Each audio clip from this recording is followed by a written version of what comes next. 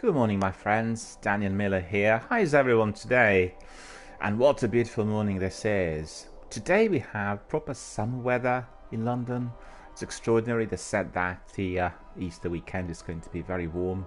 But actually what I can see today is even exceeding my expectations. It's actually almost tropical. It was very, very warm at night as well.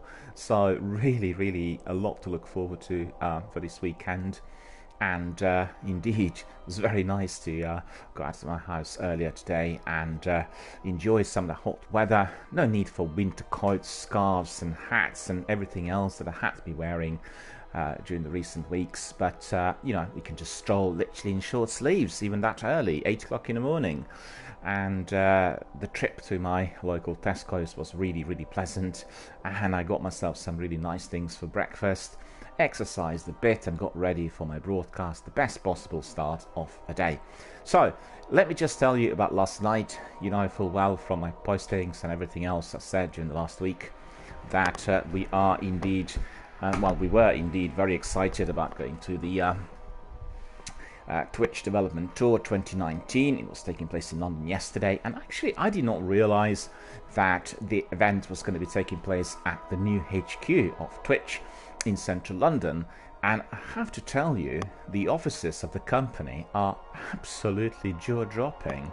Honestly, it's one of the most modern office buildings in the Oxford Street, and once you come in there, it is a once-in-a-lifetime experience for anyone who's not been to such facilities before. And lots of people who attended yesterday were exactly like that, you know. And we had a wonderful evening of presentations, of discussions, and most importantly, lengthy networking. The event was focused on what Twitch does at the moment in order to bring in everyone's community members, and that was obviously very much looking at the ways and the means to which the viewers can communicate directly to or through their broadcaster, both to them and then also through the broadcaster to other people who are that person's community members. And at the end of the day, we've had quite a variety of different suggestions on what we can do in order to bring in many more people to watch our channel, and indeed, you know, people who are coming in to talk rather than just play games, and people who are playing games and talking and making new bonds. So we had several presenters. They included Amir Shavat, who is the Vice President of Developer Experience at Twitch. Then Matt Auerbach, he is also a developer advocate at Twitch. Then we had Deborah Mensah Bonsu. She is the leading person in a company called Space Apes Games, previously worked for Xbox. And then Neil McClarty is Vice President of Growth and Product Services for Jagex. And we also had a few other people who were doing brief presentations introducing us to their services and indeed their current status. I particularly like the ideas to which actually I apps which could be launched in order to have a direct communication and participation from the community members directly as you're playing the game. And as you know, this channel is indeed pegged to Destiny. We have many Destiny veterans coming here every day, and we indeed have a lot of interactivity. People are coming in to talk, not just to myself or with myself, but also to bond with other community members. Frequently suggestions are made, new fire teams are created, and we have quite a number of new good friendships established after our broadcasting sessions. Many people get together to do raids and strikes here in Destiny. So, you know, we really have a very, very good way of connecting with our community.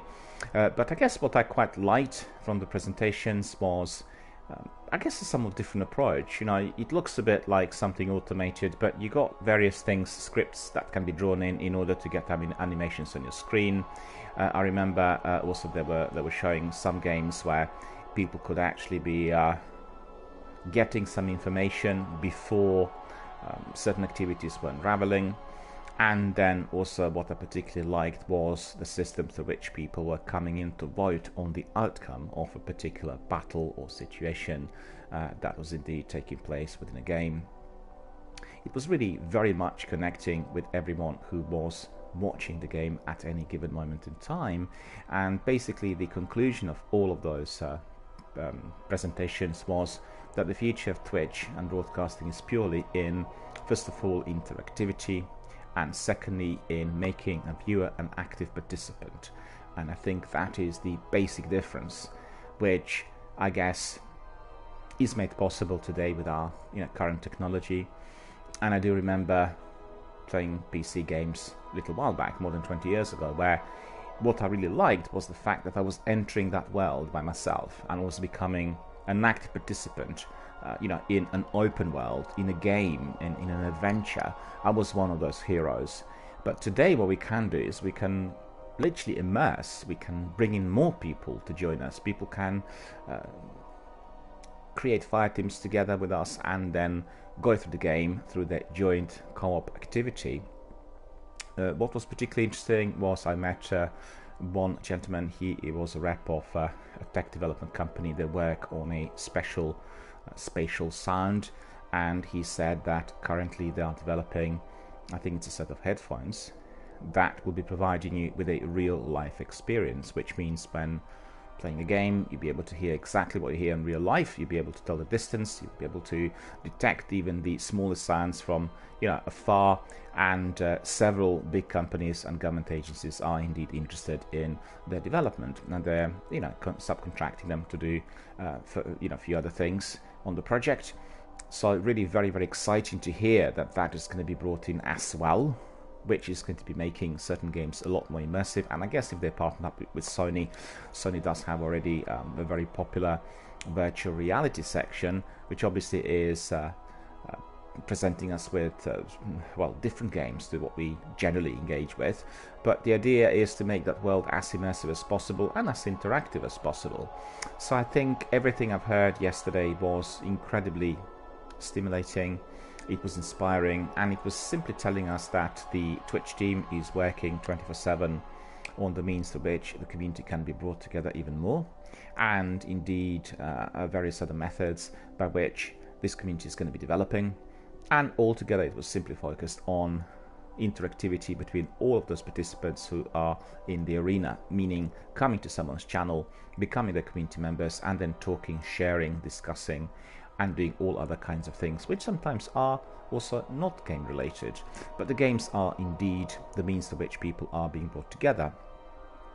We also had a very, very good selection of stats. So I was able to see purely, well, you could say, from the insiders, on how many people are doing certain things and viewing certain channels, and what kind of volume Twitch has.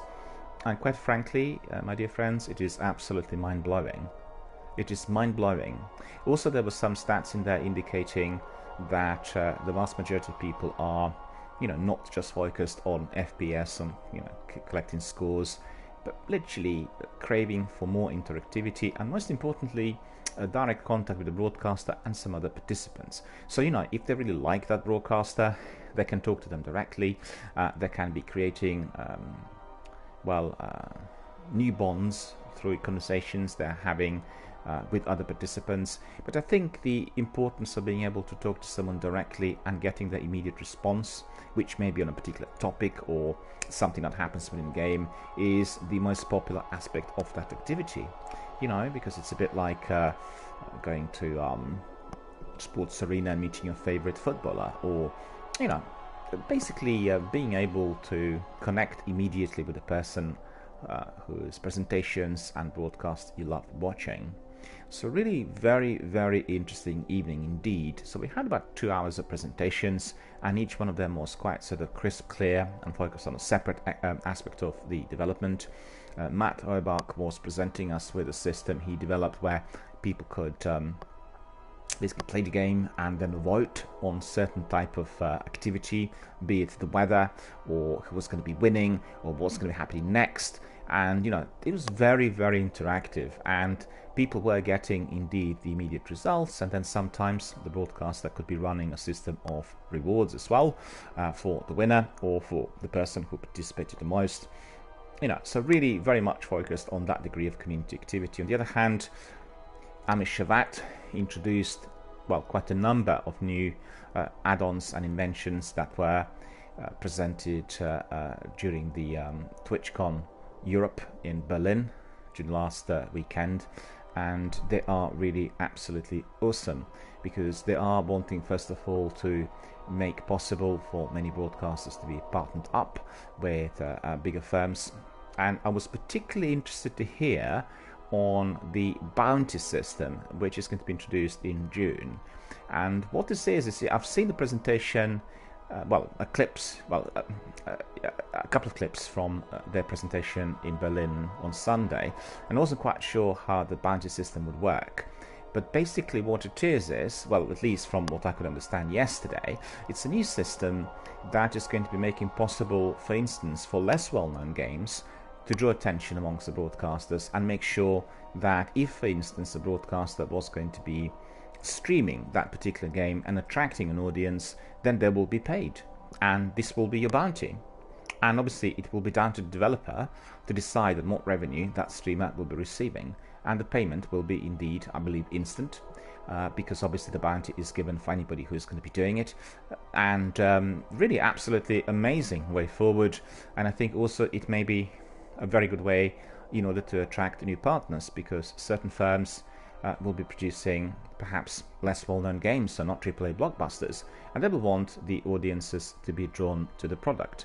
So that's definitely a new way and a very interesting one. I just put into perspective, we also looked at the sensation Apex Legends, that is, and we really simply examined all the aspects of the way the game was launched and the way things worked and the risks that Respawn took by not advertising actually from the word go after its release through the streamers. And indeed I had to pay quite a bit of money to the streamers, and they've selected, I think, about a dozen of the very best ones, the streamers who have the greatest number of viewers and followers, and those streamers then were literally doing the presentations for them. And what better presentation can there be but simply being able to jump in, play the game, and draw in your community members to see all of that activity? Much better than investing in global advertising, because evidently for Shroud, for Ninja, for Dr. Disrespect, just to name a few, you have a very, very dedicated community of viewers, and people saying that they're embracing a completely unknown game, although not from a completely unknown developer.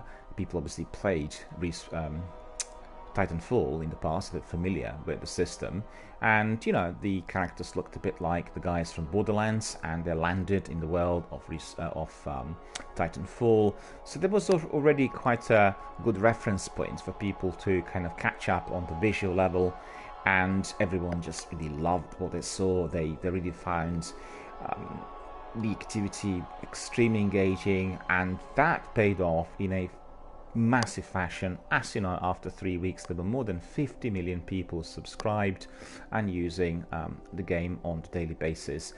Absolute, you could say, a complete overnight sensation, and indeed with all that input which was coming from the streamers, this was made possible. They couldn't do it otherwise, because the game obviously was completely unknown. But that really paves the way for the new way of marketing and for the new way of engaging with the community. It's completely novel. You could say it's quite risky, but at the same time it turned out to be the best possible way. And we all concluded that the future of broadcasting as it stands today will be based on something evolving from Twitch as the company stands today. It will be based on live broadcasting and live interactivity of all participants, meaning connecting with the broadcaster or indeed the group of people who are doing it, because there may be just things will develop. We are going to be able to do joint streams very, very soon. We have maybe a few people doing it, regardless of the fact that they are in the different parts of the world, and combining the activities and producing kind of joint programs. But at the moment, as it stands, it's mainly, I'm not saying for all of the broadcasts, but certainly for the vast majority, it will be a single person broadcast. Although you'll bring in your community members, sometimes have other people hooking up, but the focus is going to be that person's channel and their content. And I think the idea is to kind of branch out a bit and make sure that the content that comes in from the community and other broadcasters could be actually placed together and provide even with with higher quality content and information, time. So really, really very exciting. Then we also looked at what Deborah Mensah Bonsu was presenting us with, and that was her major project that was, I think, to a degree looking a bit like Fortnite with some reference points, and how, for instance, they built their own community of gamers and streamers, and people of 4 generations were then able to use any platform, PC, mobile phone, your consoles, and the way the community grew, interacted, played tournaments, gave rewards. And it was a very, very interesting presentation focused on a completely new project, perhaps not even supported by the majors, but really working hard directly and exclusively through the community. So coming back to my point, the bottom line really of all the presentations was it's all about the community. We can be looking at Call of Duty, and we can be looking at The Witcher, and the Division 2 and Anthem and Apex and all the big AAA blockbusters, but those games would not be existing out there with such support if there were obviously no community members. It's all about how people use them, what people do, how to play them, how to connect with others, and that's all together interconnected. And indeed, the people out there are growing in numbers. So we're talking about hundreds of millions of people worldwide being engaged with those activities, and really the activities taking over, I guess, in a way that nobody could have predicted. Because people were in the 90s playing PC games. It was like a small number of people. Then it grew as you had consoles, and it just exponentially continued to rise ever since. I think what's happened during the last 4 to 5 years, we looked yesterday at some stats and the way Twitch developed since 2015, and that's 4 years. It's it really is mind-boggling. And honestly, if you were to come to the offices as myself yesterday and have a look at everything there, it is just the best possible. I mean, it's identical to what they have, at Facebook and Microsoft. This is really state of the art. In the building, you literally have every single possible facility for the employees to enjoy, and it is, so well located, and the space is adequately used, and it's just really,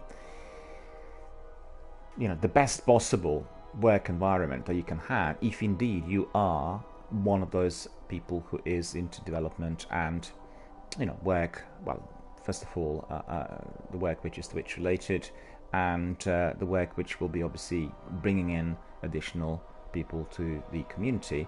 And I have to say, what I quite liked was that the space was indeed open, and you were able to work there as long as you wanted. Obviously you would have your working hours, but if you're working on a particular program or script or development, this may well be taking a week or two of continuous work, and everything is there for you in order to be able to do that.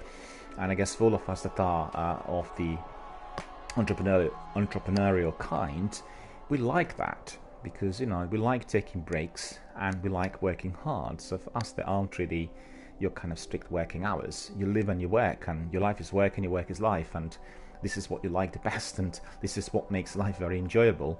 And I really wish that many more people would just look into that and consider how these things can work, because even yesterday, going to central London during the rush hour, you see that many very unhappy faces on tube trains and buses, and you can see that people are so concerned about the day-to-day existence, about the bills, about the work and everything else. And the vast majority of those people, if you ask them, how was your day? They say, I hate my work.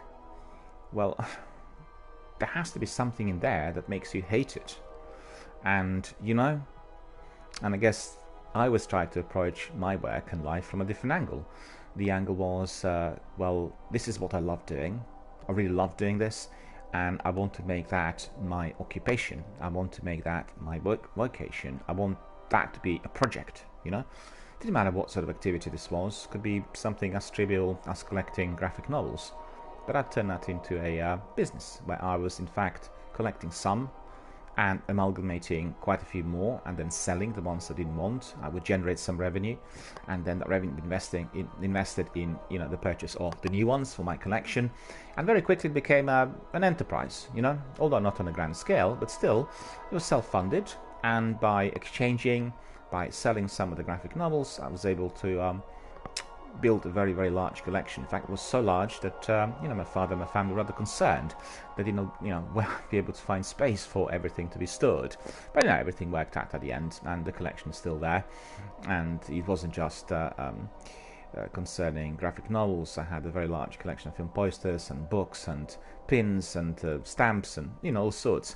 But the drive initially was geared towards that activity. I really loved doing this as a child, and I just wanted to make something out of it. And then I carried on later in life doing the same in different areas, and it makes a very big difference, because you will not feel that you are at work. That's number one. You will not feel that you are pressurized in any shape and form. Obviously, you may find some internal pressures to, let's say, finish an article on time, or to complete certain task within, a certain kind of time span. And but in terms of the drudgeries of everyday existence, you are not really affected in the same way, because first of all, you're doing what you love doing, and you're developing that every day, and you are focusing on how that could be made better, both for yourself and for others. You're looking at the means to which what you do is going to be raising revenue, and I think that's very difficult, because a lot of activities, particularly today, they can be set up easy on the internet or elsewhere, but then the question is, how will you be able to monetize this? So you see all these ins and outs of being self-employed or being an entrepreneur, trying to bring those ideas together, and then opening up the possibilities for others to join in and indeed communicate and raise the revenue, was the focus of the presentations yesterday. And I have to say, anyone who has anything with the any kind of entrepreneurial idea should have been there, because you would be so inspired. I think the team that was in, and they were of different backgrounds and ages, and they all had one thing in common: their passion for the work.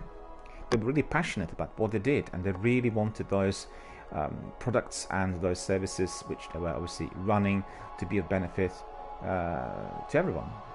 And the passion for whatever they did, either in terms of products or services, came across in every single word, let alone sentence.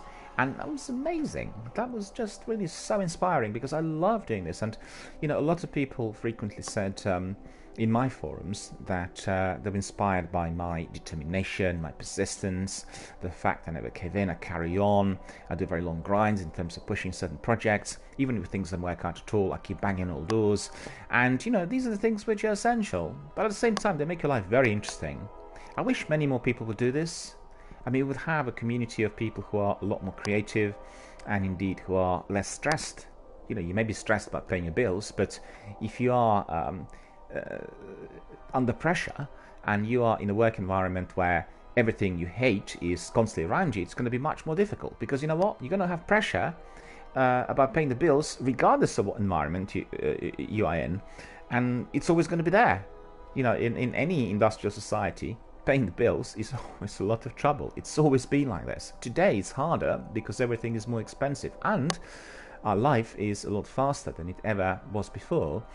But you will always have that heat, and anyone who does their own business, they'll tell you there will be always liquidity problems, cash flow problems. There'll be always these kinds of issues. They're part and parcel of trading, delivering services, being engaged in a kind of greater, bigger projects, and you can't really evade them. But the mindset you'll be carrying and the means to which you'll be dealing with those difficulties is going to be completely different if you are indeed working in the environment which is the one you love rather than the one you hate. It sounds really very basic, it sounds very simplistic, but actually that's exactly how it is. And all these wonderful games. I remember watching more than 10 years ago the documentary on Epic and the way they worked on Gears of War 1, that was, and the success and the release and everything else was included, because the documentary was made after the game already came out, and you really got that passion from everyone in there.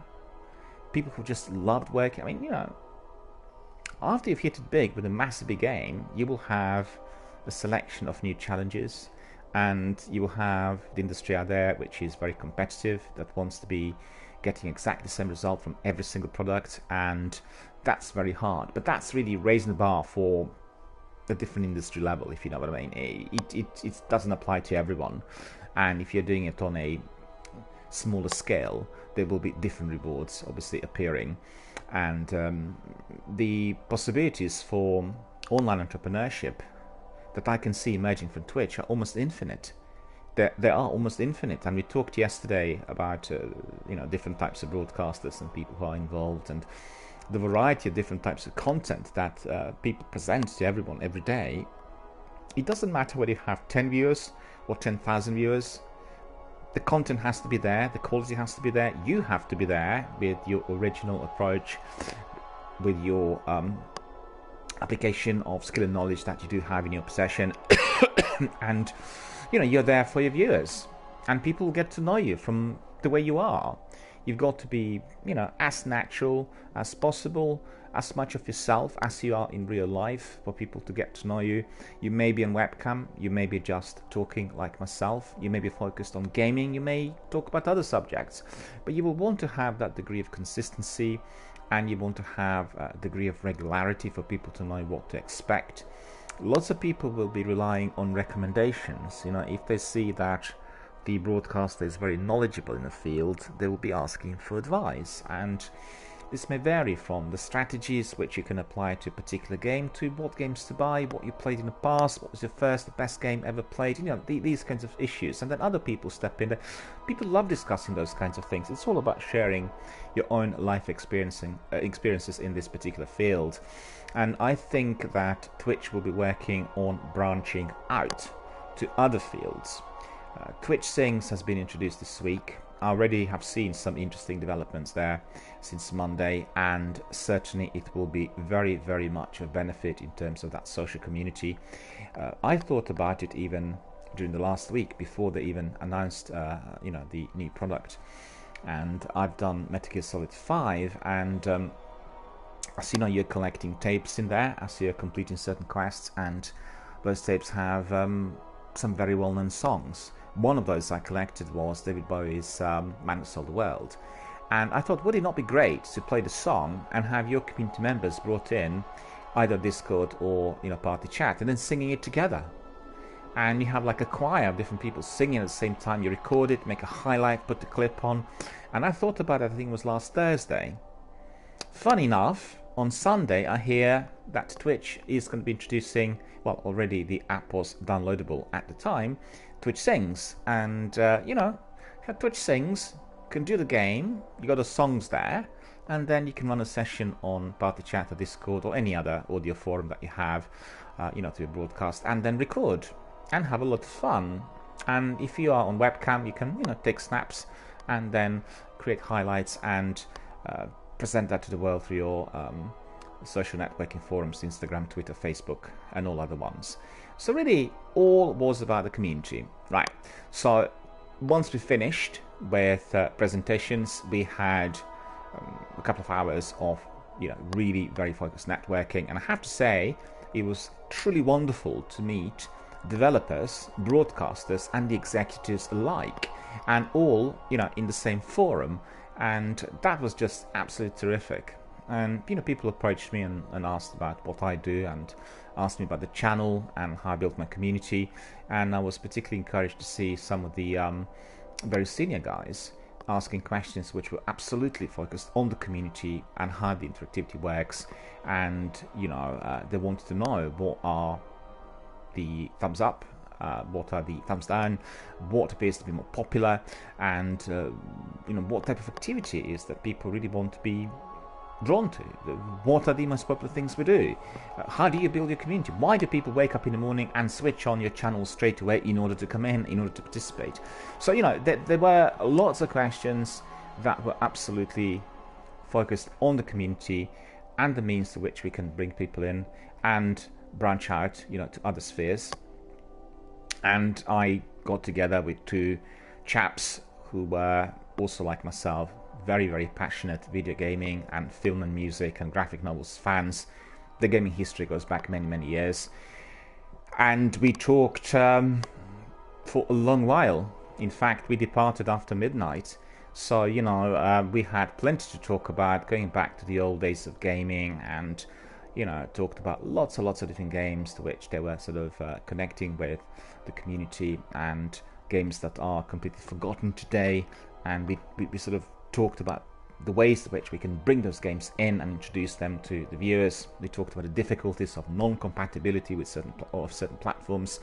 For instance, it's very, very difficult to play a game which was from the 90s, for instance, and then stream it on Twitch today, unless it is bought through GOG and then obviously already remastered and converted for the usage on the modern PCs, and etc, etc. So our discussion was absolutely phenomenal. We talked about all sorts of subjects, and we discovered also another video gaming networking forum, a brand new one. It's been around for about, I think, less than a year, and I'm definitely going to be going there. And it's called BAME for Gaming. right? Bane for Gaming, remember that? I'll be doing some postings on it as well. And both of my friends already have attended some of those sessions. I mean, not many of those, maybe one or two, but it's definitely a very good way of connecting with other entrepreneurs and participants, because it's quite a varied group of people that come there, and we are going to be obviously meeting there as well. And you will remember that yesterday and during my recent broadcast I talked about such networks. I was very curious to see, is there anything which is Twitch based, or a Twitch community of streamers that is meeting in real life on regular basis. And this is definitely the one, and this is the first one. They introduced, in fact, the network right at the beginning, before anything else. So it is indeed the network that's drawing attention and has a membership which I believe is constantly growing. It is also focused on the diversity, and I guess therefore it is very much blending in with some of the current movements in the industry, not just video gaming related, but also in music and film industries, where you're looking at the representation of certain types of groups within the industry. We are talking about gender, we're talking about disability, or any other orientation. I think it's very, very important to be aware of that, because at the end of the day, we want to have a community that is diverse, representing all the participants out there who have something to contribute, and making it as productive and as creative as possible. So the team yesterday presenting all those topics was exactly like that. There were people from all sorts of backgrounds, but absolutely having one thing in common, which was passion for the work. It was passion for video gaming and passion for various means of development in that industry. So it was absolutely and truly inspirational. It was the first live event I attended recently of that type, and I did attend many other ones a little while back, but I was just astonished to see how everything moved on. And you will have people of all generations involved in order to present the best possible way forward in the development terms. And yesterday this was literally 10 out of 10, and what better way to experience that but actually at Twitch offices in central London, the brand new state-of-the-art offices they have, in an environment which is completely focused on video gaming and development, and indeed on communication with the community. So really truly wonderful, good conversations. I talked to quite a variety of different people there.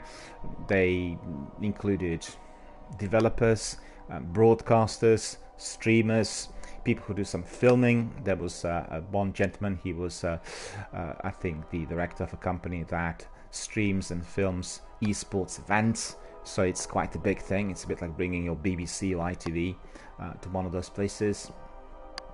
So quite a variety of different participants, and everyone stayed together until quite late, sharing their experiences and obviously trying to find many new ways to which everyone can connect with the community, and finding basically all those different ways to which we can be connecting with even many more people worldwide. And so that was absolutely and truly wonderful. So to summarize, this event yesterday I talked about during my broadcast today is first major event called Twitch Development Tour 2019. It was an offshoot of Twitch.com, TwitchCon, in fact,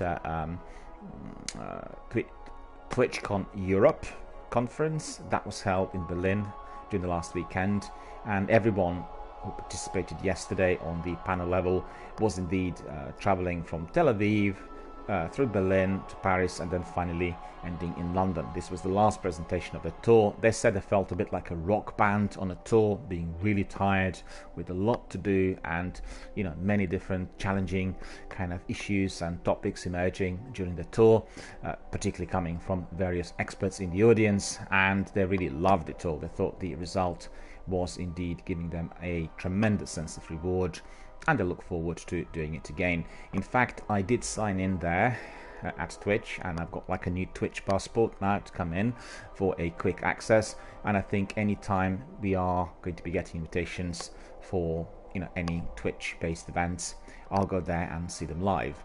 And it's very easy to find. It's in the very heart of London. It's at New Oxford Street, and that's really in the very, very central area. and there will be many more interesting events to be had there. So for anyone who's interested in all that's happened yesterday, head to my Instagram and to my Twitter, right? So you have Instagram and Twitter, and on both of those social networking forums of mine, you'll be able to see lots of photographs from last night, and you'll be able to see exactly, you know, what it was like in real life. What I particularly liked was that it did have this sort of aura of America as well.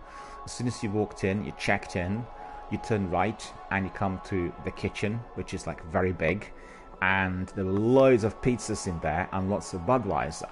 So I guess many people who are working you know, in the development section and spend many hours you know, on their computers, spend also quite a bit of time eating pizzas and drinking Bud, and that seemed just really funny and entertaining.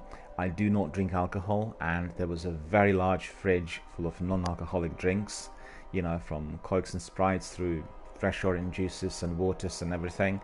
It was just really the way it should be. And as soon as you got in, you had a bite to eat, you could talk to the people, you met with others, and you made new friends literally as you walked into the door. And I thought that was really great. And the team that worked on the, you know, check-in and all the admin was very friendly, very helpful, and well prepared to deal with everyone. Evidently they would have had many events there of all sorts, with, you know, professionals coming in and being there in attendance.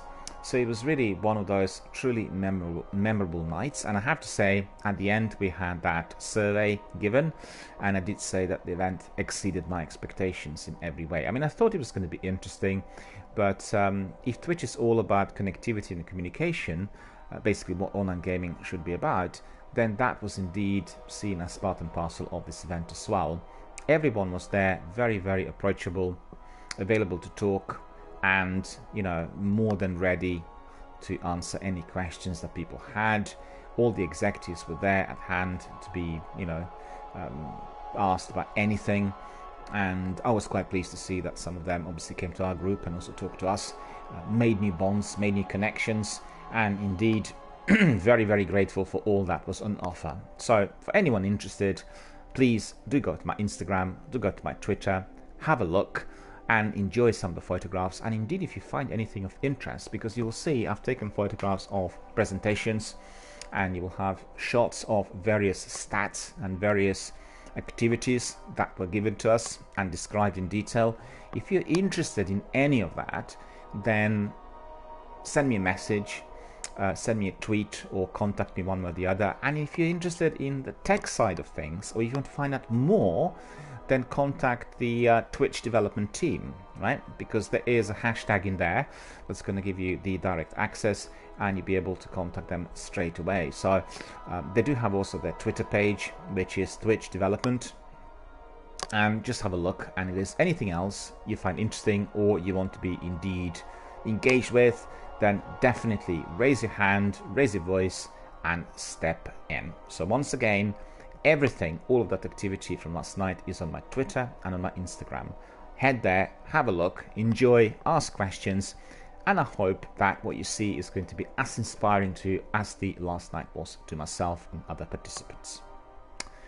So these are the news. This is the resume of what we had last night at the wonderful, beautiful, magnificent, state-of-the-art Twitch offices in London. If you have a chance, make an appointment, go and have a look.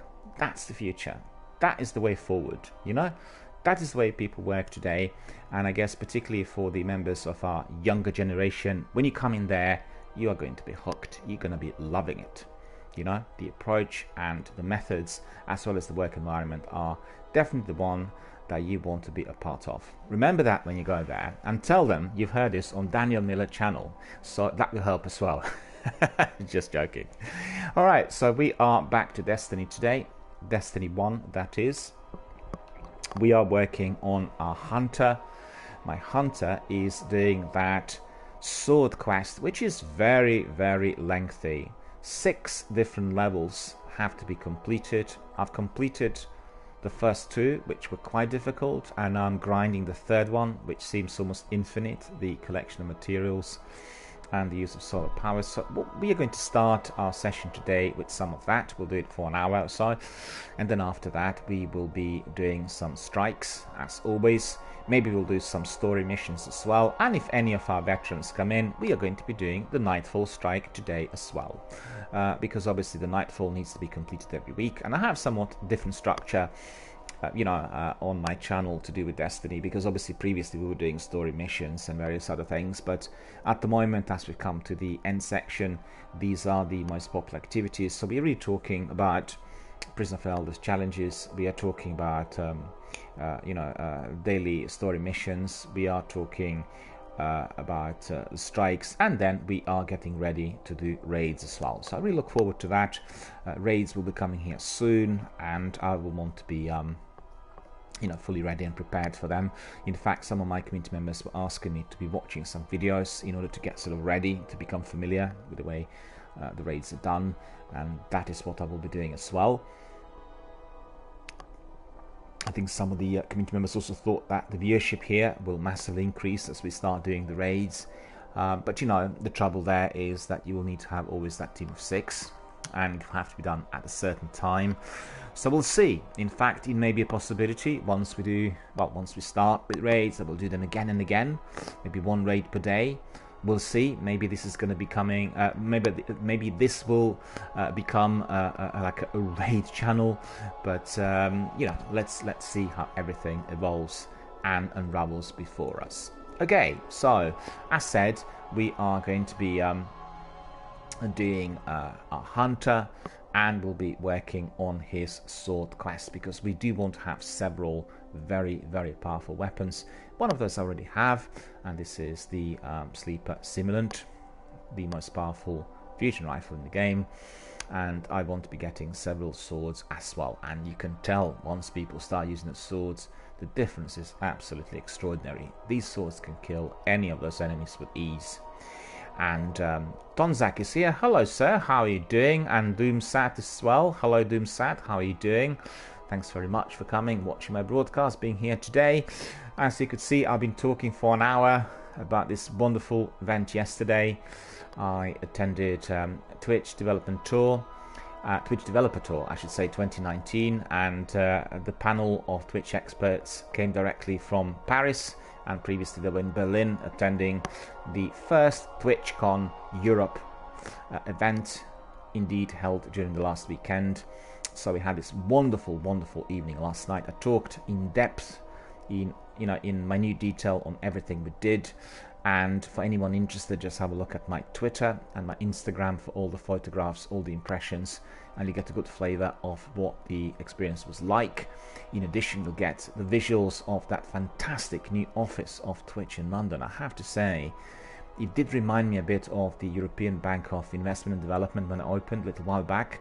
It's just exactly like that. It's everything in glass and marble, and it's fantastic. And considering that Twitch is one of those up and coming, massively kind of expanding companies, it's the best possible environment to be for them. Tonsak says, please let me know when you get to the raid stage, and when are you going to do Vault of Glass? I've no idea, sir. I've no idea. I think, considering how things are progressing with my Destiny world, I think this will be happening fairly soon, because I want to have obviously a lot of interesting content, and raids are the most popular. So we'll have to see whether we turn it into a channel that's frequently doing raids, and we'll have to build teams. Maybe we'll have several teams. Lots of people asking about raids already for many months, and I think that once I get some of those big weapons, then I'll be able to obviously jump in and do it with ease. Although I'll have to be studying some of the videos to know exactly what to do. I think, and also personally, I would prefer to have the steady team. We'll make a crew, or several crews. Maybe we'll have 3 or 4 crews, and they can do it on certain days, and then therefore it is going to be a lot easier for myself and for everyone else. Because if you're selecting people randomly, you get somebody who really wants to be collecting certain loot, or they're after a particular kind of score, And indeed, if you have in the same team other people who are less experienced, then that can delay the effort. They can affect the way the raid's progressing, and we want to be really avoiding all of that in full. It's funny because yesterday at the Twitch Developer Tour event, there was some discussion on the difference between the overall community membership and people who play games, and then that small percentage of competitive gamers, and the way they are and everything else. It's very interesting to hear from some of the experts their views and their perspective on this. And what is frequently forgotten about, and that's thanks to the media, the fact is that the number of competitive players is actually very small compared to everyone else, yet the attention of the media is usually on them. And arena, and as you know, frequently I talked here on my channel that the channels that are focused on training people to be extremely brilliant in a particular game are something completely different. They are based on a kind of training which is similar to what you have if you're an athlete or a footballer or any other sportsman or a sportswoman. You are needing to build a particular kind of mindset. You need to work on knowledge and skill, and then you have to apply them. And it's a different ball game altogether compared to channels that are community based and focused on learning, the basic learning that is, and making new bonds with people worldwide. So we talked a lot about that during the event yesterday, and there was one presenter, well, one amongst four, was indeed also focusing on how they were trying to interact with some of the competitive guys by running certain tournaments and introducing certain scripts that were obviously very much of use to them as well.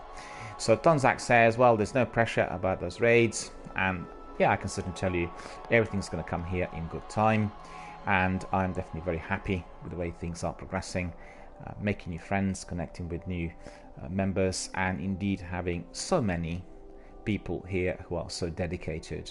In fact, when we talked yesterday, at the event, it did emerge, well, people wanted to know about, how many regulars do you have?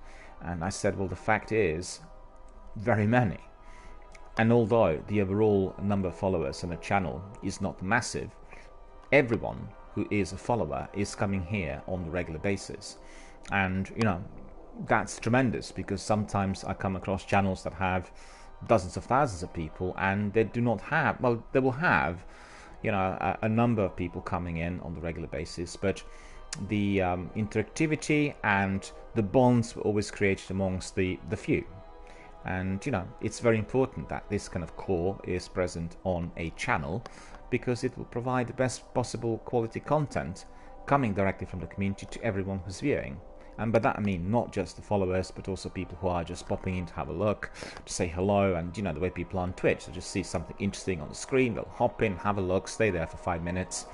And they were discussing yesterday,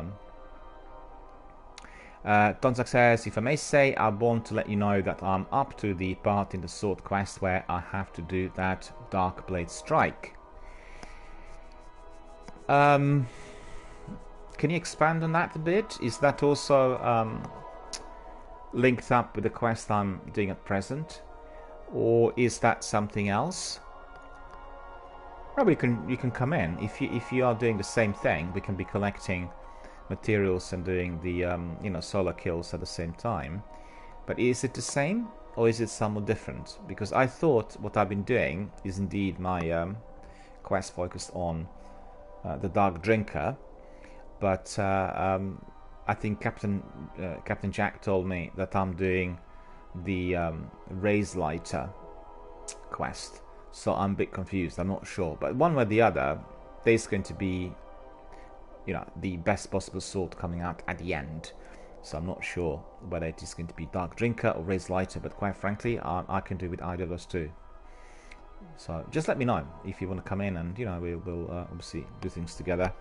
But when you said you want to do that Dark Blade Strike, there's a strike that Shax asks you to do to take both the Knight and Dark Blade within 30 seconds of each other. So it's similar to what we've done the other day, right? There were 3 Knights in there, but it was just like an earlier part of this strike.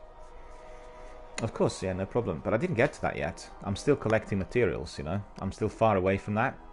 There's 6 different levels, and I'm doing the 3rd level. So, you know.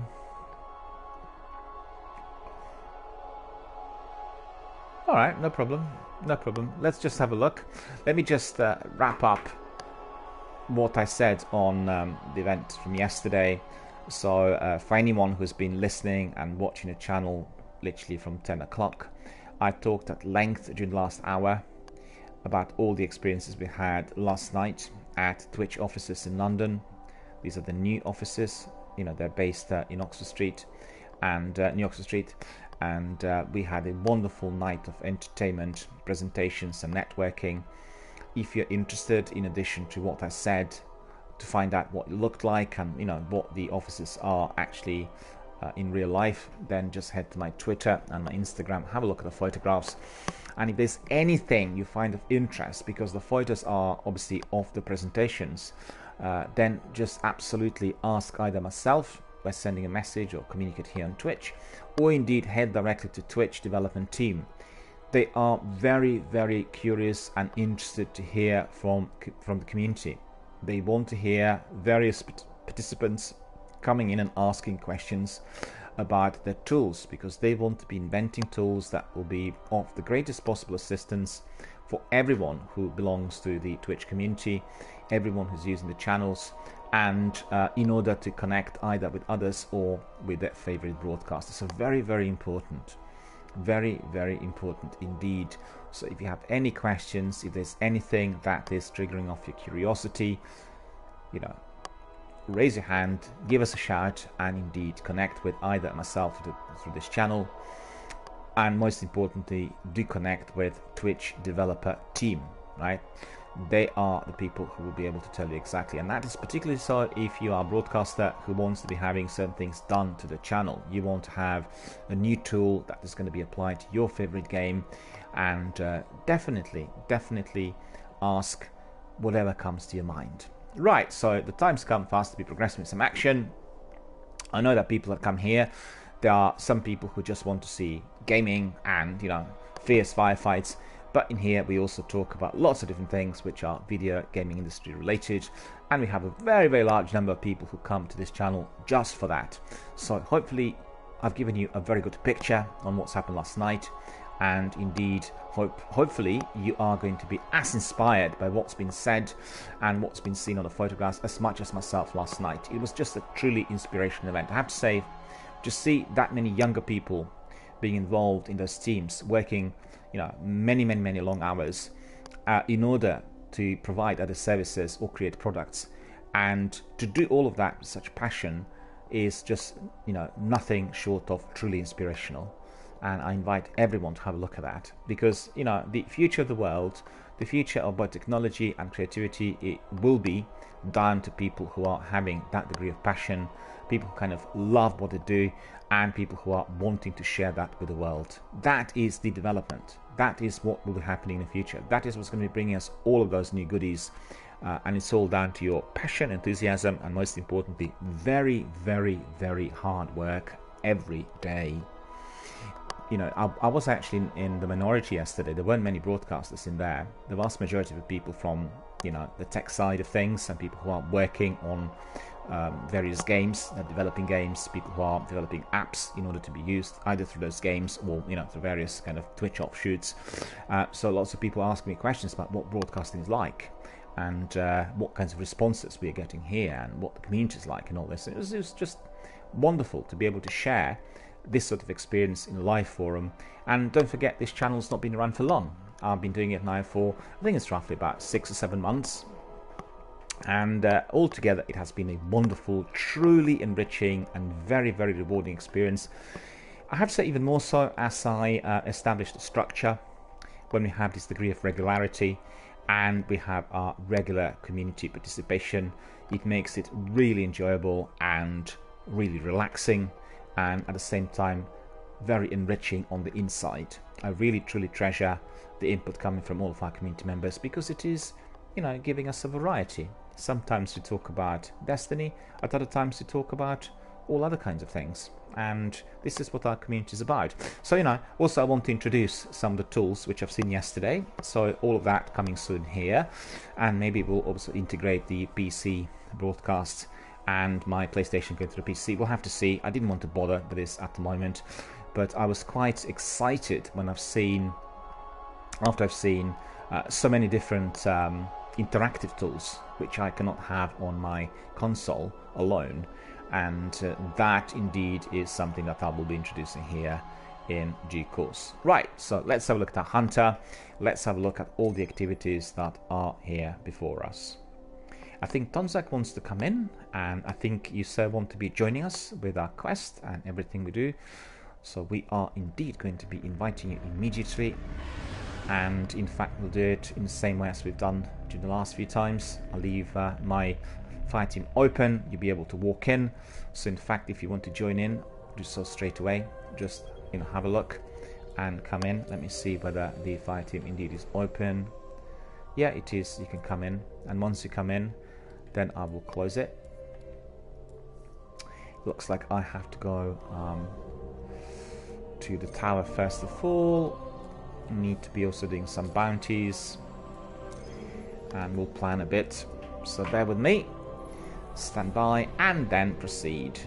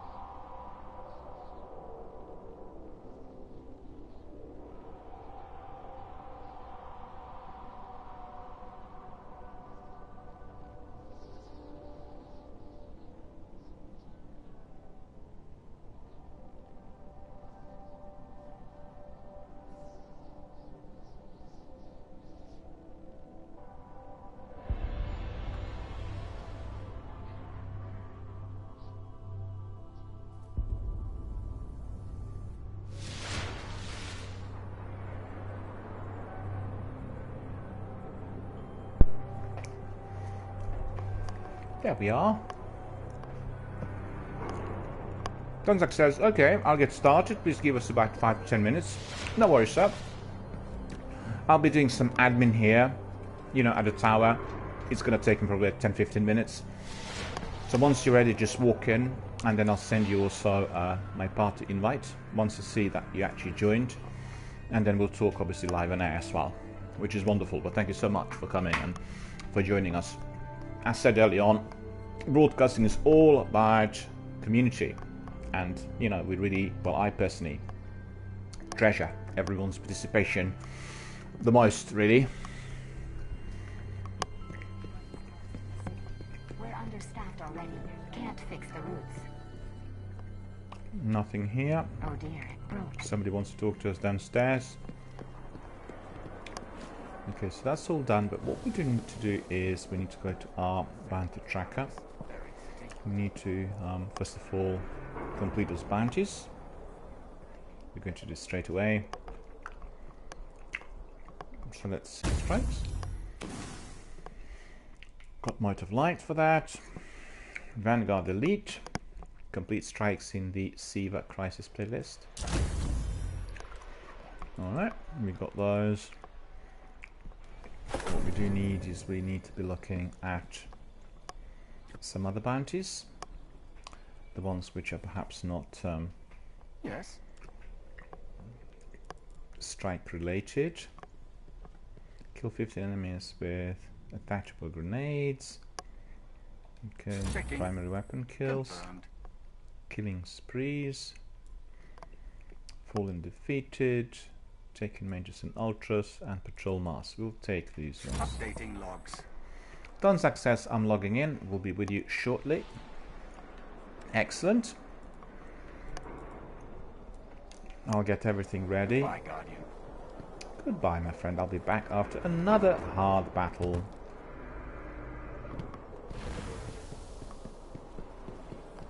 You think you can fight Fallen without Looks like training? it's Cade who wants to talk to us. Or is it Zavala? It is Cade, indeed. Early bird, Guardian. Rank up. Your rank with its faction has increased. You've been doing good work out there, Hunter. Word spreads, but hey, I'm not jealous or anything. Here, take this. Might come in handy, says Cade. Vanguard armor, Vanguard chroma, Vanguard weapons. So let me think, we are going to take Vanguard armor. Ghost and boots, Might of Light and Strange Coin. Fantastic. All right, stay alert. Let's see whether we've got anything as good. 394. 394. Look at that. 394. Very good. Arc double down. Shotgun ammunition. Machine gun ammunition. So it's actually very similar to what we've got. So what we'll do is we'll infuse the one we've got.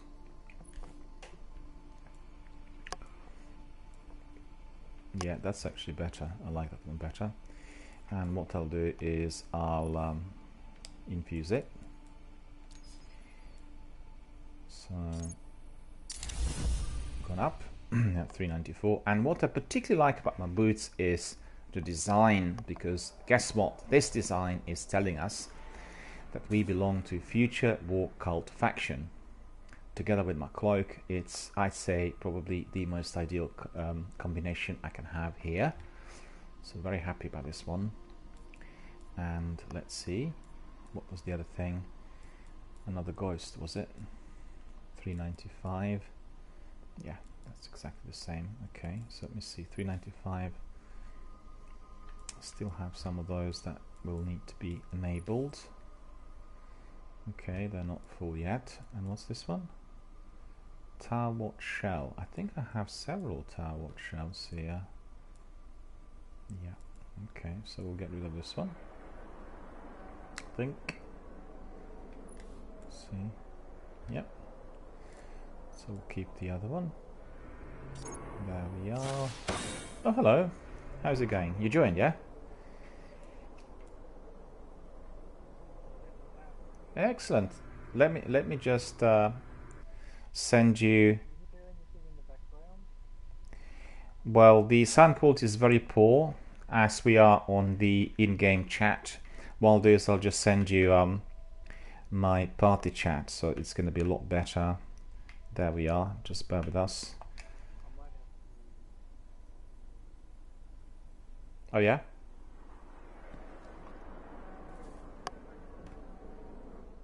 Well, we'll see. I couldn't see anything. I mean, couldn't hear anything so far. But then the sound quality is not particularly good. So we'll just wait for the party chat to be accepted, and then we'll see. So we are just waiting for Tomzak to accept our party chat, and then we'll find out whether there's any kind of background noise or anything else there, as he said. Okay. We have notifications. So there will be party chat invitation.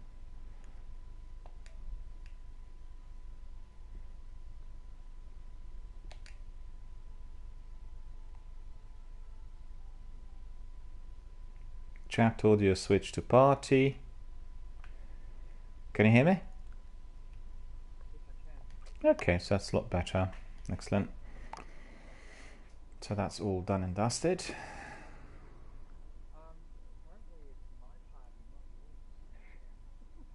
Well, that's right, yeah.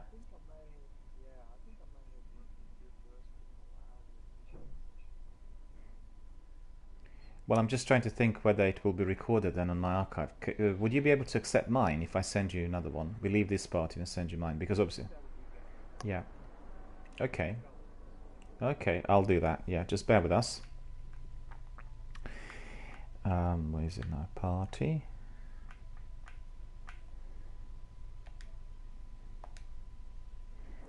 There we are, sending another invite. I apologize to our viewers. We sometimes have some issues with the Australian and New Zealand servers, also from South Africa as well. And chat-in party. It's another party. Let's see whether Tonzak is going to be able to accept this one. Hopefully everything is rosy and easy to accept. There we are. Excellent, excellent. So what we'll do is we'll carry on with my quest for a little while, and it's to do with my it's my sword quest, and then we'll see later on what we do, because basically the sword quest is a very, very long grind and it can be a bit repetitive after a little while. So I think an hour of that per day is just sufficient, and then we can look at anything else. And may I just ask you, you said you really want to be doing also one of those strikes, but I guess this is at the end of a long grind which you would have completed for another sword, is that right?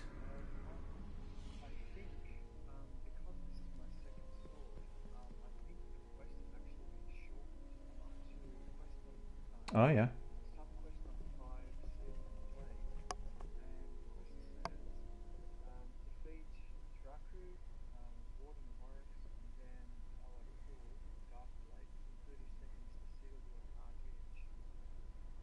Well, that's the one who's in the darkness, isn't he? Like, that's quite difficult. He's in that cave, and you need to destroy him in 30 seconds. Well, you've got to destroy both enemies between 30 seconds of each other. So 30 seconds off each other. Yeah, I've got it, yeah. they have 5 and 30 seconds of each other. Hmm. Sounds horrendous, but it's actually not that bad. Yeah. We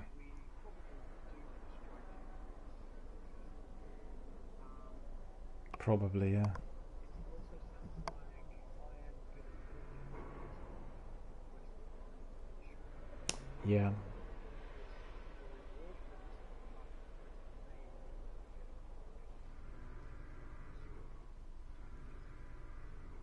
I think so. Yeah. Boltcaster is a terrific sword as well. We can do your stuff first. Yeah. Don't worry about my stuff. Okay. We'll do that. Because I think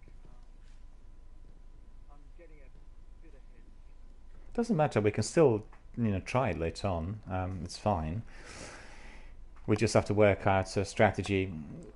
Yeah, no, it's fine. I'm easy, because obviously what I do want is a variety, and for the viewers to be enjoying the most kind of interesting content. And people like strikes, people like raids, people like difficult missions, and it's just that the channel kind of progressed to the level where we are doing everything on an advanced stage. So generally, on most days, I'm having, well, the majority of the activity is basically focused on those types of sections of the game, and so doing any kind of strikes is fine. It's just that I have to work out what to do, because I don't have such good weapons and my swords are not as powerful, and therefore we need to work out, particularly in that pit in there, what to do in order to get them done within 30 seconds from one another, as I might mess it up. So but we can do it a few times, doesn't matter really.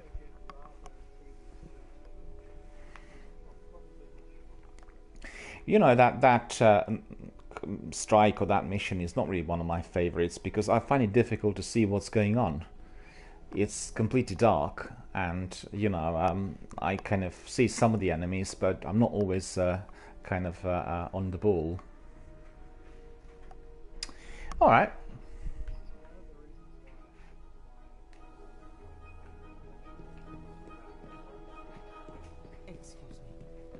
I see. The monarchy Hunter? will have to wait. Okay. Can't get used to all this sky. So it's glowing, is it?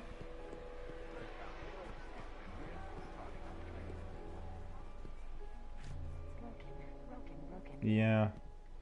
You see, I've got Future War Cult outfit, and I got my boots and my cloak, and I think they really look good, and they're very popular in the Crucible because they really kind of stood out. Although I stood out due to my outfit and also due to my internet connection or the lack of skill. But I'd say probably more than to the internet connection, because once there were some other people in the arena who were also having the same kind of internet, my hits registered and I was doing really well, and therefore I was able to complete those 25 Guardian kills, you know, because the other guys there were also on slow internet, and that really helped, and it remedied the problem, you know. But the outfit's good, don't you think? The one I've got, I really like it. It's a Future War Cult, and you can see it on the boots as well, and really absolutely terrific. And I saw somebody the other day, and he had the most beautiful hunter outfit I've ever seen. It was just incredible, and I thought, hang on a minute, I want to have that, but I couldn't work out what it was. And I'm just hoping that the same character is going to come back on another day. And I forgot to, you know, because yeah, we were doing quite a few strikes, and this guy would have come in on 2 strikes, and then I didn't look at Destiny Tracker instantly to find out who he was, which is obviously, you know, my error. But lots of nice outfits to be had in there, I guess. But I think this one I like the best on my hunter. I like the colors and everything, and I need to remember what you said about the outfit, which is glowing. That will help in that mission in there. Yeah, well, I actually find that getting the factions armor, what they call chroma, Yeah. probably the easiest way to get glowable armor in the system. Mm-hmm.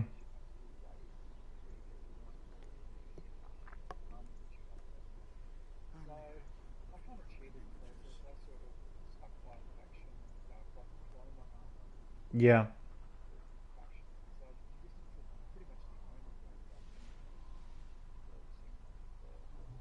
glow in the dark. But you know, I think that really it's a good way of doing it, because you actually stick to your faction, and then you're being rewarded, and you can choose. And therefore, like you said, for certain missions, it is going to be obviously of assistance, because as you glow, you can see a bit more. So that's definitely And I really do enjoy yeah.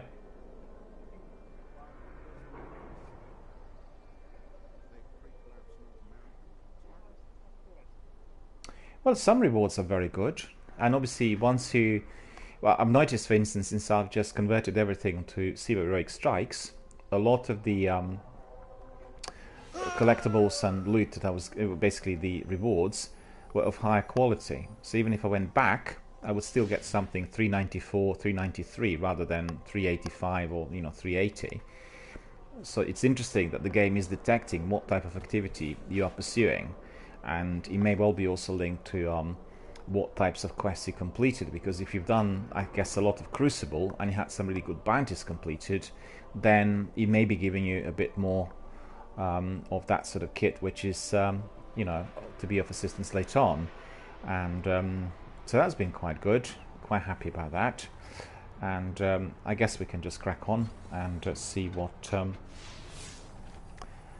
what is to unravel out there. A bit repetitive, but there are lots of enemies coming in, and I sort of settled for that area, which is in the central section when you get to the moon, because you can go back and forth and collect maybe 3 or 4 helium filaments, and it's just sort of quite quick compared to some of the other areas when you're just racing around and trying to find where those are.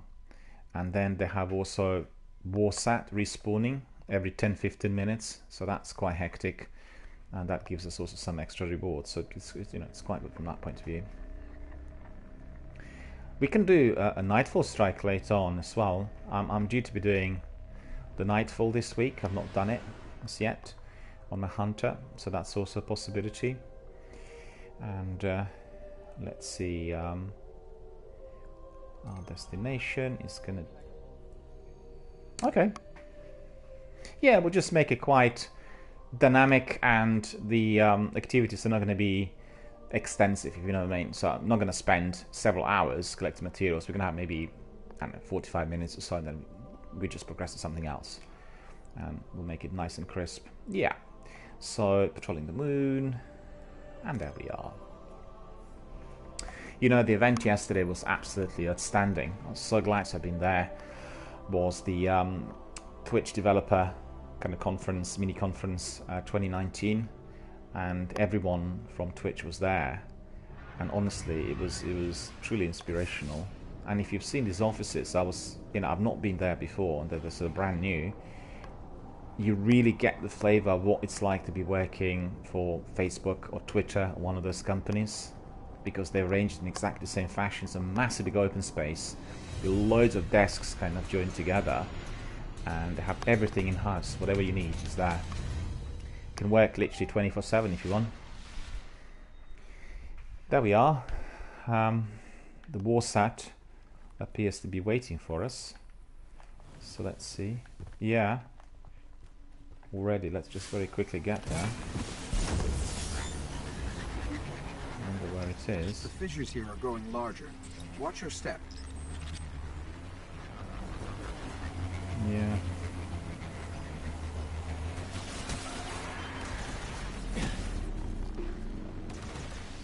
Do you see it? I can't actually see it anywhere.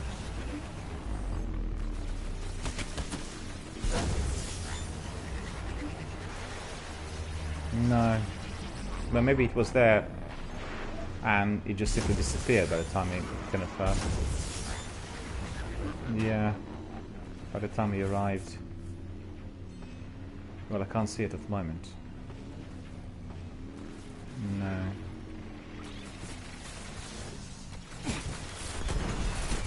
So for myself, what I've got here, and I just reminded myself I need to change my subclass, is collecting materials and then doing solar kills.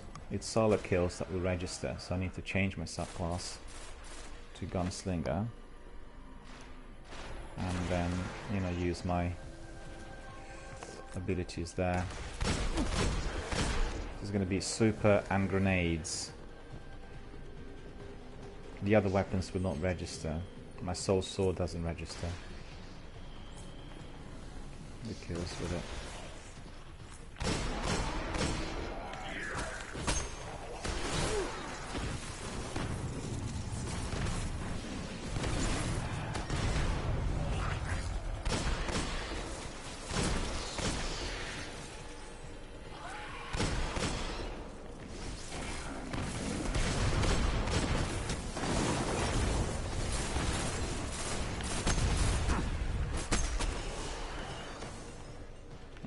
There are some materials in here. Helium. Yeah, there's a chest in there, isn't there? I did see it. It was glowing. Yep. Yep, some helium in there as well. So that's good. Can go outside.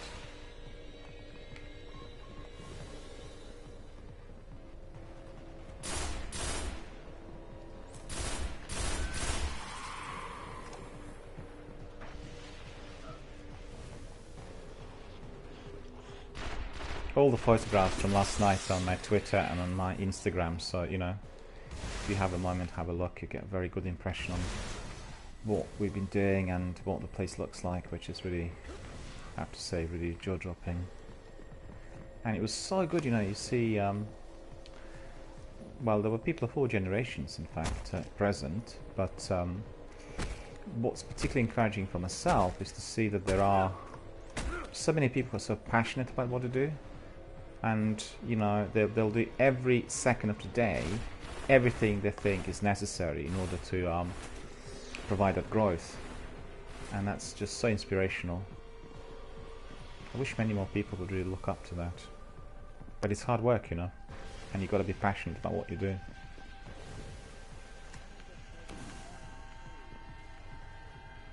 Yeah.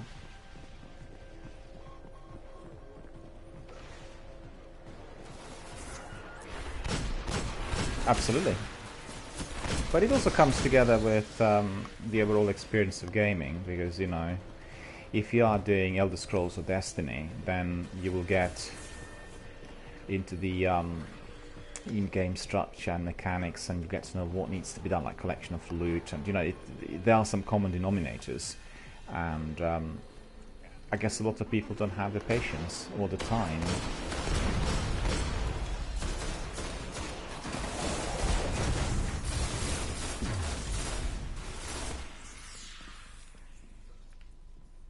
Yeah, we talked yesterday. I mean, yeah, I talked with several guys in there about the massive multiplayer open world games, and they're just massive. They're almost infinite. You know, you can be playing them for so many months and years. So some people told me, you know, we downloaded so many games off Steam, and because we are doing Elder Scrolls, we just simply don't have the time, and the games are waiting. So, you know. But also it's a variety, and it's the number of new releases, it's everything. You know, the industry massively developed since the old days, and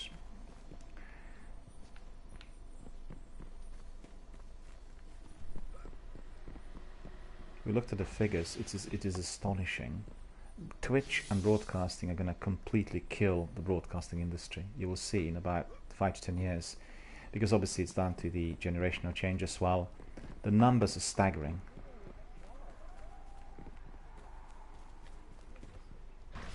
Well, I mean, the conventional broadcasting will have to change and become a lot more interactive. You know, there'll be massive changes needed, because the younger viewers, they're just, particularly in these sort of massive big cities, they don't even have a television set. You know, they watch everything on their handsets or tablets, and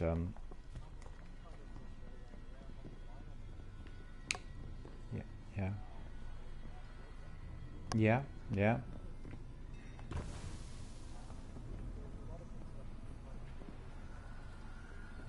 Really?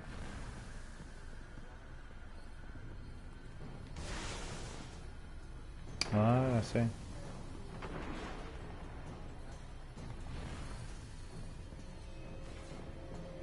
Why is the internet connection so poor? Is it to do with the cable network, or?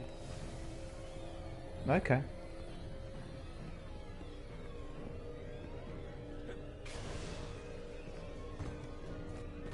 Let's see. Yeah.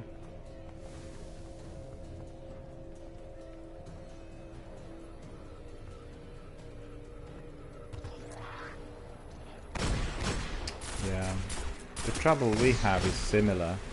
I mean, we have obviously some very high-speed networks, but if, for instance, the owner of the entire network, the most notably, obviously, British Telecom, does not want to provide cabling, let's say, for fiber optic to the local area, there's absolutely nothing you can do, because everyone else has to be borrowing it from them. You know, they use their infrastructure, and I'm having a massive big sort of tooth and nail battle in here, because like 50 meters away from me, right, they have the fastest fiber optic broadband, but in my street we don't, and they don't want to do it.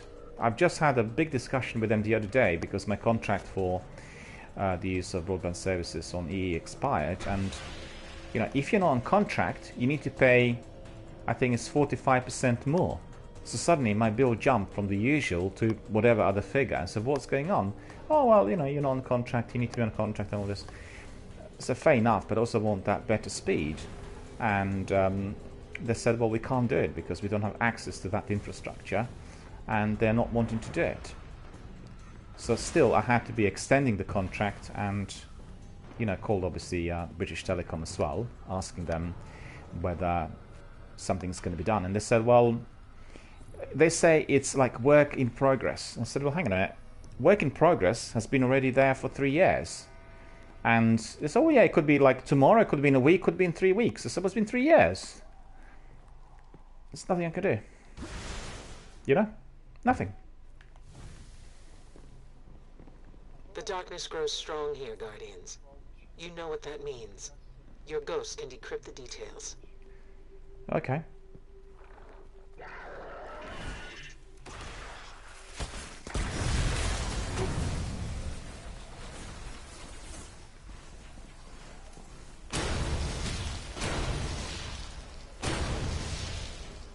Okay.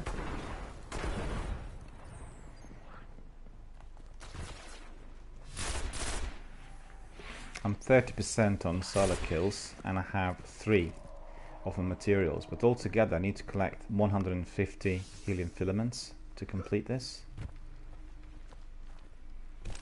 So that's very many. Yeah. It's a long grind. No, this is the best because they keep respawning, you know, and it's fairly quick.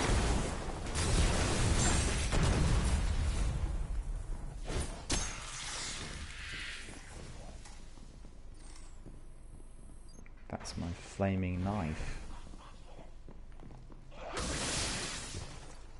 Oh, there are some in here as well, yeah. Yep.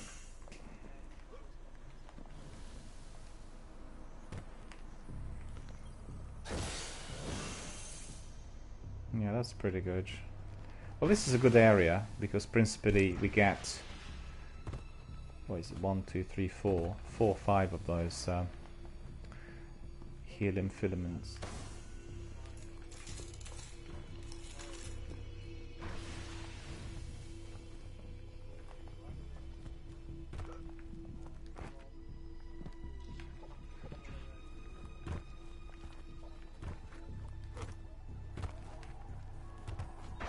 Yeah, I have my sniper, and the sniper tells me where, you know, these are. So let me just see. Just so I can put it back on. I've got my other rifle on.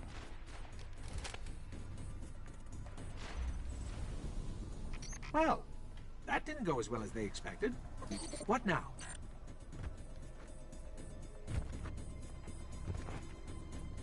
I didn't see anything happening there.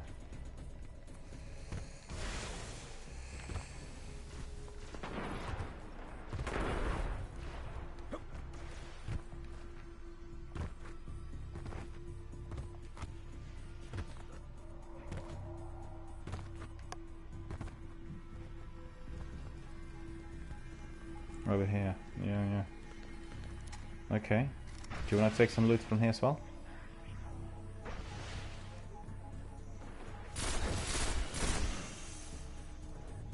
Okay.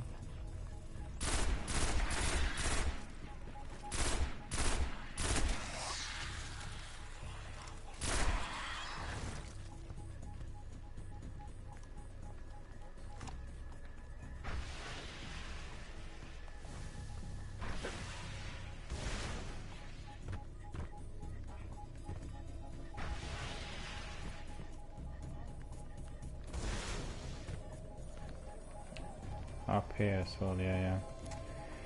I was doing this day before yesterday as well, just, you know, doing the circle.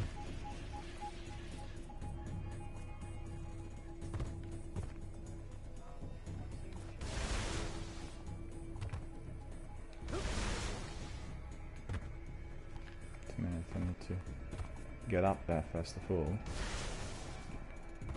It's a bit tricky for me.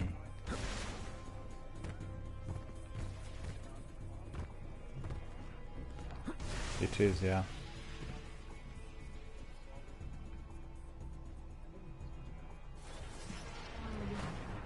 Now at the moment I have my Sun Singer on. Which one? Night Stalker or Blade Dancer? The Gunslinger I have on at the moment.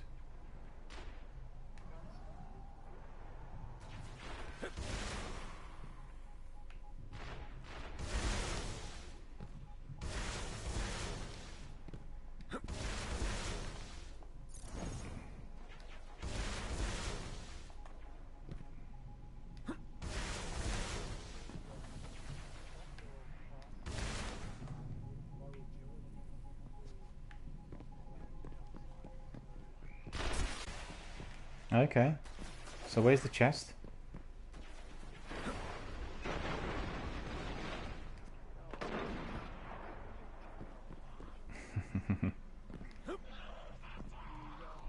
Keep going to your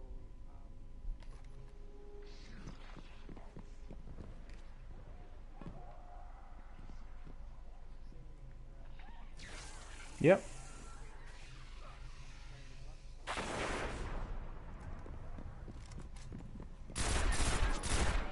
Okay.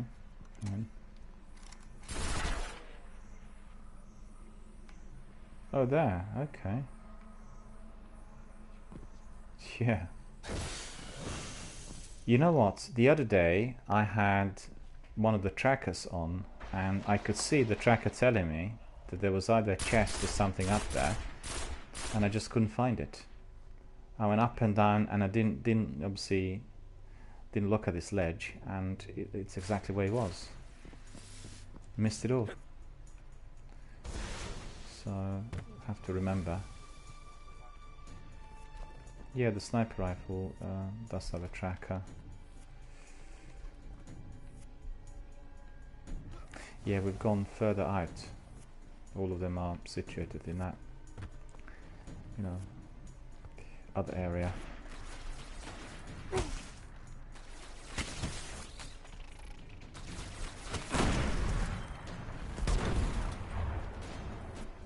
These shanks are a true menace.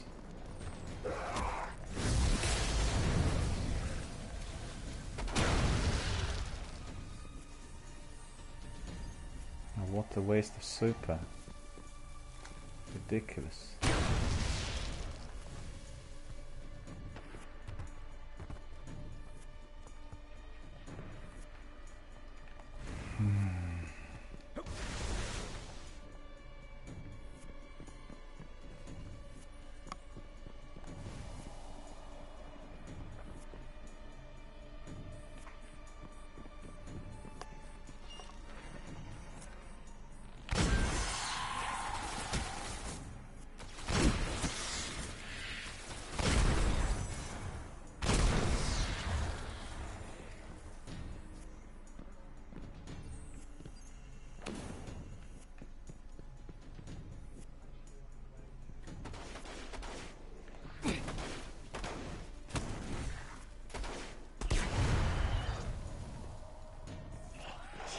There's a whole lot of them in there, look at that.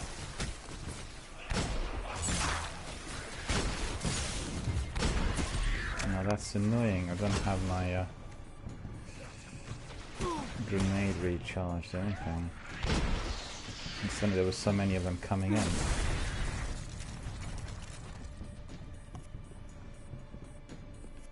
Ah, boo. Now I've got it. I don't need it.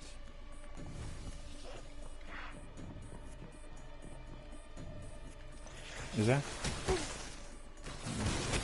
Destroyed another far. At least one of them got destroyed by that.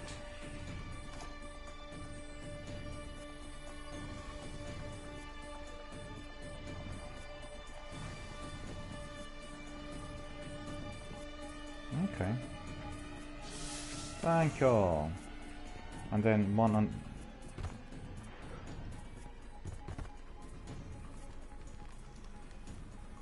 There's the chest, yeah.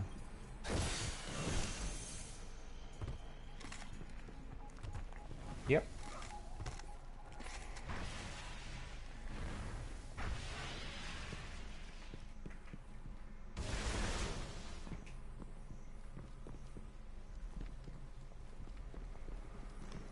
That's right, yeah, it's here.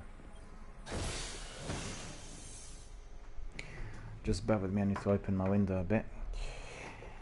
Feeling a bit dizzy.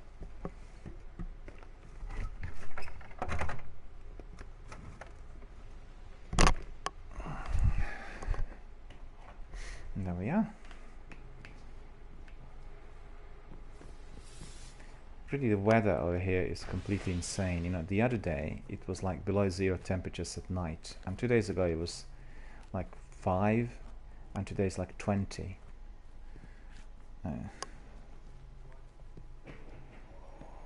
It's really changeable, and you can really yeah. No, but you can really feel the change in the atmosphere. You know, the pressure changed tremendously during the last 24 hours. I really can feel it. And in London it was so cold last night, but in my local area it wasn't, in the suburbs. But in fact, it should have been the other way around. London is always much warmer, you know? Really weird. You really don't know what to expect anymore.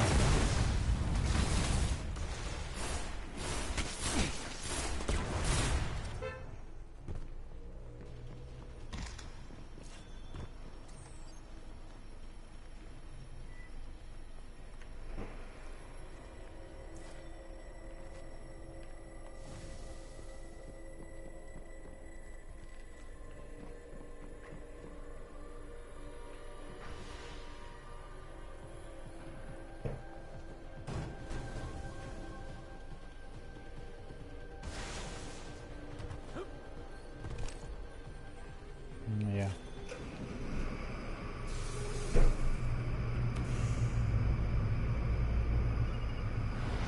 You see that?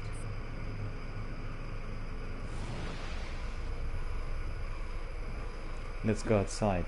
The warsat's gonna be dropped, I think.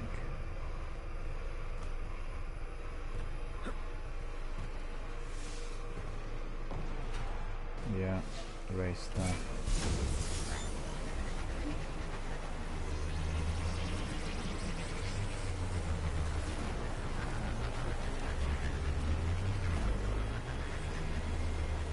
This could be good. We are there already, so that's good. All right. Ready if you are.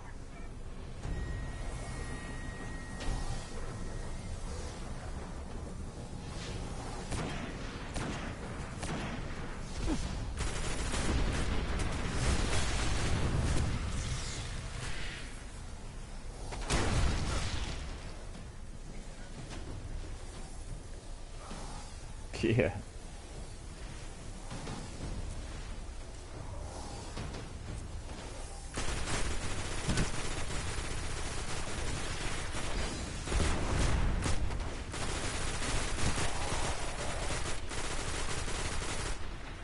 Side Blizzard is here. Hello Side Blizzard, how are you doing? Good to see you here.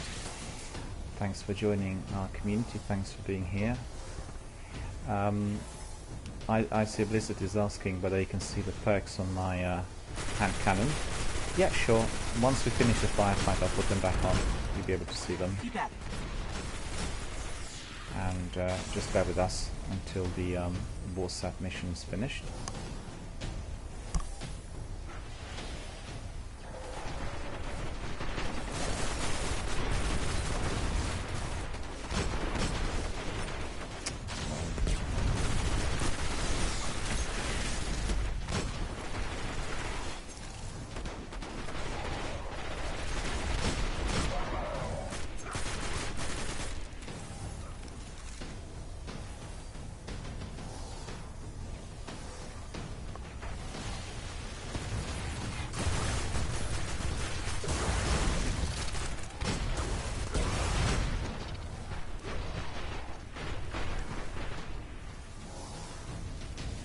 Just a little more.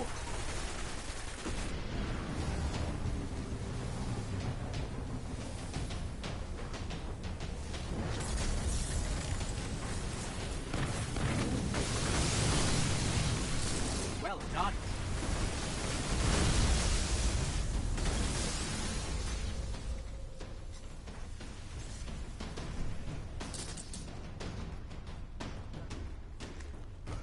Indeed, indeed. Okay, let me just for Icy Blizzard we have the perks on my Imago loop. Then you can see them all.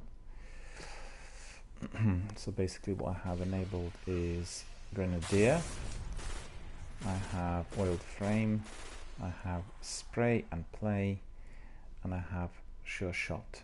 So Sure Shot, Spray and Play, Oil Frame, and Grenadier.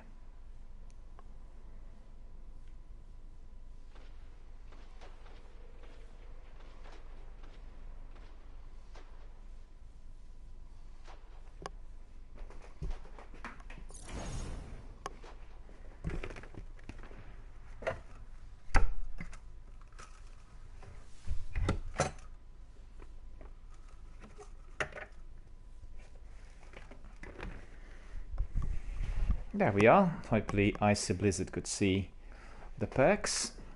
I'll repeat again. On Imago Loop I have Sure Shot, I have Spray and Play, I have Oil Frame, and I have Grenadier. So all the perks are indeed unlocked and enabled. Okay.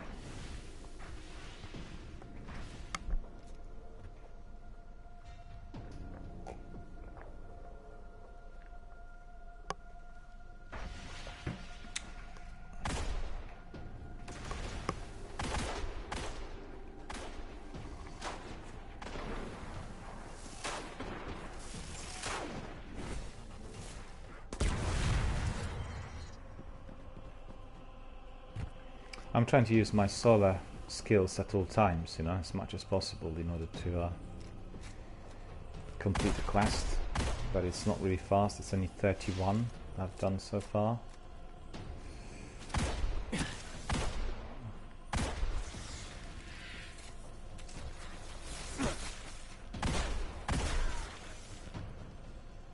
Helium.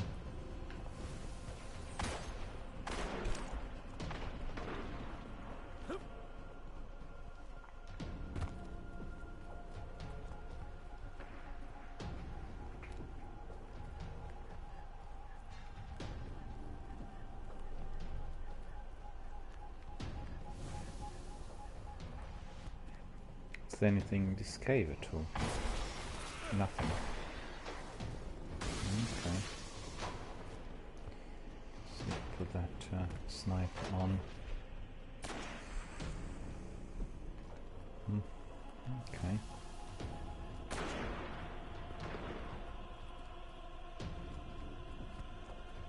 Go back to this area. Feels a lot better.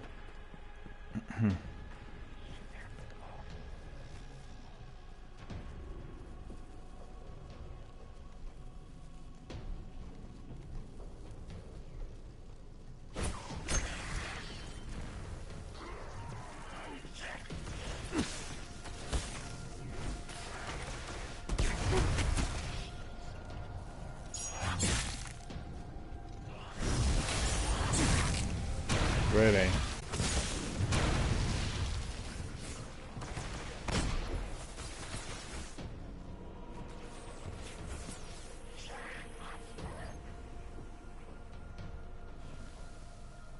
Yeah.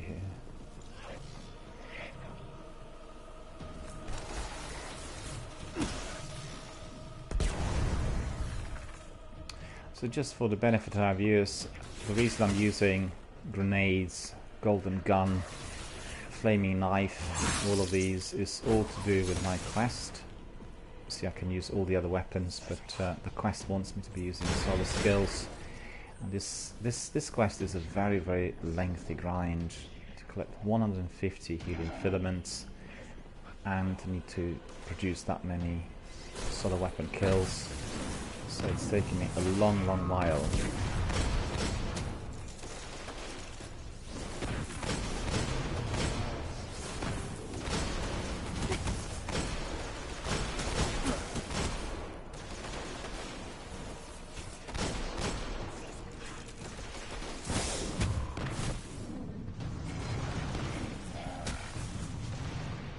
What is going on in here? I don't have any grenades. Definitely want some of those. Ah, that was completely wasted.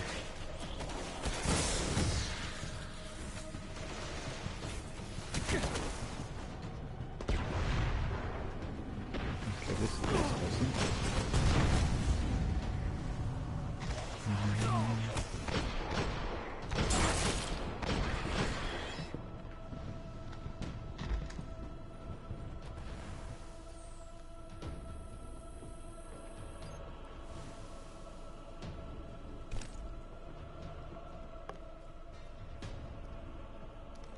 You found a chest, alright. Where is this one? Let's see.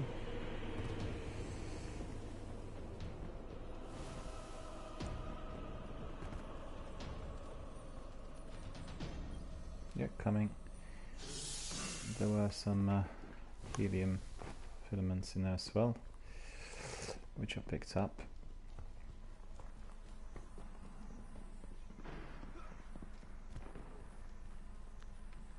Up here. Oh yeah. No, that's fine.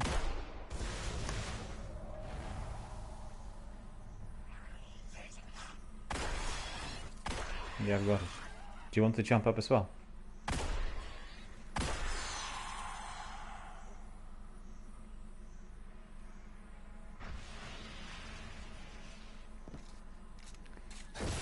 We have a Hell guy in here, and he's asking whether we would want to do PvP. We are not doing any PvP today, so unfortunately I cannot be joining you. Thanks very much for coming and offering. We are not doing any PvP matches today. Maybe some other time. Maybe some other time.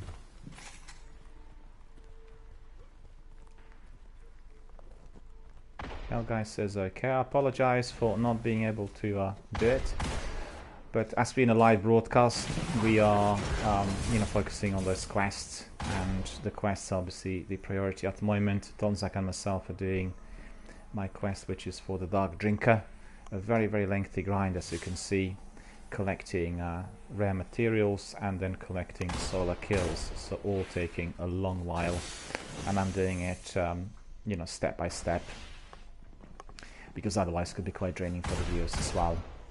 And we were doing some Crucible the other day, and I was able to complete 25 Guardian kills, and that was really, you know, enjoyable, considering I have very, very poor upload speed. My upload speed is probably less than 1, and that makes it almost impossible to do PvP effectively. Not almost, it makes it impossible. So you know, if I'm in PvP, I'm literally wearing a tag saying "cannon fodder, a sitting duck, shoot at me please," and that's about it as far as my PvP goes. But I can be tactical. I can divert enemies from other teammates, and you know, if they have powerful weapons, they can obviously collect scores. But I'm collecting you know, my kind of selection, wide range of my kind of deaths in there in the arena. So let me just see what I've got here. I've got too many weapons there for my primary slot. Heavy weapons. Yeah, I can't do anything about it at the moment. To leave this engram. Oh, there's some more helium filaments in there as well.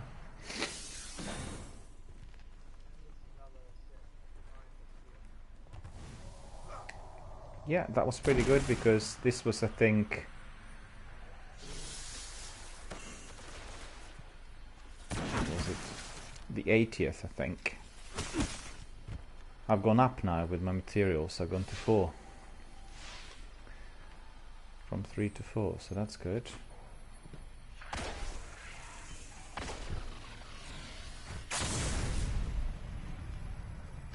You're out of ammunition. Okay.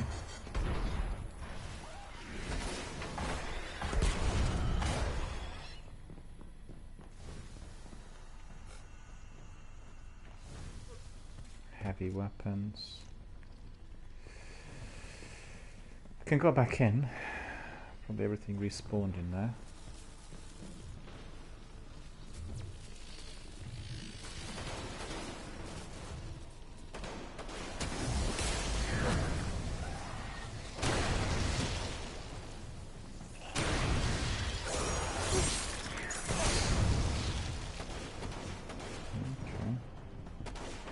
So this worked.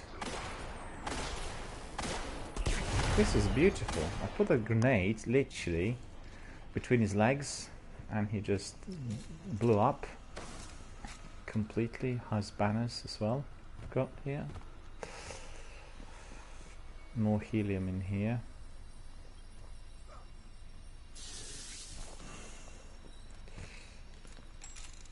More helium.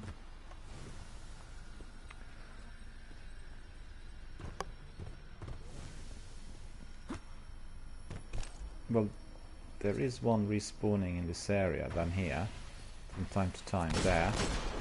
but not at the moment. I don't see it.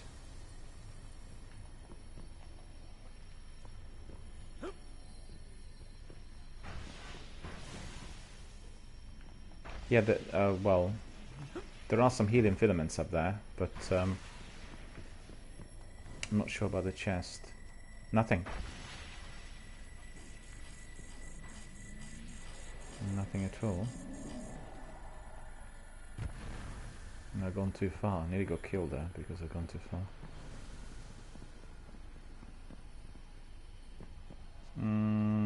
Let's see. No.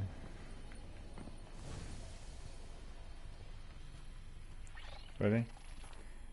So we are collecting everything quite fast, so they're not respawning us quickly, you know?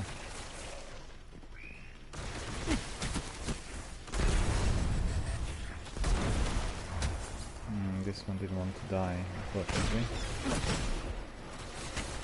But you know what? They want me dead. So... yeah, coming. Let me see where you are. Up here, yeah?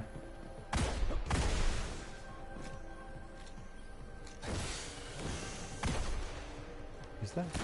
Oh yeah, there are some. There are some here. So we've got that.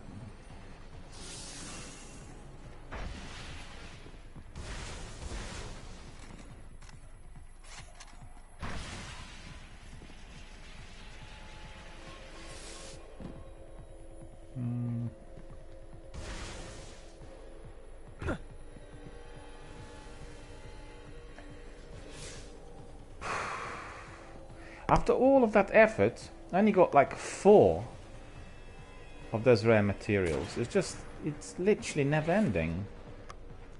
And 33 solar kills.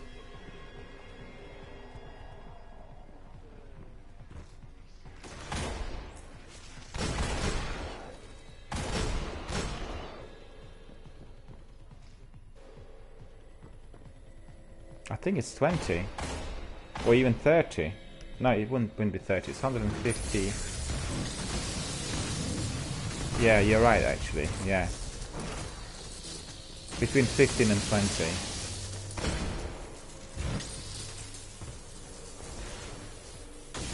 But mind you, on the community postings they estimated, because sometimes it can vary. I think sometimes I had 15 and other times I had 25. So, you know. So if I collect only 4... yeah, there is.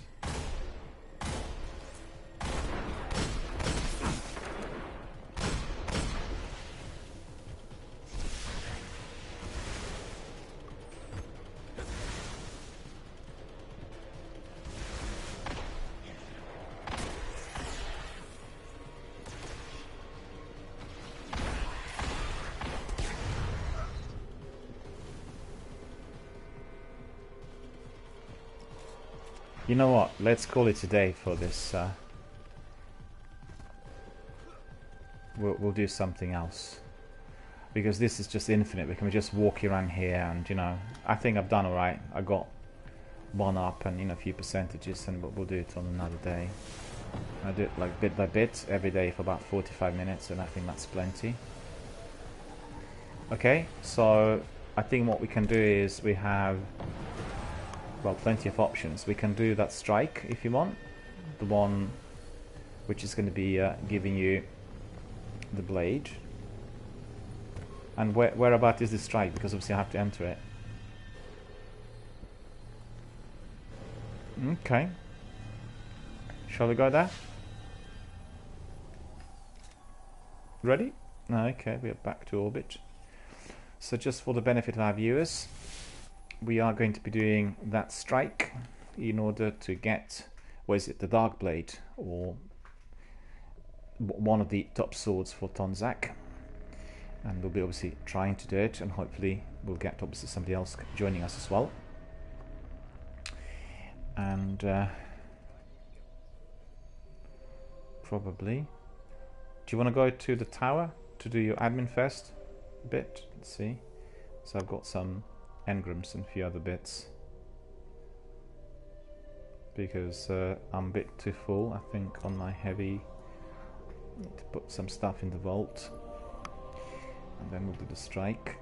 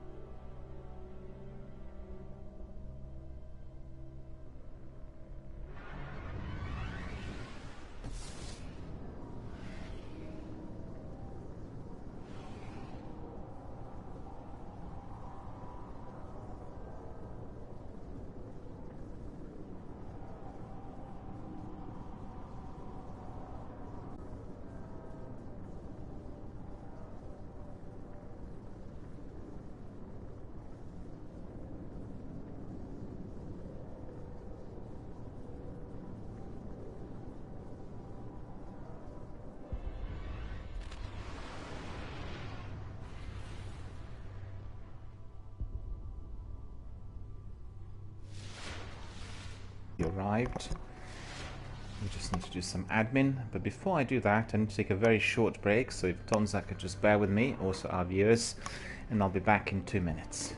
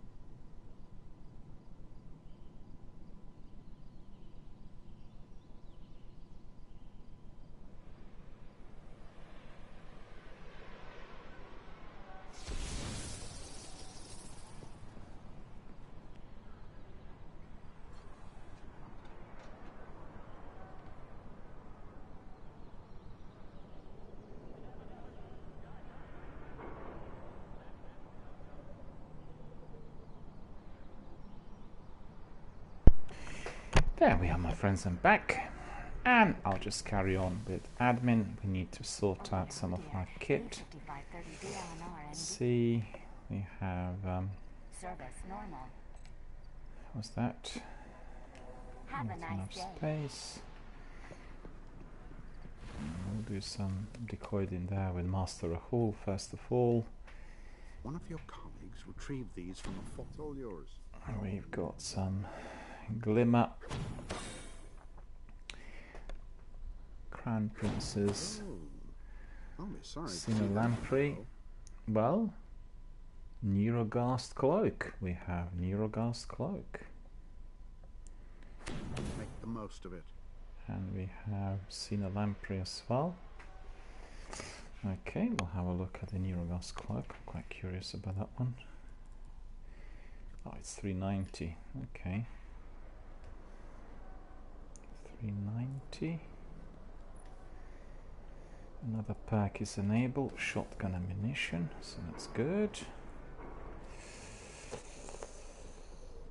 Yeah, this is not very useful. Sina Lamprey 385. And we have also 385 here on the boots. And then what else do we have here? 385. No good. Okay, so that's all sorted out by the looks of it. And May the next crisis be less. I think I messy. need to put something in the vault as well for my heavies. Not too many heavies. Let's see. Machine gun 370. This one is 390. Sleep simulant. Rocket launcher. It's a bit tricky though. Put this one in. Abaddon I'll put in. See, Bone Crusher machine gun.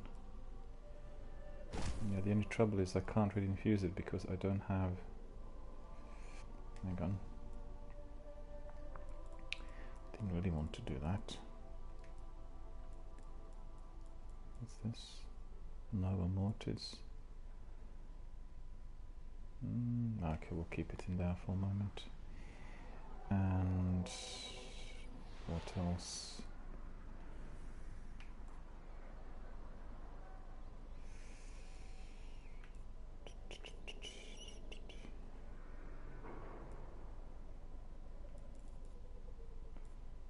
I think that's probably about it. Cloak of the Cosmonaut, Cloak of the Dredgenuel. I think Cloak of the Cosmonaut is fully enabled. Could put one of the other cloaks in there. Neurogast Cloak. Vanguard Champion, Scout Rifle Focus, Rocket Launcher Focus. Let me see. Octopus Cloak. Also fully enabled. Cloak of the Unborn. Okay, Cloak of the Unborn we'll put in. There we are. So that's all sorted. Let's go to our bounty tracker as well to make sure that the bounties are all in order. So we have just one completed, alright. And that would have been for Elixni Hunting. Defeat 50 Fallen, completed. Reputation's up. And we can collect another bounty, which is going to be taken. Killing sprees. Grenade kills we'll take. Okay. So I think I'm ready. You ready at all? We are Okay, cool. reestablishing signals to the I think this one here was just Checking. Cryptid Engram. Service restored. Just the last one left. One of Get your rid of fellow that. hunters found these engrams. Promise me you'll take good care of that. I think this is not particularly useful.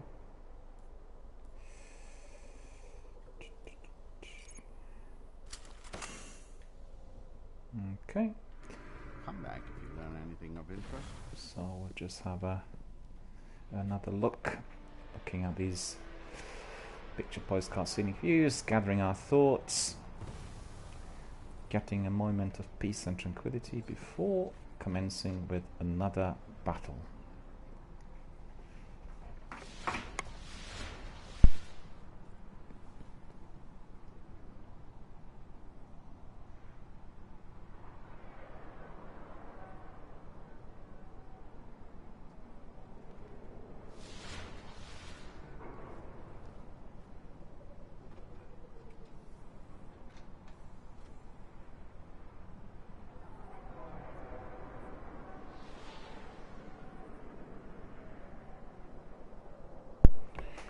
Yeah, so let me just ask you, we'll go to Dreadnought and then we will approach what strike?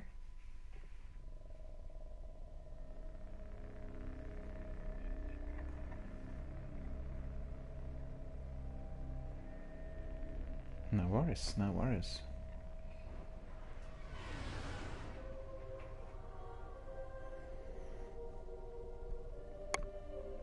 Because both of us are dedicated future war cult members.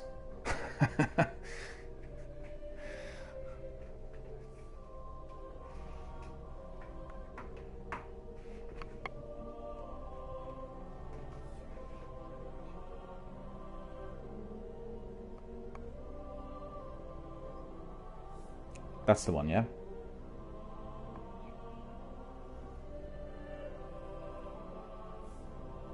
I'm just having a look at Destiny channel on Twitch. There's only 10 people viewing. It's a massive drop on viewership in the recent months.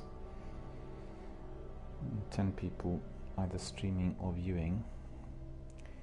But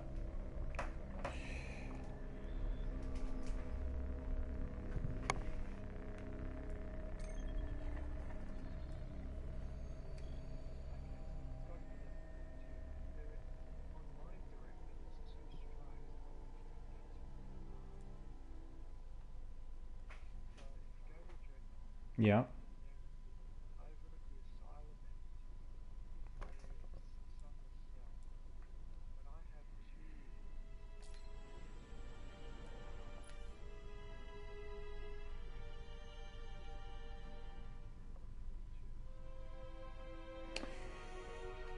Light 320 normal.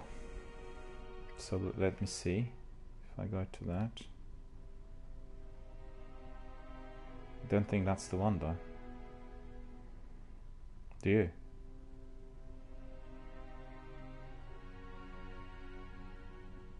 Because it should tell us that level 42 is hard.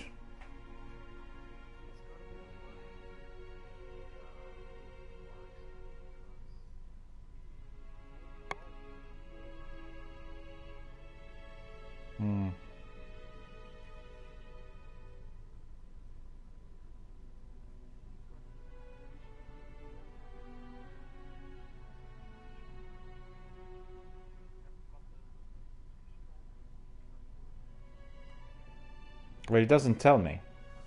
Can I mean, it tells me that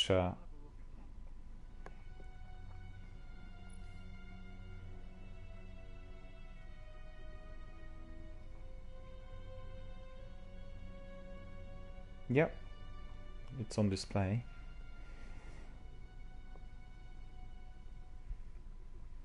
Set challenge, level 36, easy.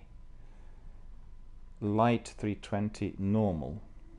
Well, the other one is level 36, so light 320 should be then level 40 or 41, you know?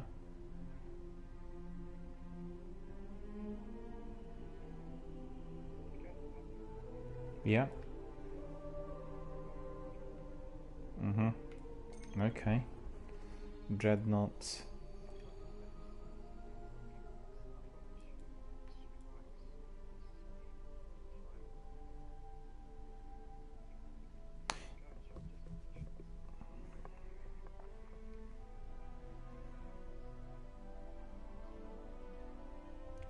Well, the map is asking for the easy one, but we do have the other one, you know, on it. So we can choose the second option, and that should increase it. It doesn't.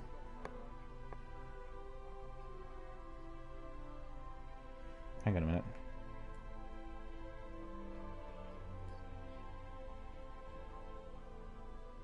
Two icons for the same strike.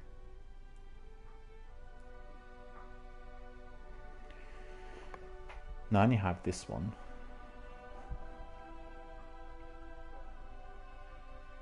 Yeah, but I can choose. But look, if I enter level 36, right? That's the one that's corresponding to the icon. But I do have this other option, which is level 320. And that is going to be increasing it.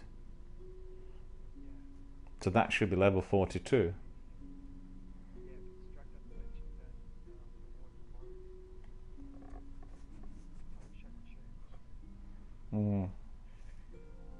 So is it really worth? Is it worth doing it? Trying it? Or we can play it. But we can still try. It's not gonna, you know, cause any harm. The only trouble is that if we don't get the boss at the end, then, you know, we know that this is obviously not doable because, you know, from my end, I haven't gone this far on that quest, but it's worth finding out. So basically, what needs to happen is the big boss needs to be there right at the end.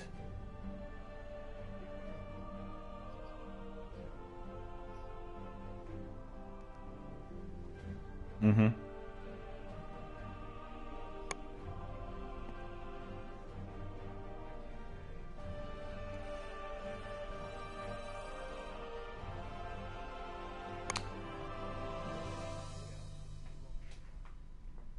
Yeah.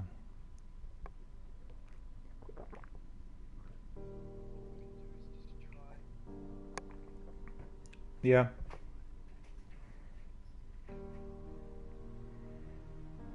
But I'm wondering if we completed it, whether it would then unlock the third lot, you know? It's also a possibility. Okay.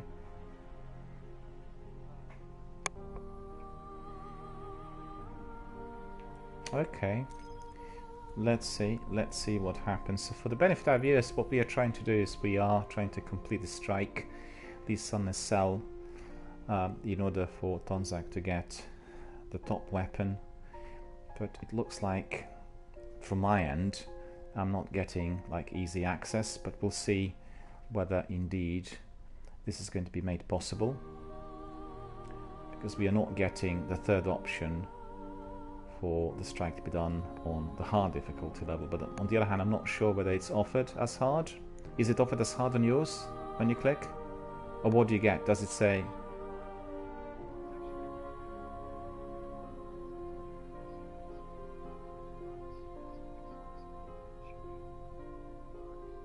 Yeah.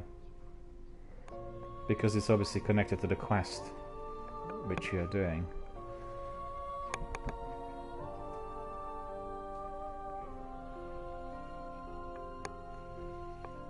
No, and what is the quest called, the one you're doing?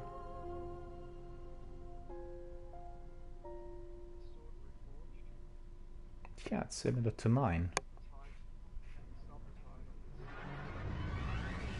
Some creatures of the Hive strain against the will of Oryx. Alakul, the Darkblade, is one such. Long ago he fomented rebellion against the king, and attempted to take his mantle. Alakul failed, and now awaits the mercy of the Hive. Given the chance, the Darkblade will step in to take Oryx's crown. We must not allow another prince to rise. I was just looking at mine, and I haven't gone this far because it's the same quest. It's called a sword reforged, but you're just obviously further ahead. I haven't gone that far with it, so that's probably the reason. Suffers his judgment in the depths of a Hive prison. I am feeding an energy marker to your ghost. It will lead you to his cell.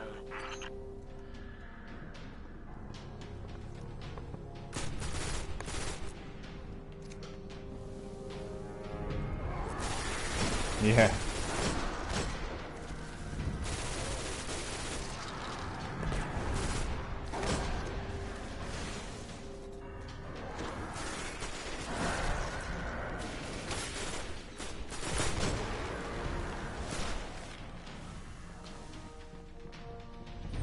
We always get fun.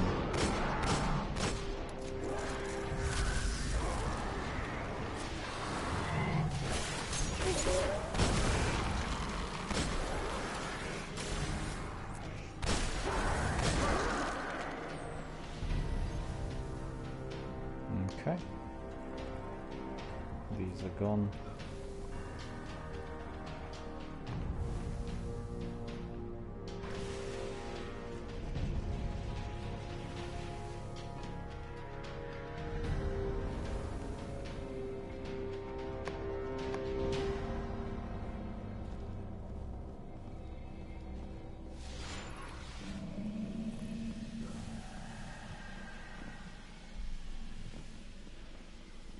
Yep.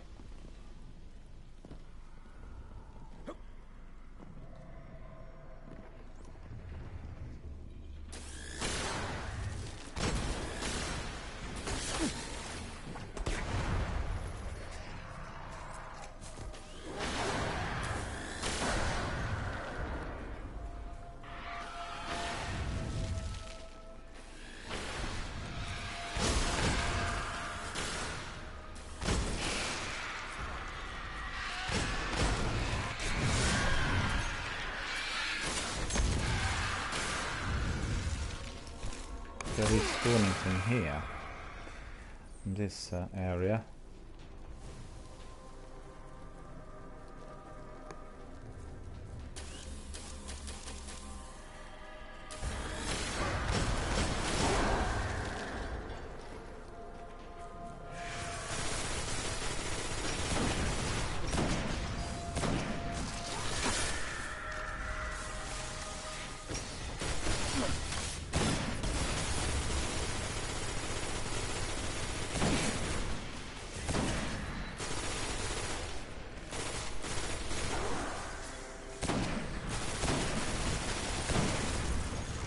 Gone.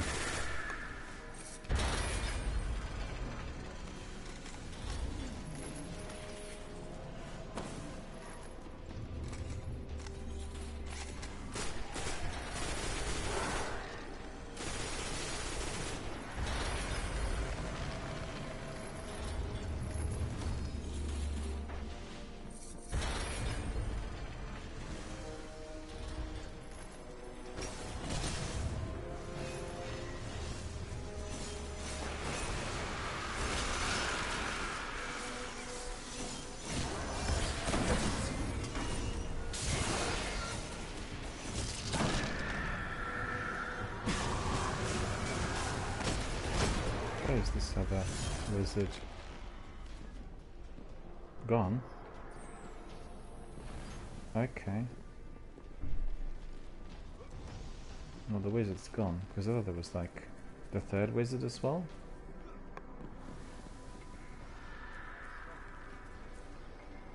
Yeah, I did see that, but after the wizard was killed, I was still getting some of his beams, you know? And still got hit. I can sense a powerful incantation. Hive runes hold the far door shut. My scan says the runes draw energy from those towers. Yeah. If you get me over there, I can hack them and open the door.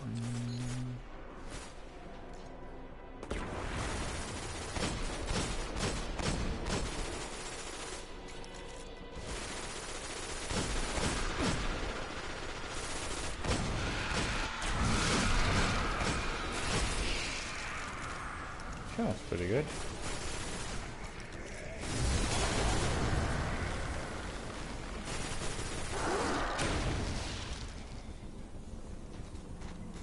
Come on, where are the other ones? I got my golden gun on. Wasted.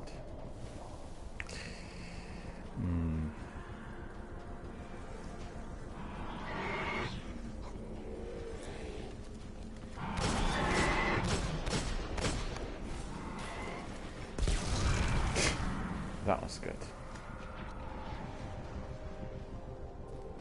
Made up for that earlier loss.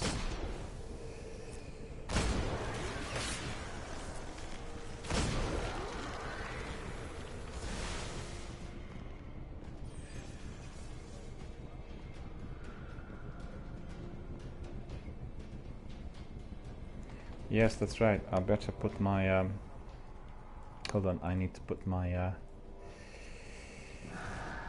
Darkblade Spite on.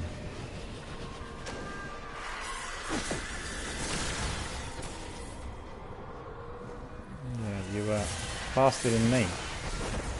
It's just putting my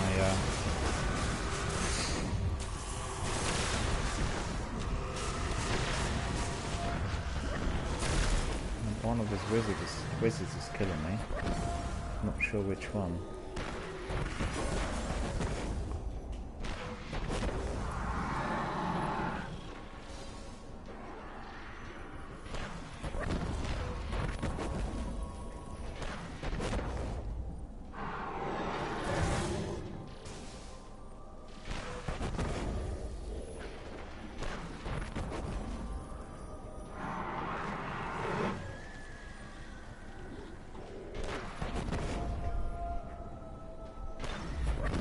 No, I can respawn. I respawned. That's alright. It's alright. I got it all done. But I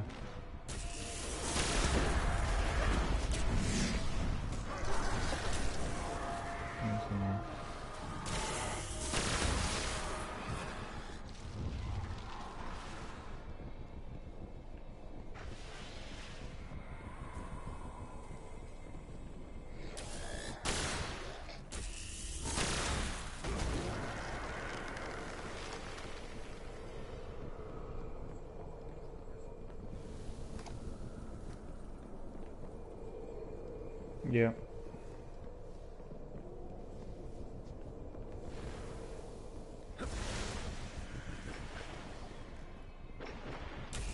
Guardian down. Oh.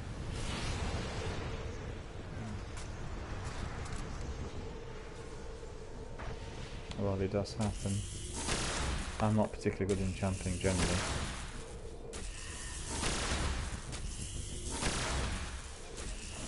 Guardian down.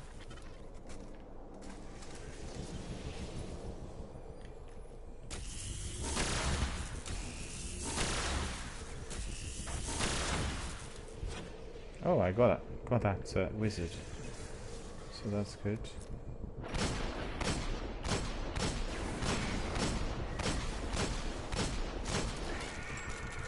That's good as well. But it looks like I'm out of ammunition on my fusion rifle. Oh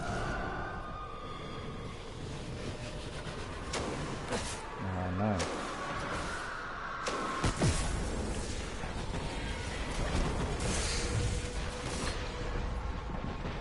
There's a wizard in there.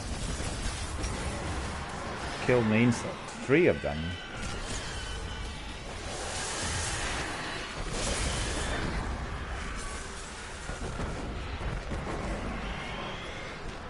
Yeah, just wait until I respawn, don't do anything at the moment. It's alright, because once I respawn I'll be able to deal with those.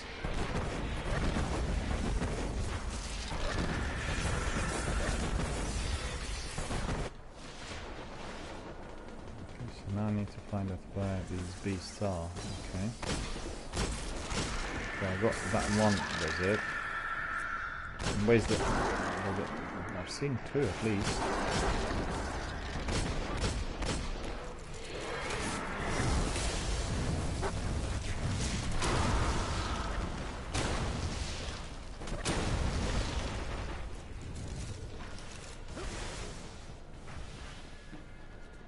Golden gun doesn't... It worked because... Yeah.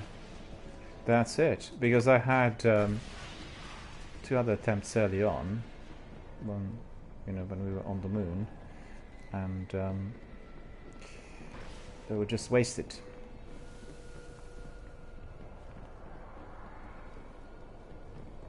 What did we miss?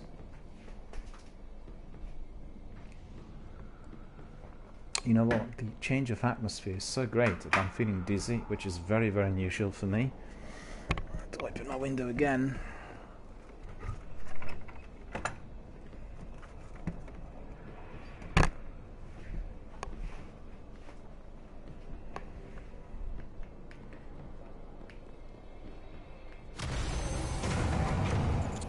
The spell is getting weaker. Yeah, Let's get to the other battery.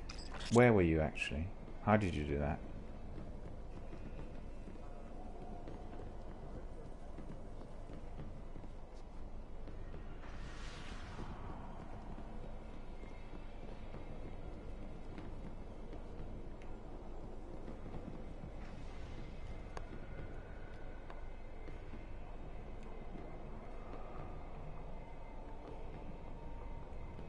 Okay.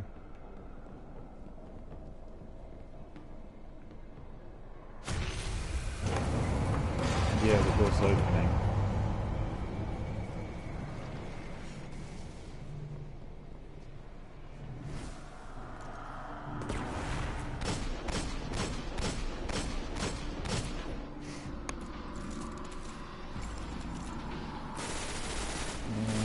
What I'll do is the door closed now. Put on my heavy and then I'll use my sword. Well, so I'll put my soul sword on.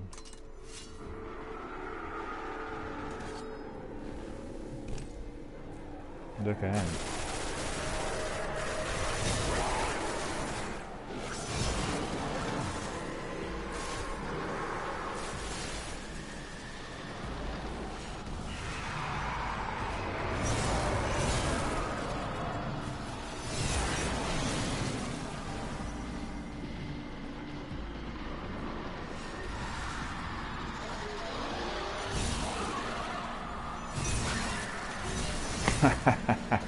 We are competing and racing, you know, who's gonna get to those guys first.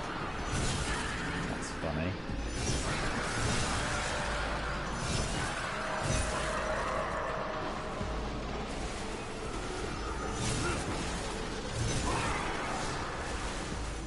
Oh, they're jumping off, look at them.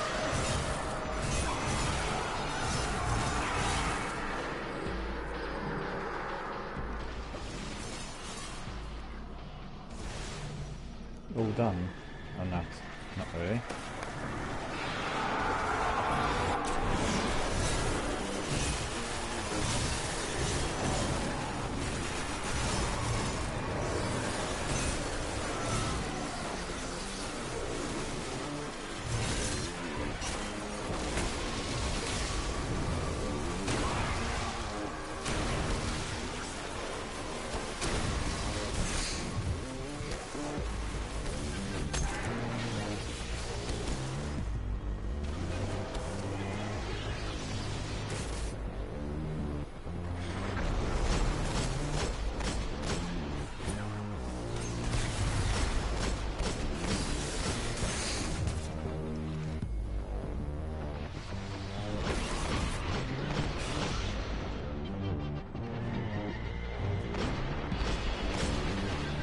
Nearly got whacked in there with that wizard.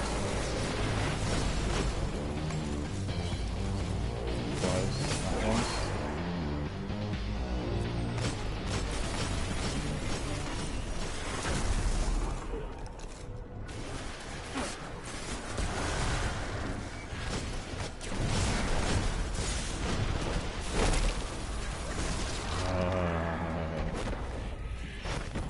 A bit too late now.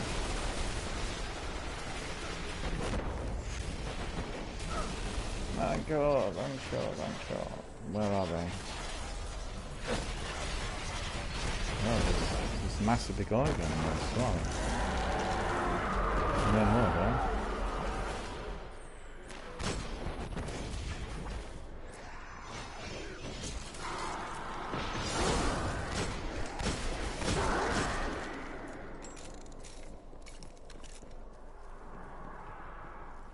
I think so, yeah.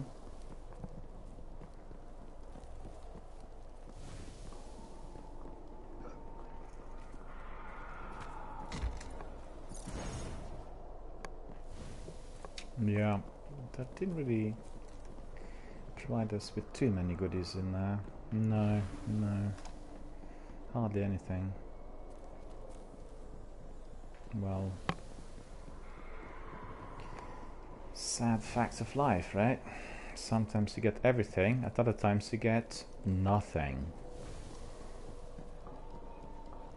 Yeah, which is what happens with those heroic strikes as well. Sometimes you get some good things, and other times it's so frustrating because it's skeleton keys, and you know, most frequently I get to the end and there's no skeleton keys, and I don't get anything. Nothing.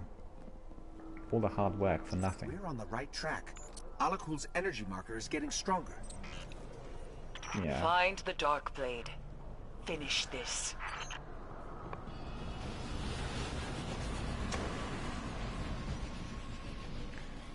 I think my heavy is still on.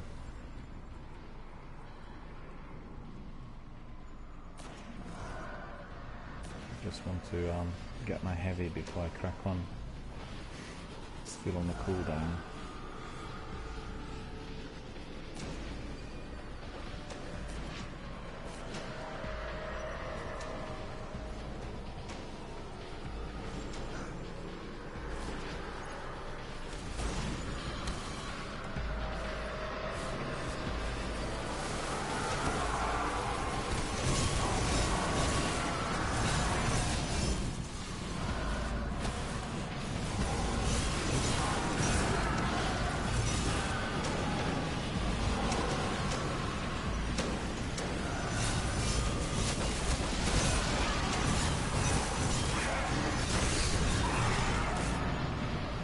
Yeah, I'm being chased.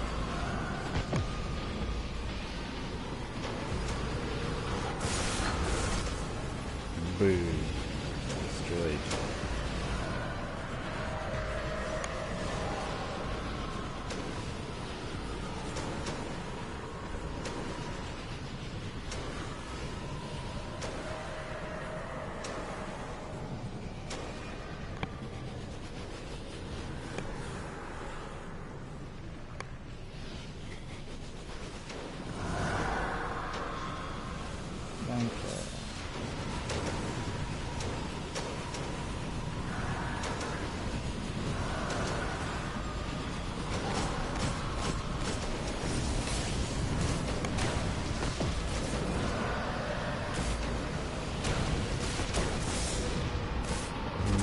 No, I got two of them. The third one got me. Golden gun helped. Golden gun helped it.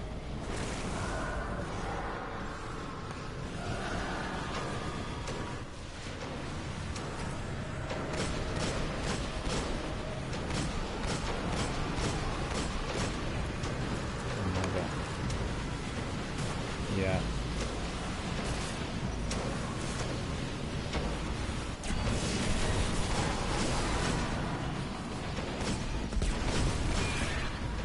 Okay, that's successful.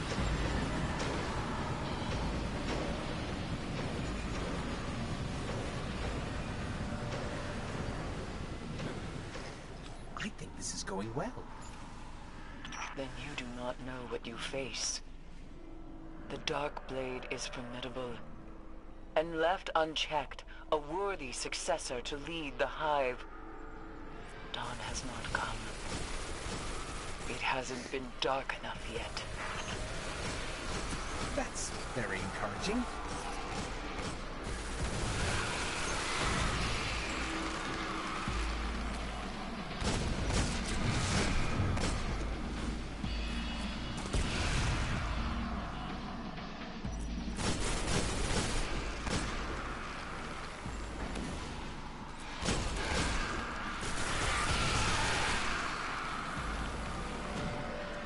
No, but I think there are many more enemies than you know, previously experienced here, so maybe we are doing alright. Let's see.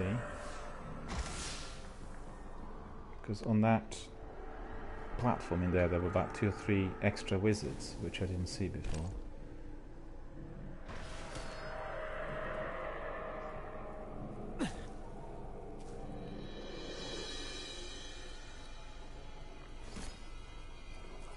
Alakhul is near. I can already see the difference because your armor is glowing. So I can see a bit more.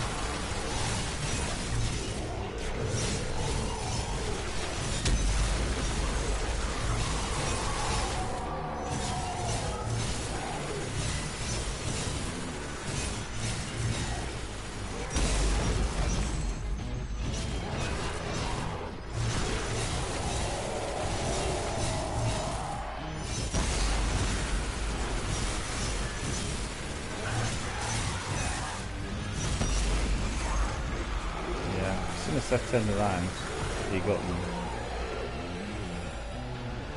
But I did actually inflict a lot of damage on him.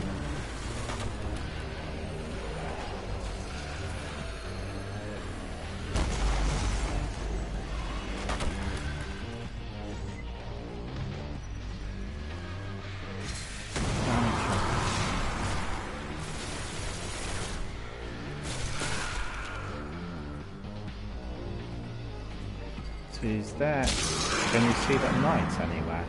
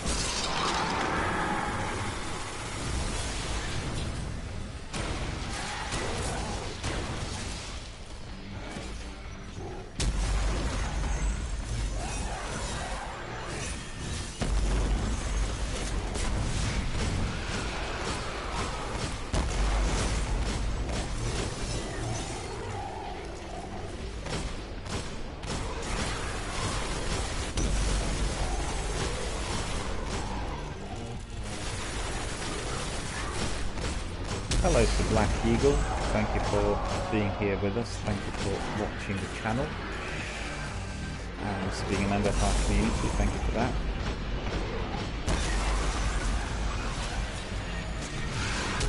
There you go.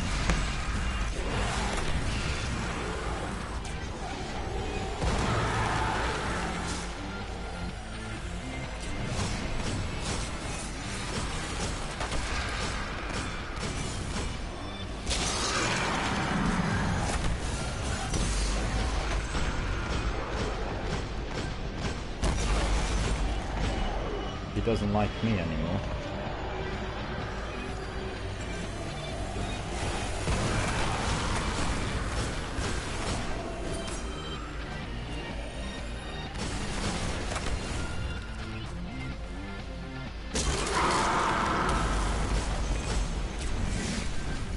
He was, yeah.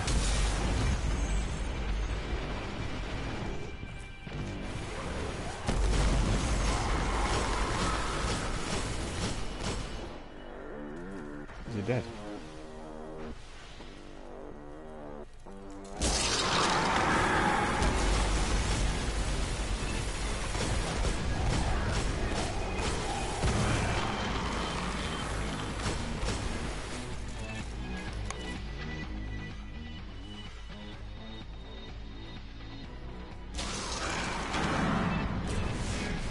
No.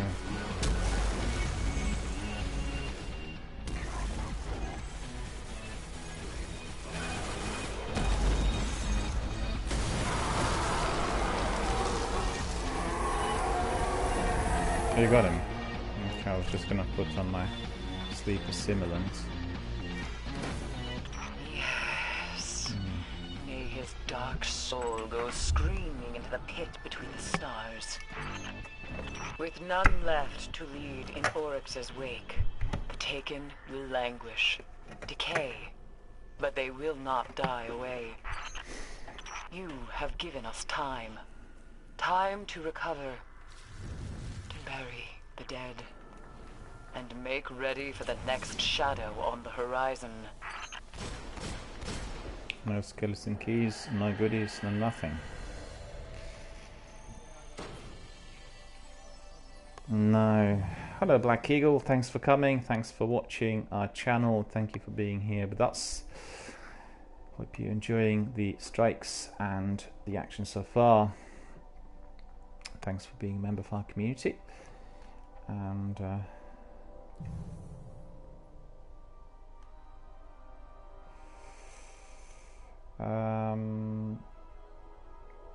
for whatever reason we couldn't get the knight, which means I can't get to that level because I'm still behind on the quest, and I'll have to be doing it as well once I get there.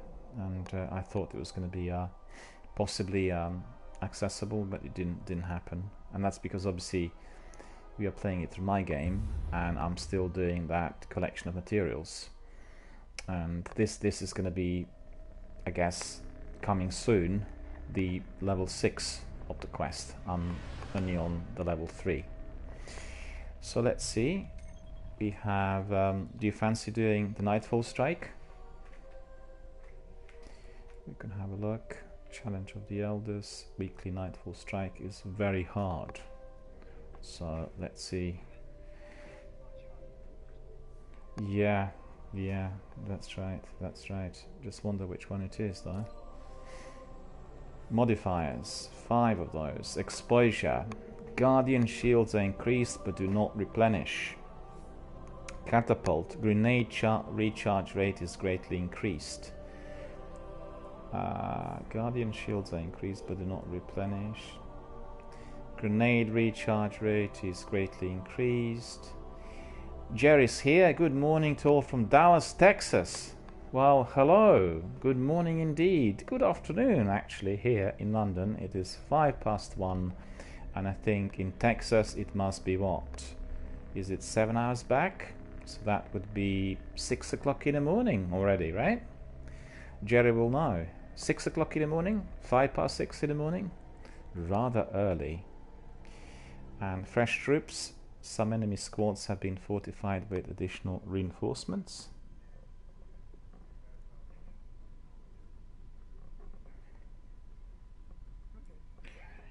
Juggler, no ammunition drops for equipped weapon, and Epic, heavily shielded.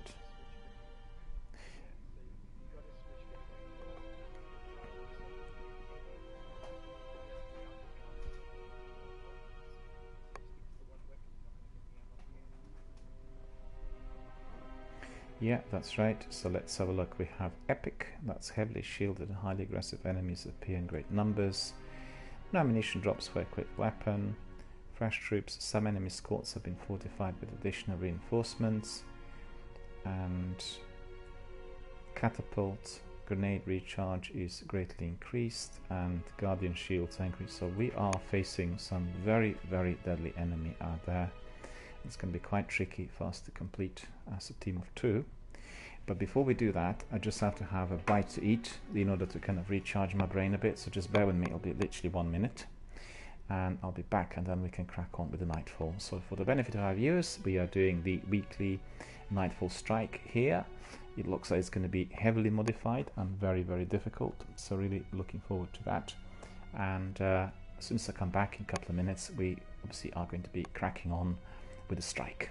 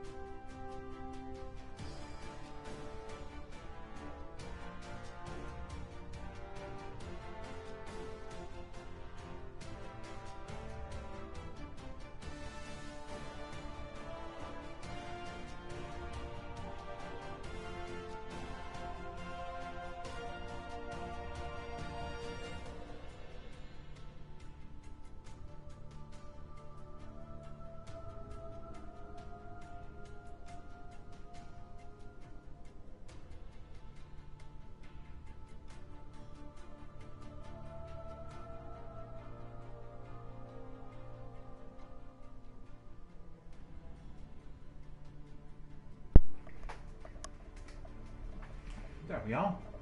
If you're ready, we can crack on.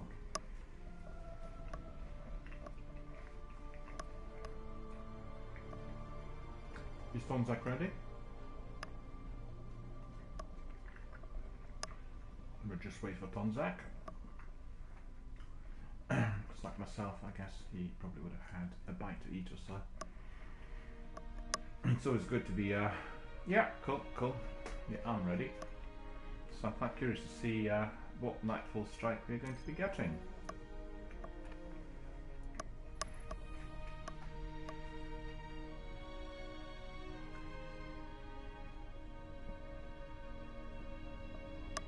Last week it was Sekapupa, myself, and later joined by Matthias. We were doing the Nexus one, you know, when you have to destroy Funny the big story beast. for you. Remember that Centurion And, Oryx took right Sekapupa after you myself landed on the Dreadnought? struggled Then the a bit Centurion with that. and the Taken Ogre tried to stop you from killing And the the king? once Matthias came in, all Didn't sorted work. in seconds. So the Centurion's Bond brothers are pretty angry they lost their commander. They're leading a team to blow the Dreadnought's core. Core goes, most of the system goes with it. You're gonna make sure that doesn't happen.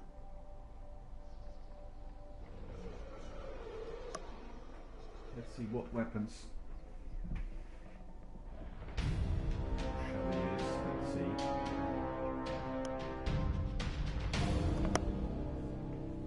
Abaddon, heavy.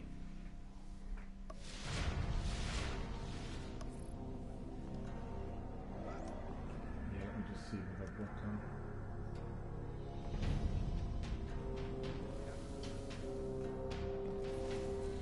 Yeah. it's like Cade, really, why do you think they crashed their ship Oh, into the magazine. Dreadnought? Those are extreme tactics for the Cabal. The Vanguard intercepted a signal, a message from the Cabal from way outside the solar system. A direct order to crash the ship, use it as a beachhead, and take out the king. Now that's loyalty.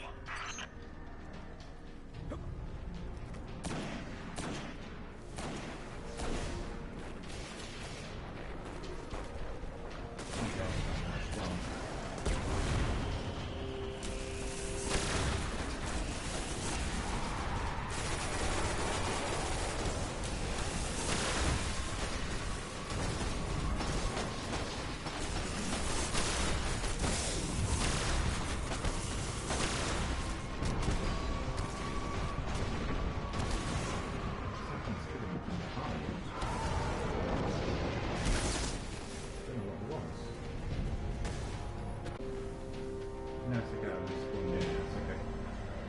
It's very fast. Save the fuel. It's still no time.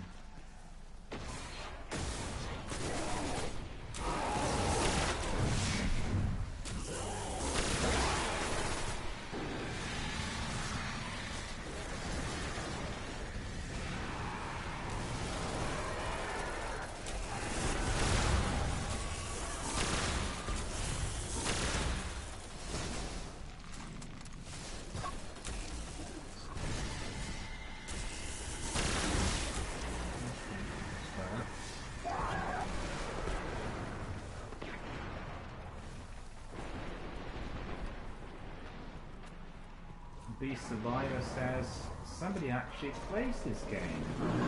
Yes, we do actually. And we play it every day. I stream every day.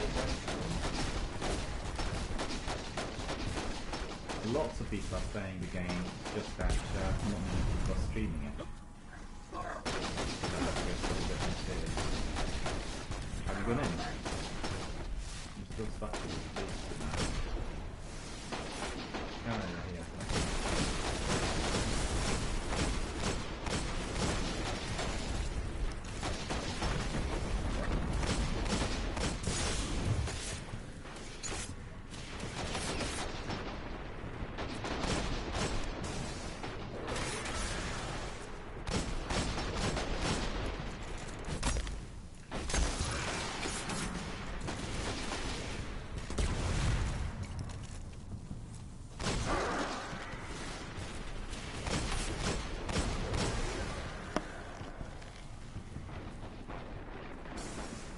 So for the Survivor, just to let you know, we are doing the weekly Nightfall Strike at the moment. Myself team, and we actually joined that online as well. The other person is not our party member. You know, they are here helping us a bit. Okay. So we can go inside. Yeah.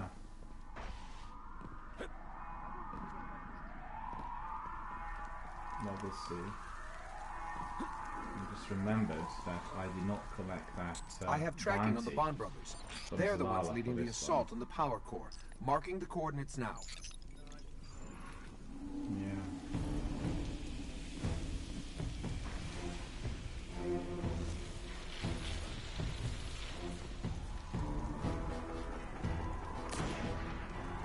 gonna be a walker in this one, right?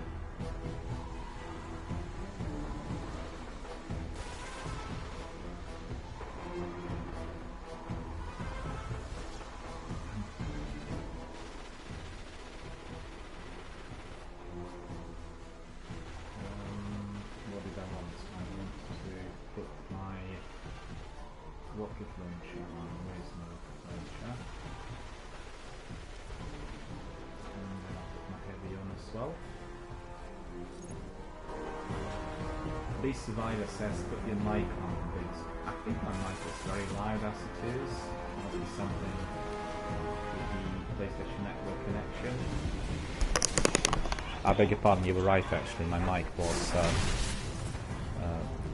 misplaced.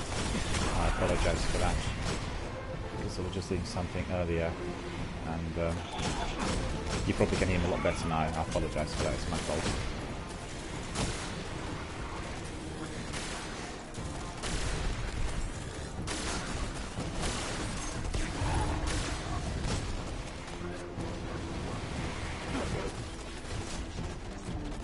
No, the mic's alright, it's just that it was misplaced. So it's alright at the moment, if you can hear me better.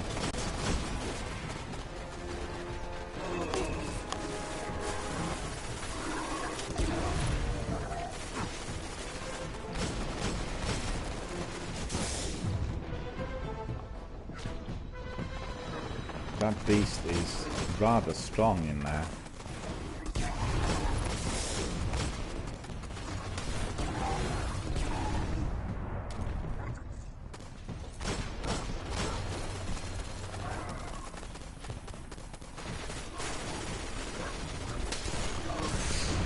No.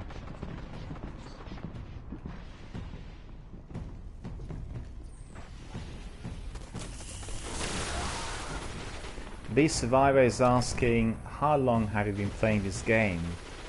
Well, I've been playing this game for about 7-8 months, and I think Donzak would have done it for a lot longer than myself. Yeah, 4 years for Donzak, about 7 months for me, roughly, with some breaks. This is since last summer. Yeah, that's right. Watch out! They brought a tank to a gunfight.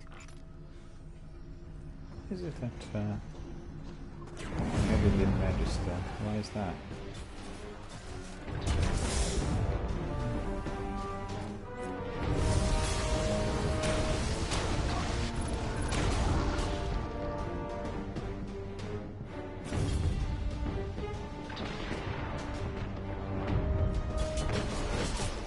Ah, that's annoying. I think my heavy didn't register. It did. It just gave me like 2 rockets. Why is it so poor? Should have given me more than 2 rockets.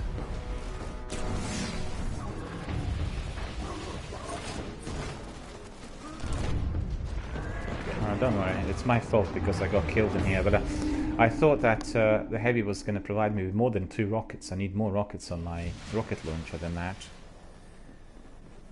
Paperclip's here as well. Hello Paperclip, how are you doing, sir? Good to see you. They brought a tank to a gunfight. Thanks very much for coming in today, for joining our channel.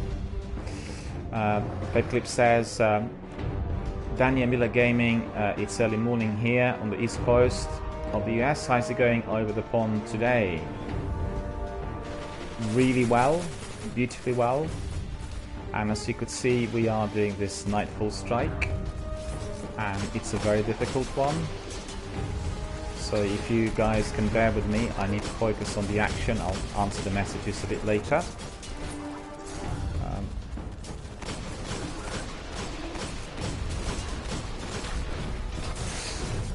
Oh no, I got stuck. I'm glued to something and I couldn't get away. Paperclip says Nightfall strikes are all difficult.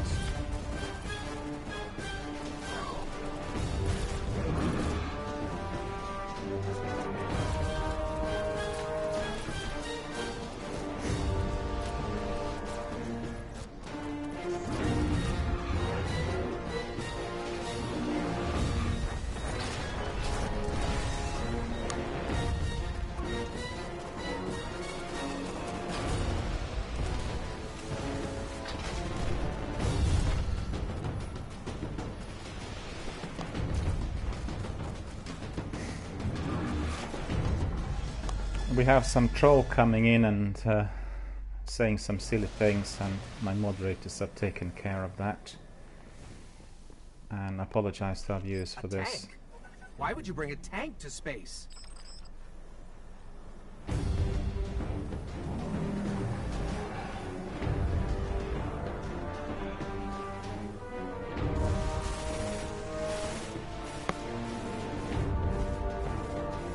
Oh no, I'm better off now, so that's right. Some didn't work properly early on, just giving me very few grenades.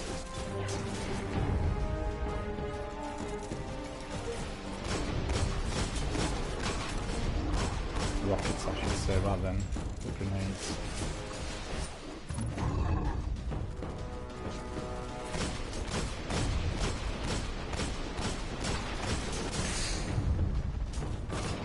Jerry says that the kamikaze is not working. Yeah, that's true.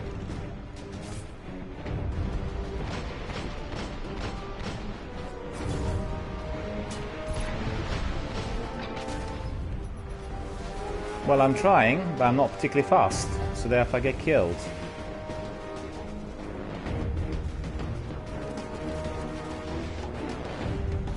No, don't worry about it. But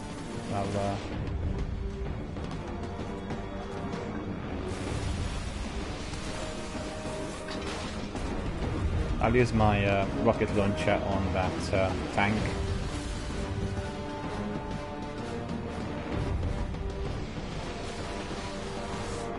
Paperclip says the multi-meter tool was my favorite weapon in Destiny 1, and B Survivor says use Midas better.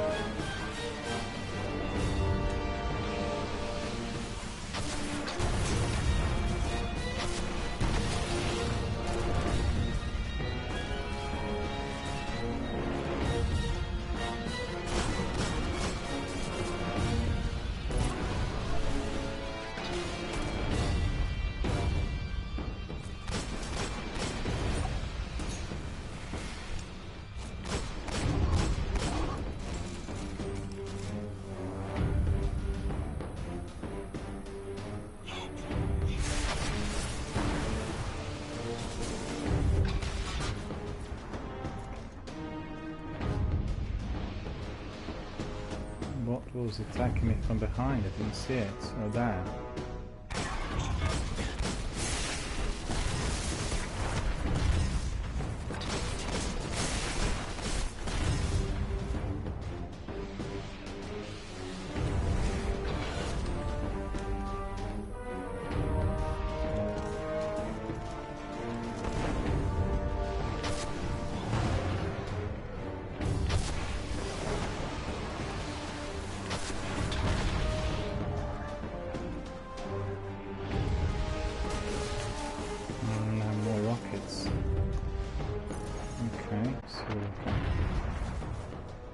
Maybe on quickly. Yep. Okay.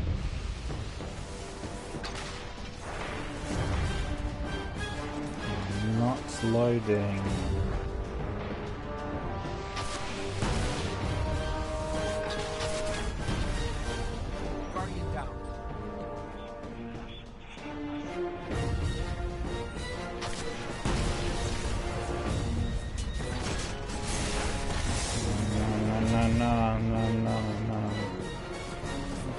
run, but they're all hitting me from everywhere. See that? Well, I'm trying to, but I lost it. I lost it.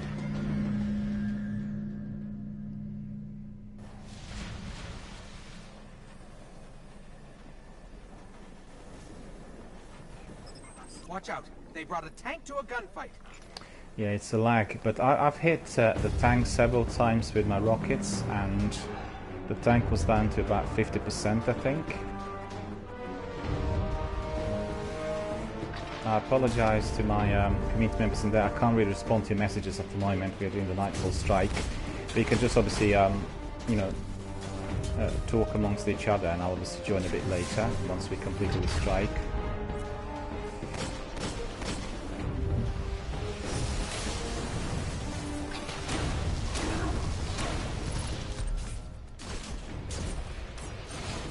See, I'm stuck in here now. It's a really bad position.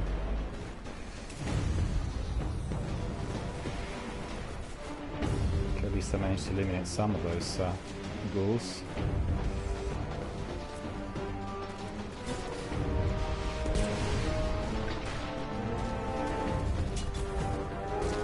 He's not dead. How can this be? That's unfair.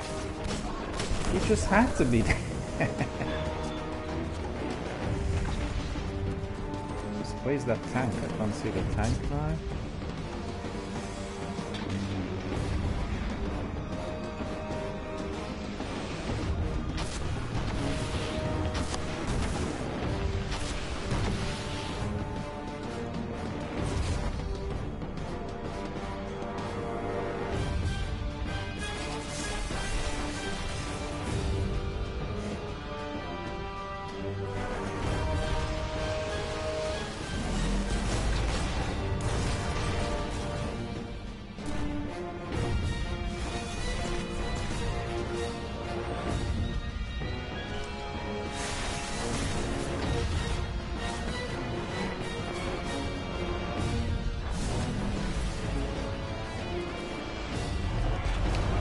Don't tell me I have no more heavy ammunition. Boo!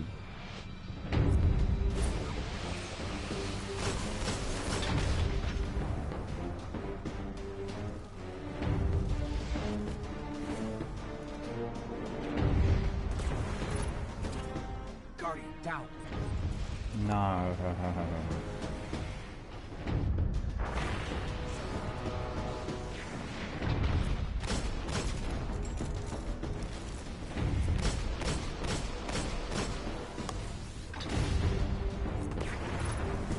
Just tell me when you are alive.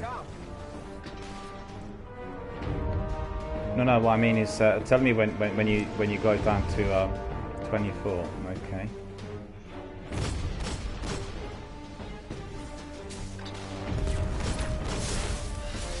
Yeah, they're chasing me.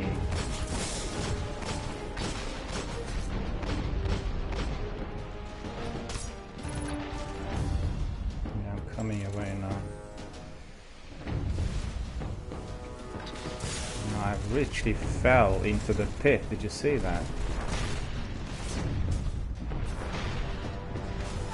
Oh, go. Missed it.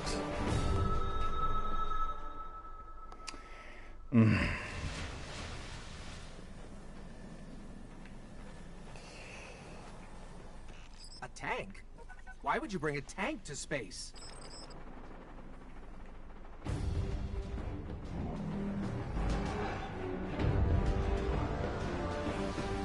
Back to square one.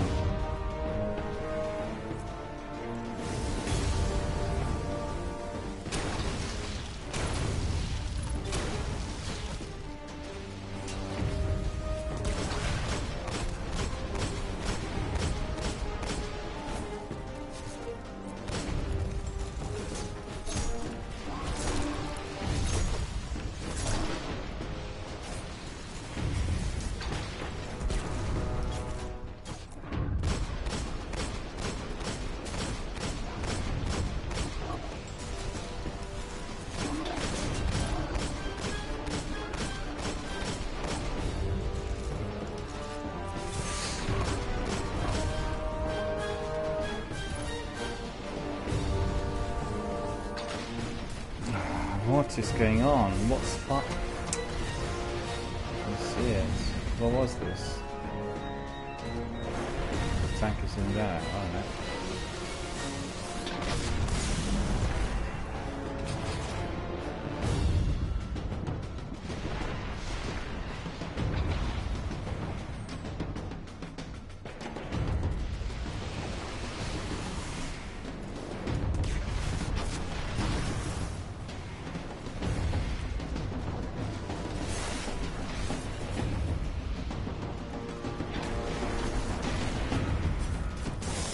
These guys are there already.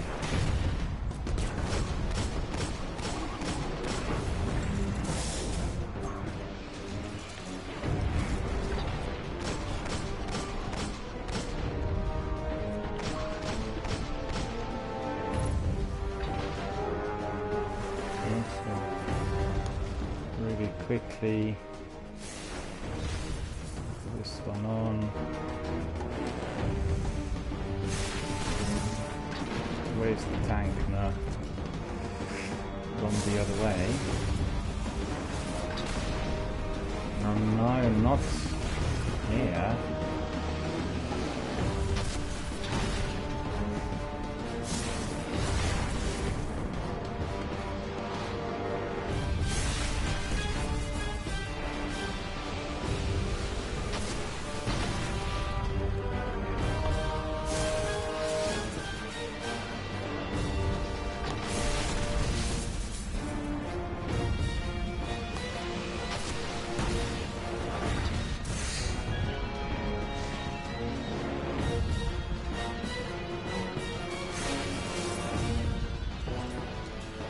Guardian down.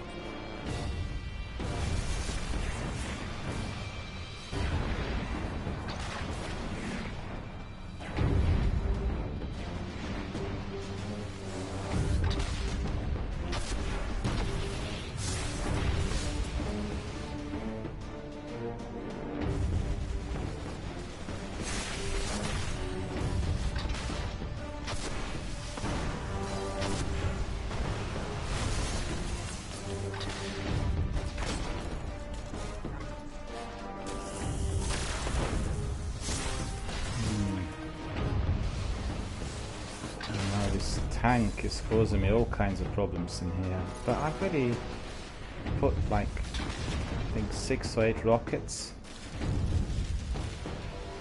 into that tank and still surviving.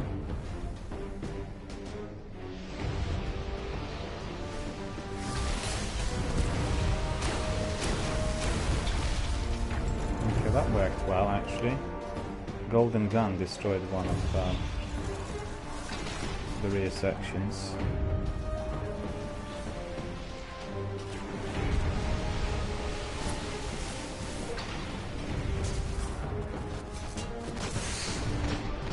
A whole lot of them came there from behind, like at least 8 of them. But the tank's down to about, what, 10% now? So that's quite good. 1, 2, 3, 4, 5 of them are hiding in there.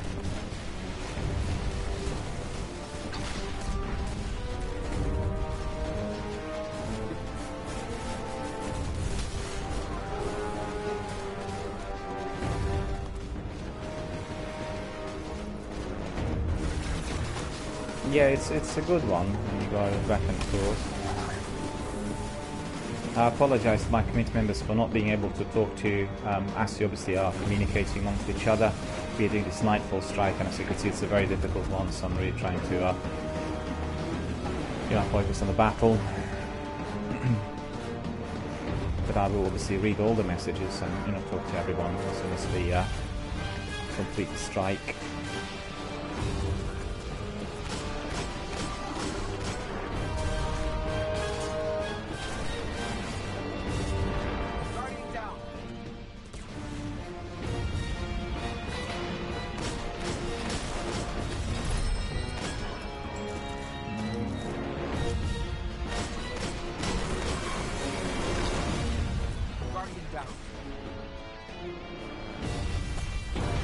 No, I'll come to your rescue. I just have to wait until you are ready. 'Cause we eliminated so many enemies, and make sure that I don't make an error now here, you know, with the tank.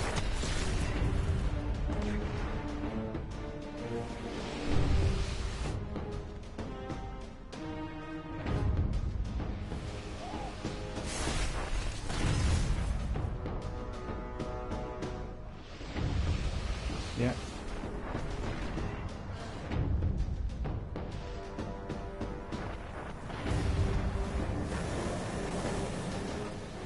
What about you now? In here?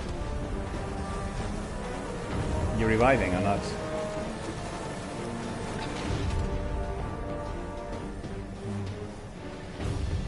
Are you up front or towards the back? I don't see it. Tell me where you are, because I...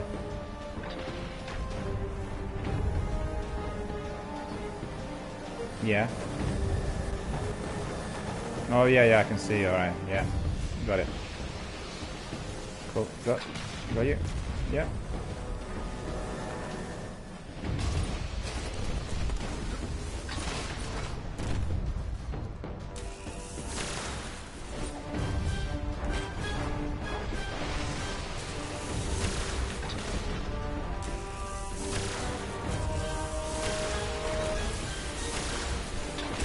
There we are. Finished. Destroy the tank. That went well. Let's head to the bridge. See if we can reacquire the brothers. Yeah, that went well. I can't tell you the number of scouts I've Did lost take to us a these bit of marauders time. on Mars. Yeah. Be stopped. Go careful.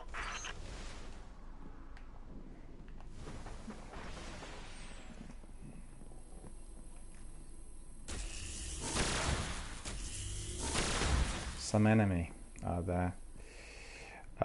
Let me see. Did you see any ammunition? Because up here I can see nothing.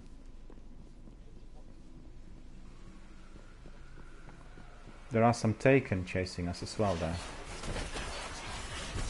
Yeah, a whole lot of them.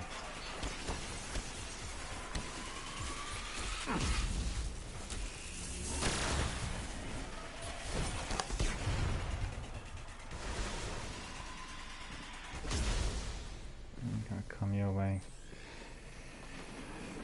I'm not sure whether they're coming this way or not.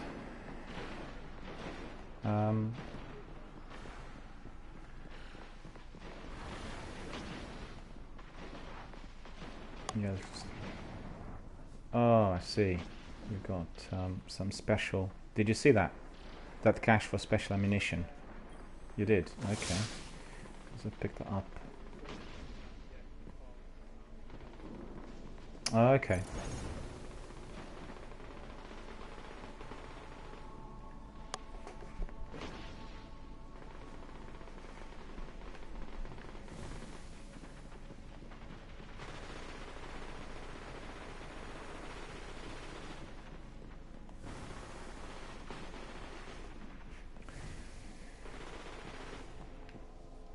You're destroying those Taken in there. Yeah. Oh, there's all gone. Still some left.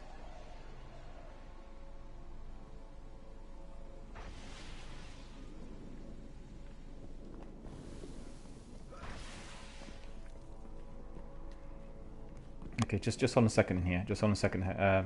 If you can just hold on a second, because I want to talk to the community members a bit. Lots of communication going on, and I wasn't able to respond early on. So let me see what people are saying.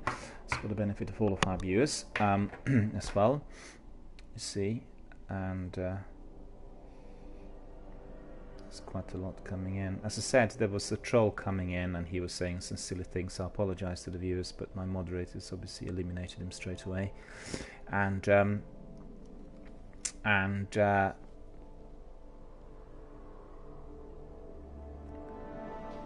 yeah, Jerry was saying that the best method here for the Nightfall is basically ducking and then shooting. So duck and shoot.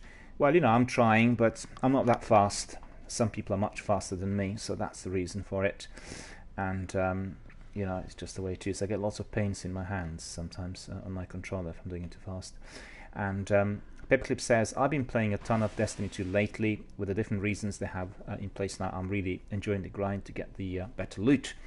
And Beast Survivor says that he didn't like Destiny 2. And Paperclip responded, said, I can understand that. It's not for everyone. What don't you like about Destiny 2? And Beast Survivor says, they ruined the feel of the secondary like 2 primaries. And they should have added things to Destiny 1 instead of wasting. And Paperclip says, Destiny 2 now is everything we wanted from Destiny. Constant story, lots of quests, new modes, new challenges to do, and all other things. At first I didn't like it, the 2 primaries, but I like them now. I like the fact that I could have 2 hand cannons or 2 scout rifles. Having 2 primaries gives you a lot more flexibility. And Beast Survivor says it's all about the money. And Beast Survivor says about the 2 primaries, they should have just ended energies to this. And the primaries, and Paperclip says, I think the reason they created Destiny 2 is the base game of Destiny 2. It's way better than Destiny 1. And Destiny 1 was a new experiment for games as a service, and I think they're perfecting it with Destiny 2 again. Not everyone likes Destiny 2 for different reasons. I think the game that exists today is the vision they wanted for Destiny 1 back in 2014. And Beast Survivor says, well, if you want to, we can share play, and he'll also do it. And Paperclip says, Destiny 1 has a special place in my heart. Always loved Destiny 1. Also, why is 2 primary still relevant? N17 says, they changed it Destiny 2. Now you can either run 2 primaries or primary and a shotgun sniper. And Paperclip says, I want to go back to pick off the remaining trophies. I'm a trophy hunter and I don't have the plat on the game yet. And Beast Survivor says, not quite sure what the message says. And N17 says, yes, in September. And Beast Survivor says, he had no idea. Paperclip says, yes, correct, you can run with whatever you want. N17 says, it came a week before Forsaken. The game is in a good place right now. And Paperclip says, yeah, D2 is in a good spot. And Beast Survivor says, well, that's very good, because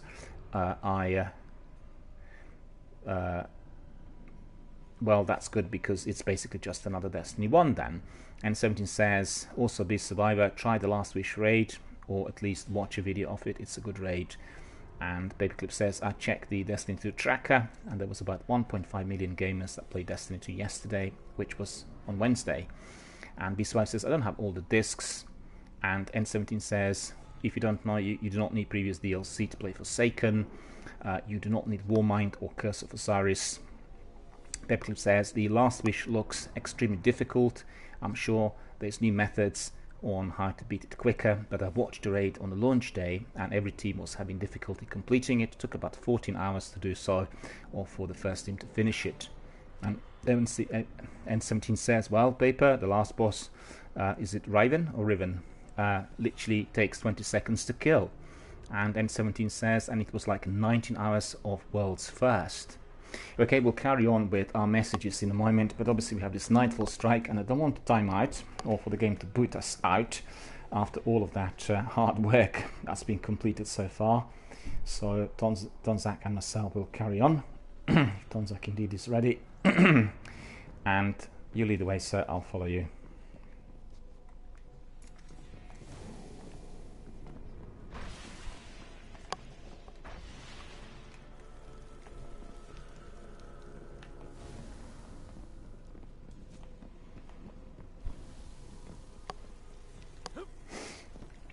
So good to see our community members coming in and discussing things. For all of you watching, I was yesterday attending the major Twitch conference in London. It was Twitch Developer Tour 2019. It was absolutely amazing and truly inspirational. I talked a lot about it during the first hour of this broadcast, so if you're interested, just rewind and have a look.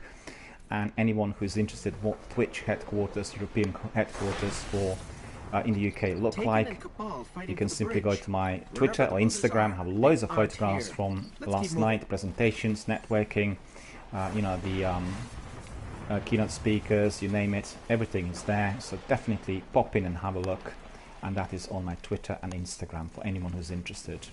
It's a really truly amazing and very, very inspirational type of experience. Exceeded all of my expectations. I'm definitely going to be back.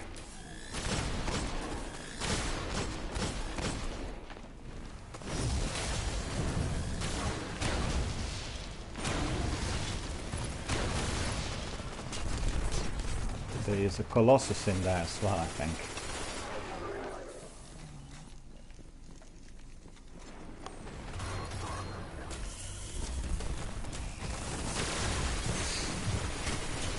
I don't know what's going on. I'm being hit from everywhere.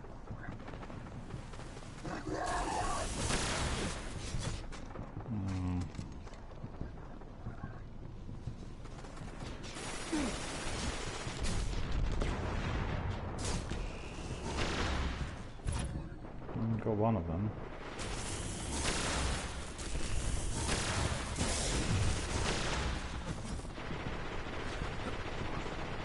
Looks like my fusion rifle works well on them.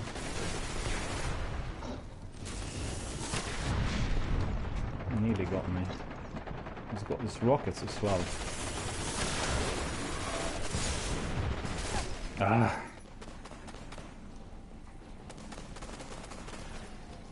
You're right, something killed me from behind, I think. I don't know what.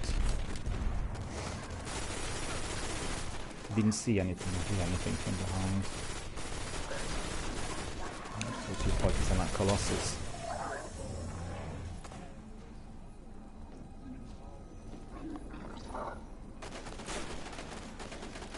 There, well, there's one of them. I know, there's another one. There's one Colossus. And there was another yellow bar enemy in there as well. There, gone. So the Bond brothers may not even know the Primus was taken. Well, he's this whole eliminated. Thing could be a power play to get their dead commander back. That's the hold the Empire gets on these soldiers, Guardian. Loyalty beyond death. Yeah. So I'll just read some of the other messages here that would have come in. And B Survivor said, I know, but I don't like spending £50 on a disc. And N17 says, yes, all 6 members go into a single room and shoot Ravensmouth before she wipes you. It's pretty easy now, although I had more fun doing it the legit way. B Survivor says another thing, paperclip, buying Forsaken is like buying another full game. There's a ton of content. B Survivor says, I can't hear the other person. And B Survivor says, yeah, but it's still expensive. And 17, it was 35 Australian dollars last time it was on sale. And B Survivor says, I have no income at the moment, so. And N17 says, so pick it up when it's on sale. I recommend having a try at it if you can. In fact, I want to say something to B Survivor about this. The digital edition of Destiny 2 Forsaken is from time to time offered on a massive discount of 60% on PlayStation Store, and from about £70 goes down to about £32 or so. You got everything included, so definitely worth keeping your eyes on it, and you know, just find out when the sale comes up. It doesn't come up frequently, but it may be that because it's Easter coming up, there'll be another sale, you know, due to Easter time, and they had another one for Christmas, and I remember the price was about £36 for the whole lot, so it was great to discount it, and definitely worth keeping your eyes on the sales, as obviously provided by PlayStation Store. And Paperclip says, understood, if you like Destiny 1, you will like Forsaken for certain. And 70 says, agreed. And B Survivor says, yeah, I'll be switching to PC soon, so there's no point, and I would love though. And N17 says, I heard from others, playing Destiny 2 on a PC is a whole different experience than on console. And B Survivor says, yeah, he's heard that too. N17 says, I play on PC, so I'm not sure how it's like on console, but game runs so smoothly, gunplay super nice. And B Survivor says, now you're making me want to play Destiny 2. Well, you know, the benefit of being here and obviously communicating to our community members, many of whom are Destiny veterans, is that you actually find out all those novelties and all those other things. And I'll give you an example. When Bungie launched Seasons in December, a lot of people were apprehensive, and it was our community members who were telling everyone what the experience was like. So, you know, everyone got to know that the seasons were amazing and providing us with a lot of content. And therefore people obviously went in, had a look, talked to other community members, and eventually bought the annual pass. And many of those people are enjoying the content indeed on everyday basis. I think if this survivor has any questions, you can access sometimes the messages of Captain Jack N7 here. Captain Jack has been grinding all the seasons already for months, and he knows everything about it. So if you have any questions, you want to know anything more season related, you can hit him up, with a message, and he'd be, I'm quite certain, very, very glad to connect. So let's see, where are we?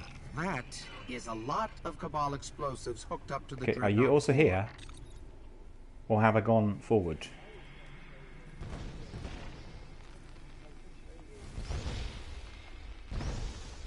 Yep. There are Coming munitions in. hooked up to each structural weakness on the core. Yeah, I'm coming. Because I didn't see you, I thought you were perhaps a bit more forward than myself. Yeah. It's the lag, and sometimes to get to the section is just loading infinitely. Happens to me, quite a few times. With the calcified fragments, how many of those are there in the game? And what do you get at the end when you collect a lot? 50. A shader? Boo. That's not really massive.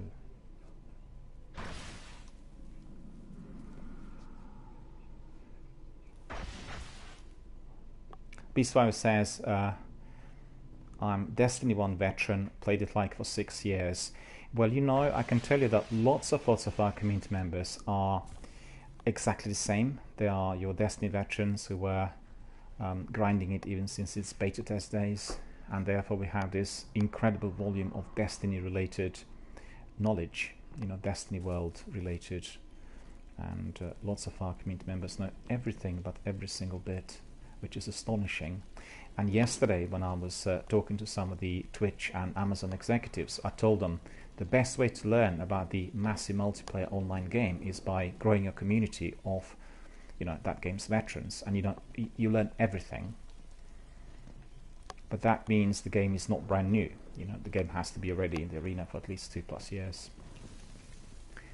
And Survivor Paperclip says, I play Destiny 1 all the time between launch September 2014 to August 2017. 1 month before Destiny 2, I launched in September the 2nd, this September of 2017. Well, fantastic. I'm so glad to have so many Destiny veterans here on the channel, and people who are my community members. And I can tell you, for instance, Captain Jack, Sukupupu, and Matthias spent on the game amongst them. That is on Destiny 1 alone, exclusive of some multiplayer activities. So, obviously the lads will know everything about the game. And obviously, if people have any questions, people want to, know anything, both about Destiny 1 and Destiny 2, just, raise your hand, give us a shout, and you can ask any of our veterans, and I'm sure they'll be able to provide the adequate answer. Lots of people asked about seasons, similar to Beast Survivor. There are people who have not subscribed to the annual pass, but actually the annual pass is your bread and butter. It provides the very best content, and I think the best content that Destiny 2 would have had altogether since its inception. So definitely worth... Can I just ask you, the Casper fragment was gone, or we couldn't find it, or what was it?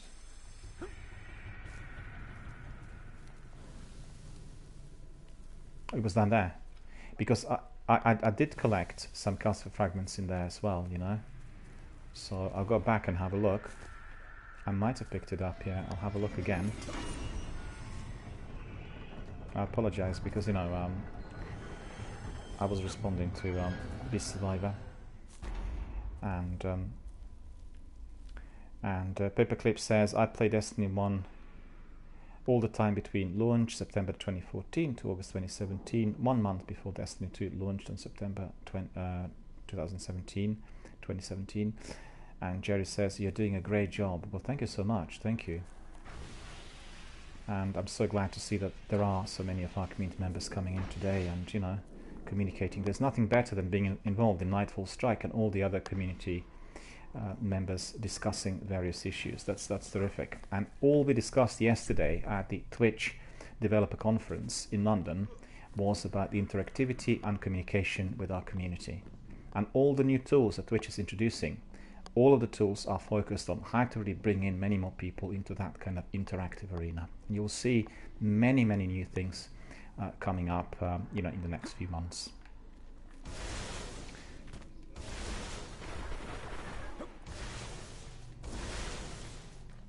So I've gone into some sort of hole and I can't get out. Don't know why. What do I need to do to get out?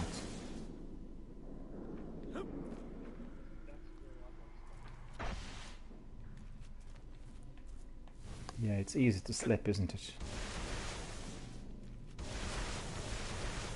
And you know what? I got out.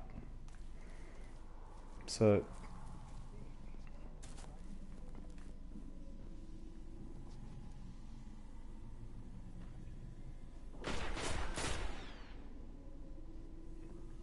oh yeah, I can see it. It's here. Look, it's here. Can you see it?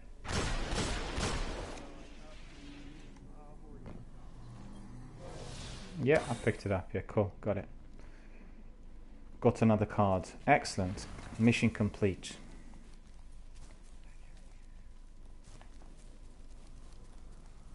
Oh, just hold on a second.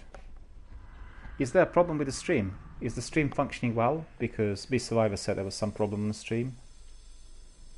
Can you see it alright, Tonzak? Is it frozen or is it alright? Cool. Because on my display there is some sort of problem, but because I have so many messages, I'm not going to be reloading it because the messages will be gone if I reload. And 17 says stream's fine. Okay. There must be some sort of internet-based problem. And Jerry says that this strike is very... Yeah, Jerry says that this Nightfall strike is very difficult for a fire team of 2. Well, you know, we like challenges, and Tonzak and myself played lots of different strikes and, you know, tricky missions. And, you know, we just enjoy that sort of thing. It helps us to kind of... Yeah. Yes, that's a very big problem in here. And you know what? Just hold on a second before you get in. I want to make sure that I've got the correct weapons donned. I want my saber, I think, on instead of those rockets to start with. And then I'll put my rockets on. And let me think. I've got fusion rifle. Okay, that's all in order. So we come into the final section of the strike, and put my heavy on as well. Yeah, indeed, yes. Paperclip, N17, and Jerry, they say that the stream's doing okay, so there must be some sort of you know, network or internet-based problem that this survivor is experiencing.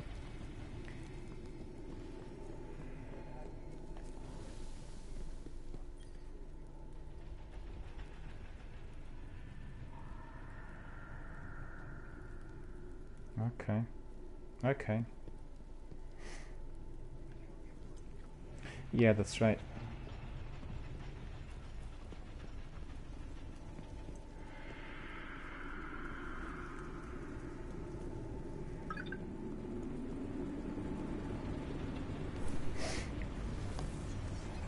You're going to be attacking those brothers with a sword or with a rocket launcher? I think the brothers know we're here.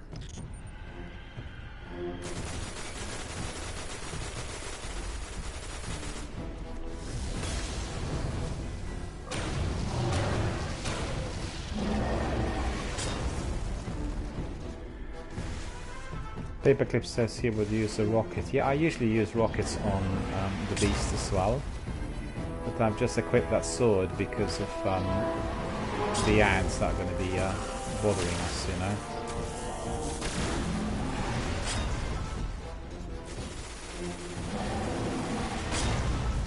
He's just chasing me all the time. You not see? He loves me.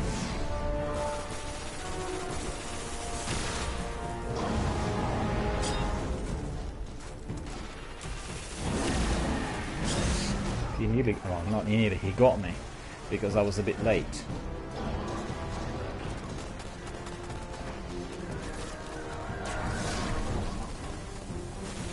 Now the ads are springing up. I got my sword on for them, but I'm dead. So that sword is of no use to me at the moment.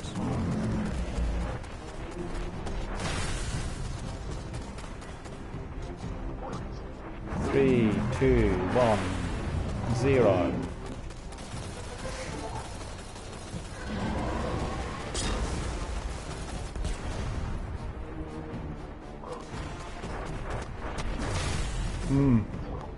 As soon as I become alive, I'll hit them with my sword and they'll be all suffering a lot of damage.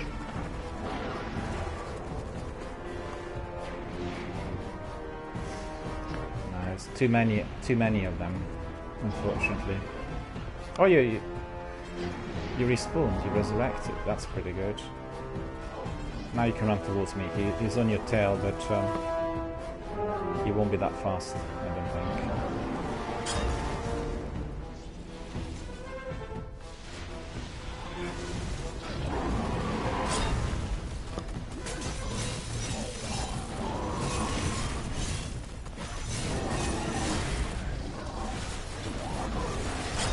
The sword wasn't causing him too much damage, I have to admit.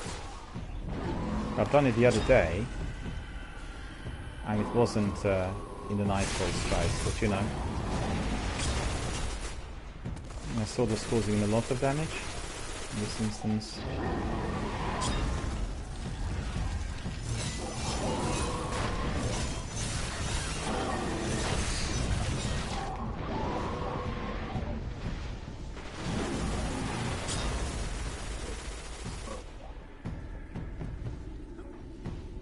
Yeah. Okay. Yeah. Can I do it? Yeah, I got it. What I'll do is I'll... oh, he caught me. But I was in the air.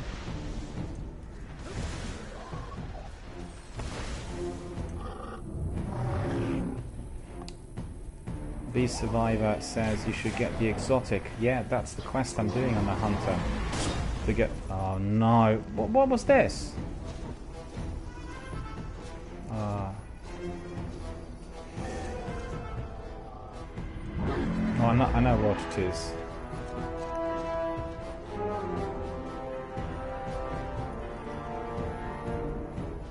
He's very fast, yeah.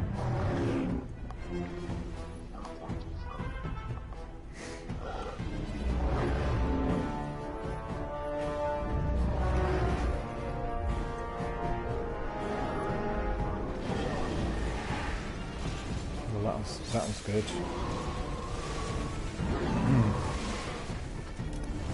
I need to change to my rocket launcher, you know? Just in a way to hide. If you can just divert his attention a bit.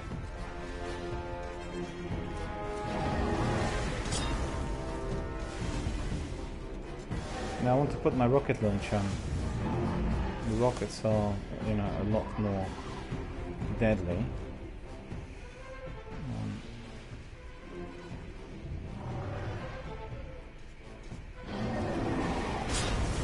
Managed to get away though.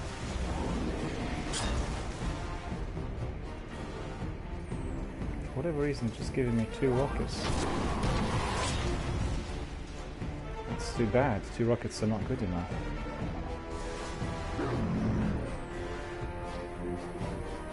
Where is he? I don't see him. I missed him. I missed him.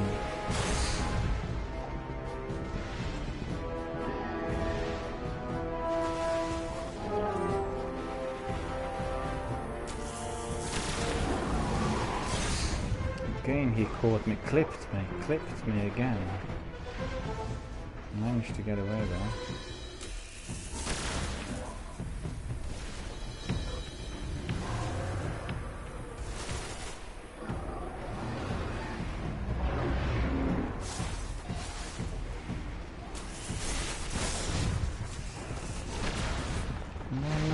no, no, no, no, no, no, no, no. Those ants just sprang up from literally behind me. I didn't see them. Well, that's disappointing.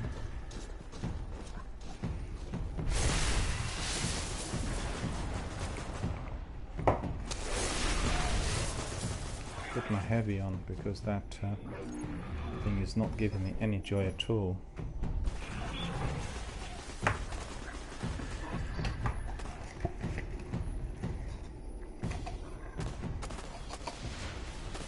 Hang on, hang on, hang on. Got away.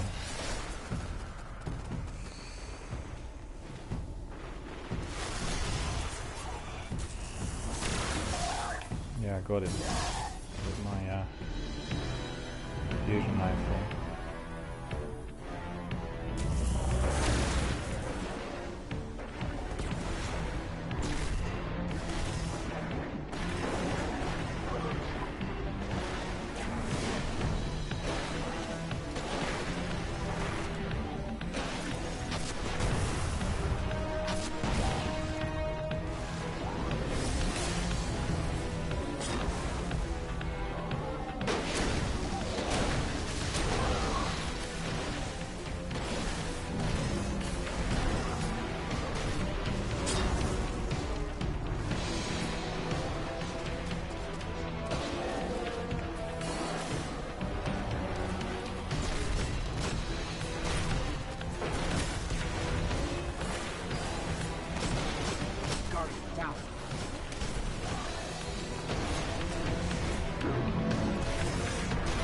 I'll just run around.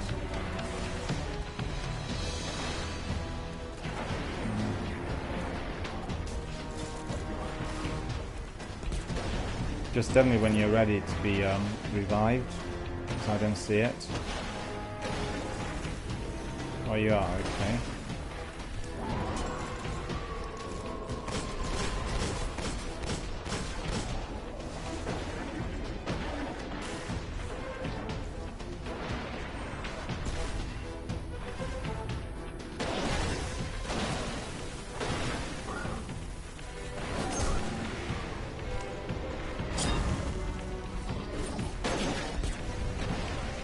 N17 is asking me to use the golden gun. I'm using it. I've used it, you know, when the super recharged.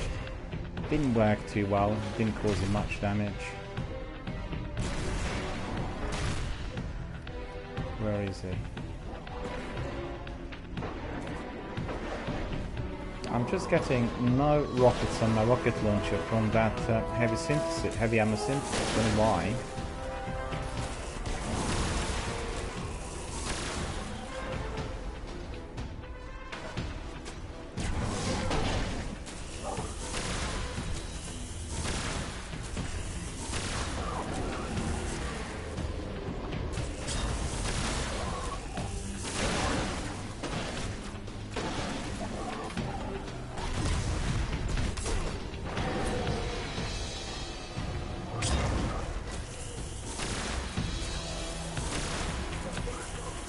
Yeah, his brother's coming in.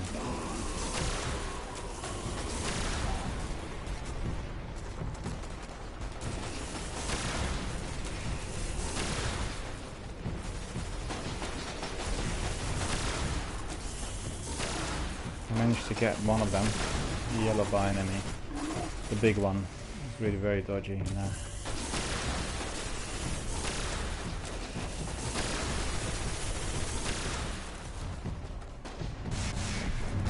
Out of ammunition I am already.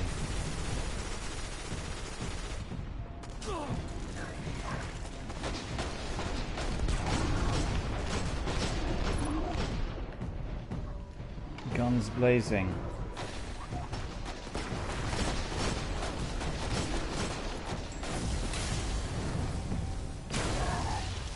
Where are the other ones? Where is the other one? I don't see him.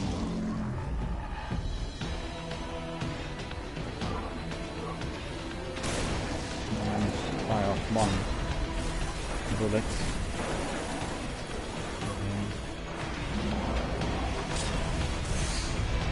Nearly got me again.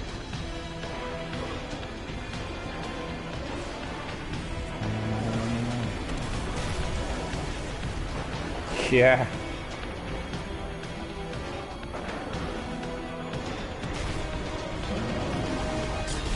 He nearly got me again. It's so fast, isn't it?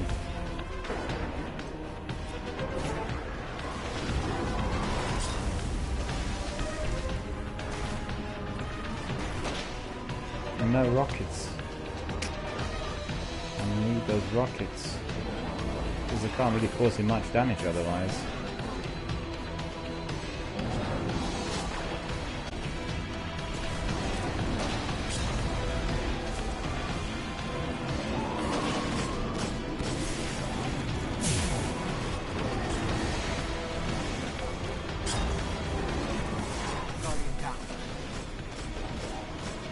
Yeah, I can see that.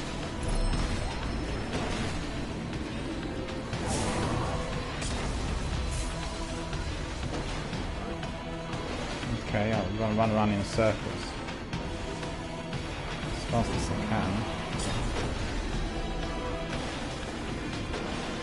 I don't even see where he is, the big one.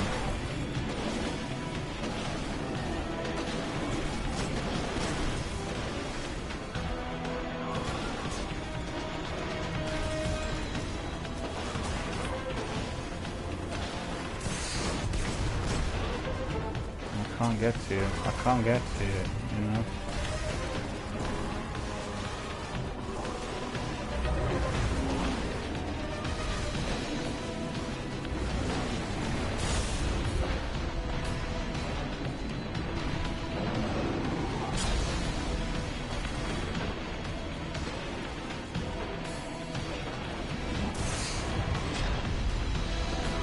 Nearly got killed. That was so close though.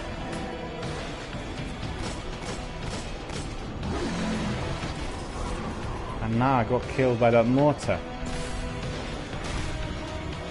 Boo!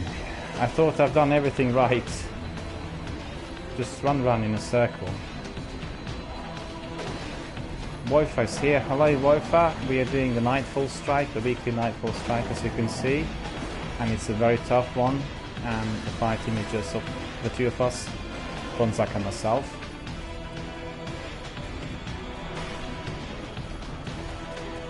Yeah, revive is available now. Let's see where. Oh, that was close. It clipped you. Run away! Run away! Run away!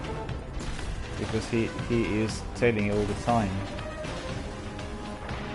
He's quite far now, so he's not going back the other way either.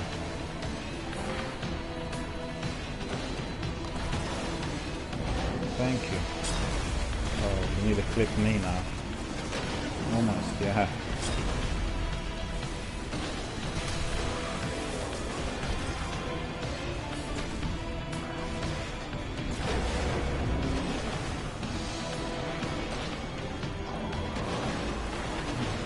Where are they? I don't see them.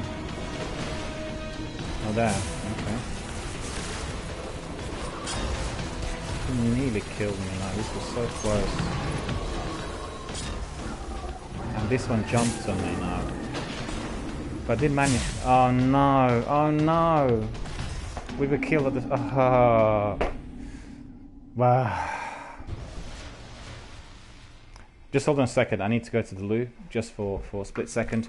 But I want to say that they killed us literally within a split second. That he jumped on me, the big one, you know? He jumped on me, and I thought I've done everything right. And I was evading him and running around. And also, as I was jumping, I managed to neutralize at least 3 or 4 adds. And even knifed like 2 or 3 of them. Well, what were 2 of them when I was sort of landing. But the big guy was obviously flying in the air and he landed directly on me and I was turning into a pancake. Like, you know, within a second. Just bear with me, I'll be back in 30 seconds.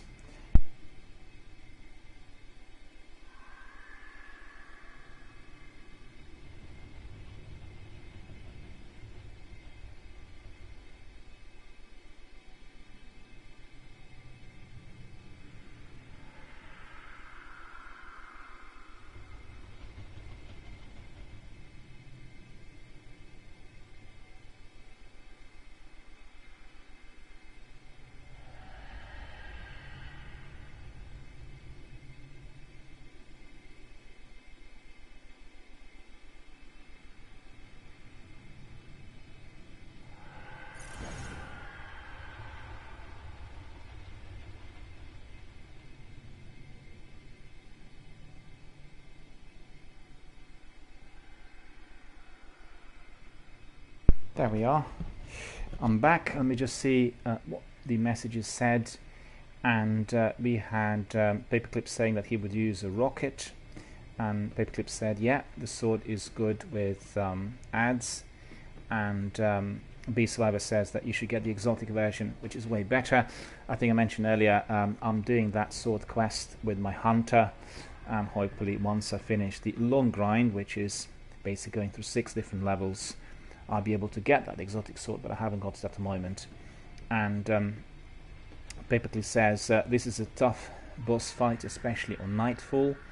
And N17 is asking, do you have Celestial Nighthawk exotic? No, I do not. N17 asked about the golden gun, the way it should be used. And N17 says, no, I mean Celestial Nighthawk for golden gun super, does a lot of damage with a critical hit. Let's have a look. So that should be a perk, should it? This one.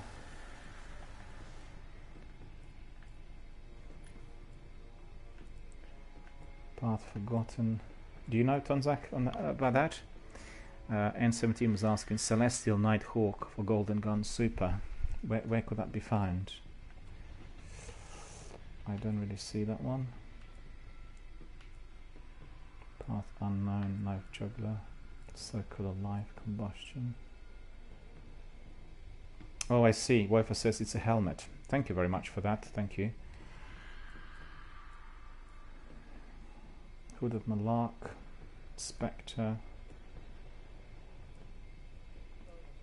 Yeah, no worries, no worries.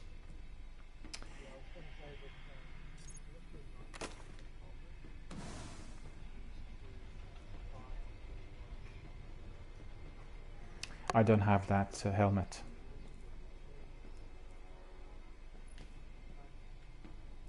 So unfortunately I can't don it. It's not there.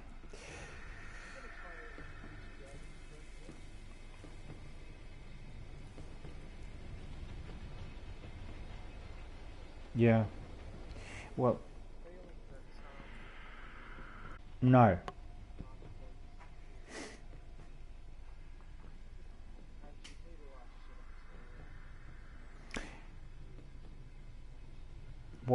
What I can do is I can use that rocket launcher for a while, and then I can switch it to Sleeper Simulant. The only trouble with Sleeper is it is, you know, very slow, and these guys, particularly one of the brothers, is extremely fast. So once I'm kind of aiming and trying to discharge, and you know,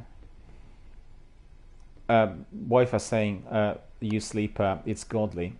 Yeah, I've used it when we were doing the Brothers Strike several times before, but in this Nightfall Strike, one of the brothers is extremely fast, is much faster to what you get in the usual strikes, and I've used my Sleeper on both brothers, and it worked well. In fact, the other day, I've done this as part of the daily kind of strikes, and I used my exotic sword on both brothers, and it really worked. You know, I was able to really reduce the health probably down to about 10%. And in this instance, you could see I tried it. I cornered him against the kind of the big thing in the middle, and it didn't really work. He was not taking much damage at all from my sword, and he couldn't get to me either. But you know, there was little damage. So what we'll do is we'll change the strategy a bit. I think Tonsa's going to be using the new rocket launcher. And what I'll do is I'll probably use my Dragon's Breath here, and I've got something wicked on. And let me see. Yeah, I've got all the perks enabled. And let me see. Snapshot aiming weapon is incredibly fast. Increases. Oh, we'll put this. Increases warhead velocity, so that'll be good. And the weapon gains increased reload and handling when two enemies are in a close proximity. Battle Runner is the best one. Greatly reduced recoil.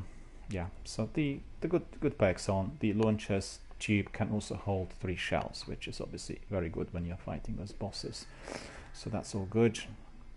And I'm trying to think. Well, you know, the trouble I had was I enabled my heavy ammunition synthesis, and it was providing me just like with 2 rockets. And usually you get, you know, many more than 2. Maybe it's because this is the Nightfall Strike, but like 2 rockets are not really very significant for these brothers. So they probably need half dozen.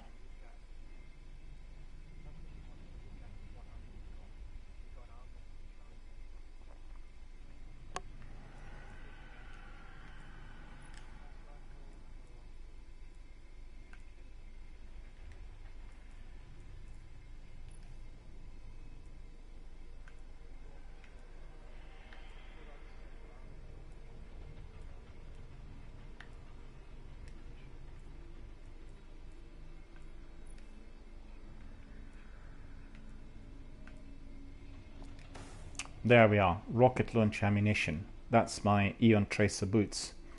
And they'll increase the amount of rocket launch ammunition you can carry. So that should increase the number of those rockets, hopefully. Unless it works differently for the Nightfall. I don't know. It seems to me that what I've done the other day during the strike worked, and I tried the same thing today. It didn't work at all. So maybe there is the difference. I don't know. Let's see. Machine gun, pulse rifle.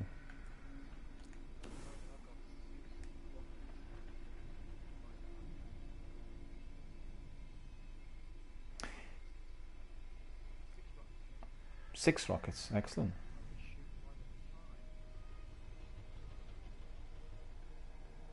Woifer says there is a cheese spot where you can sit on top of a pillar, and Woifer says it doesn't. I guess this was in response to what I asked regarding the Nightfall. I don't know, it's hard to tell. Sometimes it's down to the actual team, you know, and how we kind of use weapons. And I can sit and tell that because I've done this strike several times this week, earlier in the week, and you know, it was significantly different to what we're experiencing right now when it's given us a Nightfall strike. The in-game dynamics of those characters are kind of different. So let's see.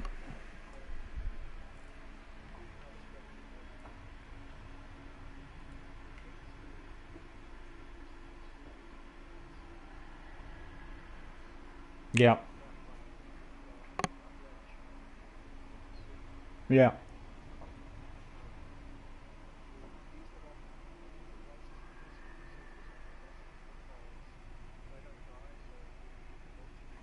Yeah.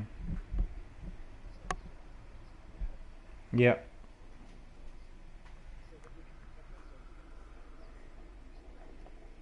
Well, very important, but I can certainly tell you that my super is reloading really slow. I get grenades obviously quicker, but the super is like really slow. And I was able to use my super, I think, once, maybe once actually, in the course of the last attempt, rather than twice. So, you know, maybe you're right actually. That's true, that's true. I think that's a very good idea. Yeah, because I really was using the other subclass because of my quest. Generally on my hunter I prefer Night Stalker, but with the Sunsinger I've got to have it on when I'm doing the quest, because the quest wants, you know, that many solar kills. And yeah, so that's going to work better. Let's crack on. I'm just trying to think whether to equip the sword at the beginning. Maybe I will, just for the ads. So we have several options in there. We'll have rocket launcher and also sleeper. Sleeper I'll be using when the bosses are down to 10%, but we were not able to, you know, to really...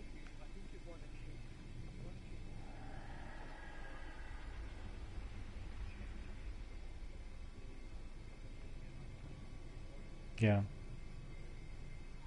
Well, I have a lot of heavy ammunition synthesis. I got about 100 of those.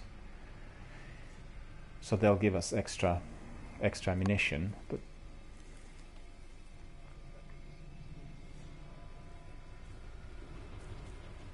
Wildfire is just telling us the reason we are having this difficulty is to do with the modifiers. It's covered in bombs. Press on the touchpad.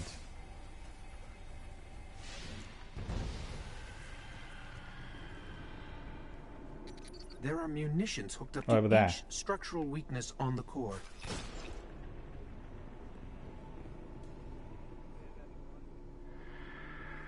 Well, I have nil, so I definitely need, but obviously what I'll do is I'll put my heavy on instead, and we'll keep that one. Yeah, that's right. Yeah, I've done that. So I've got now 56 on my sword. And shut it down, Guardian. yeah, it's our second attempt. So let's see Let's see what happens next. I think the brothers know we're here.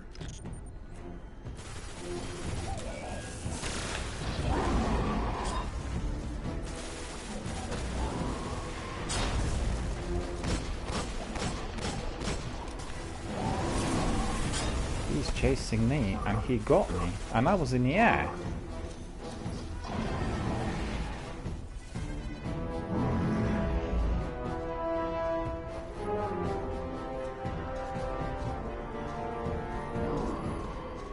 Because I thought I was evading him well. The idea is you always have to jump like either over him or to either side when he's sort of racing after you. Literally, you go completely against him. But sometimes he sort of clips me, and if he does, then I'm dead instantly.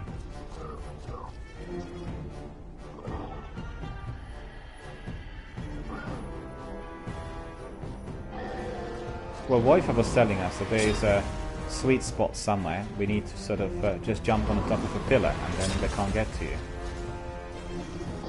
That's what he said.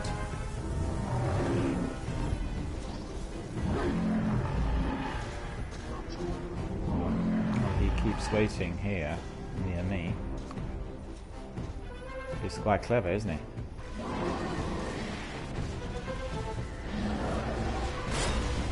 He nearly jumped on me again.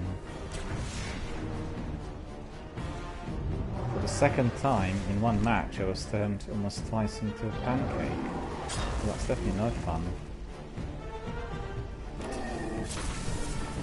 I got him.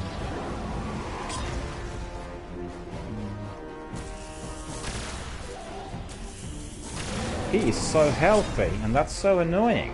We want him to be very sick. Come on, bring us the plague.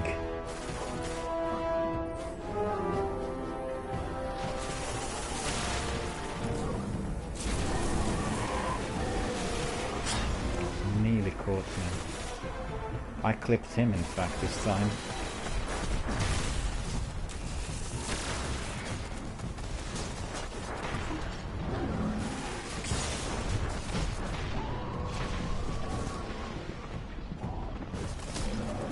I know, I was dealing with them and they killed me.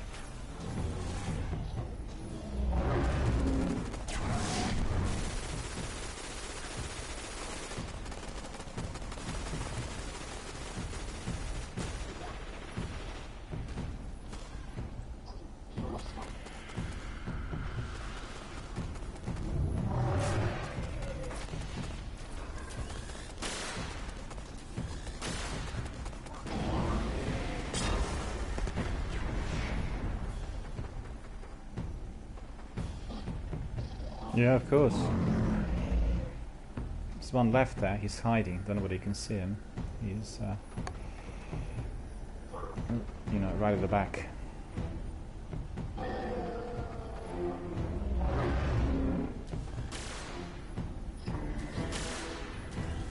We got him. Yeah, he's dead. Yeah.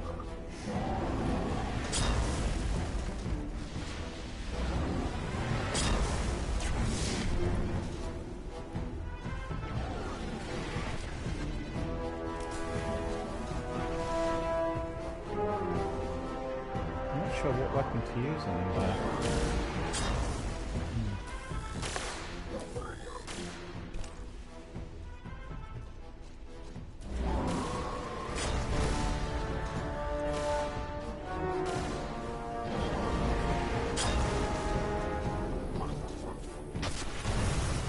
We got him with one rocket, so that's good.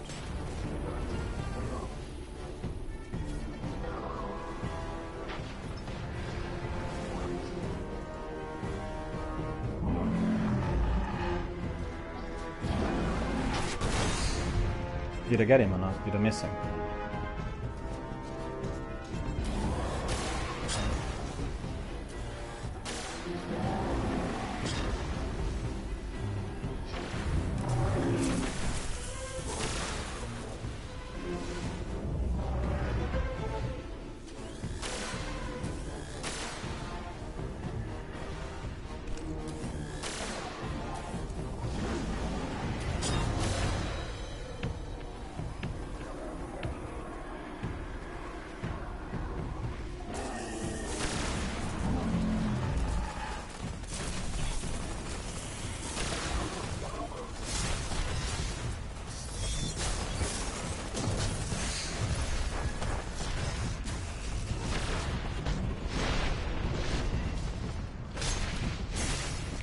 killed me.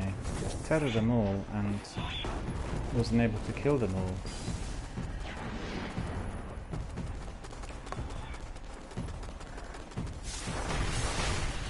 None.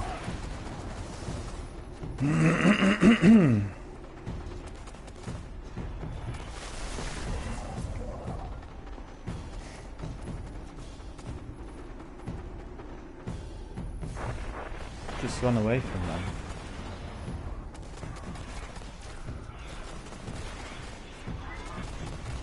No, not at all.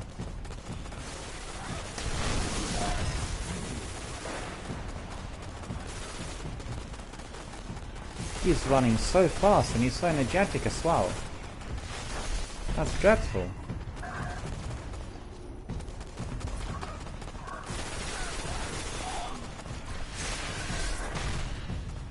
No, no, no. Just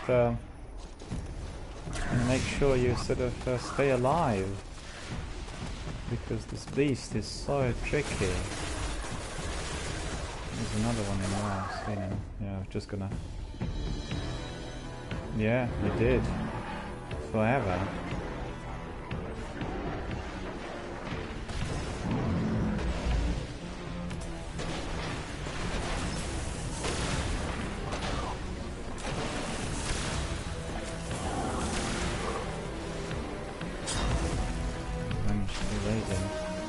Nearly jumped to me again.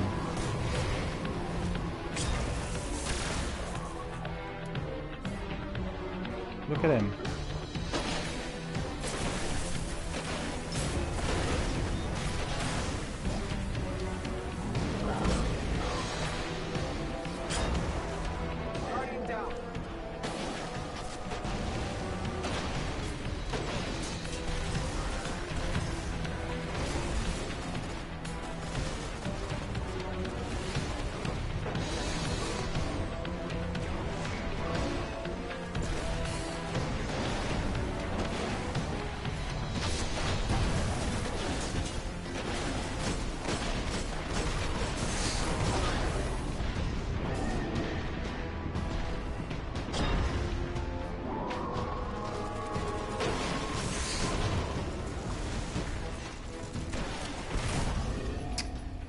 This is so annoying. Loading on that hand cannon sometimes is really menacing.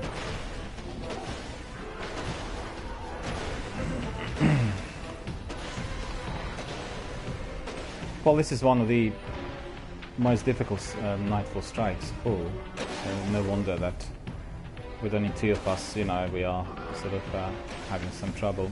But hopefully we'll be okay at the end. In this Nightfall strike I'm just getting hardly any rockets. It's so annoying as well, because usually rockets are very effective.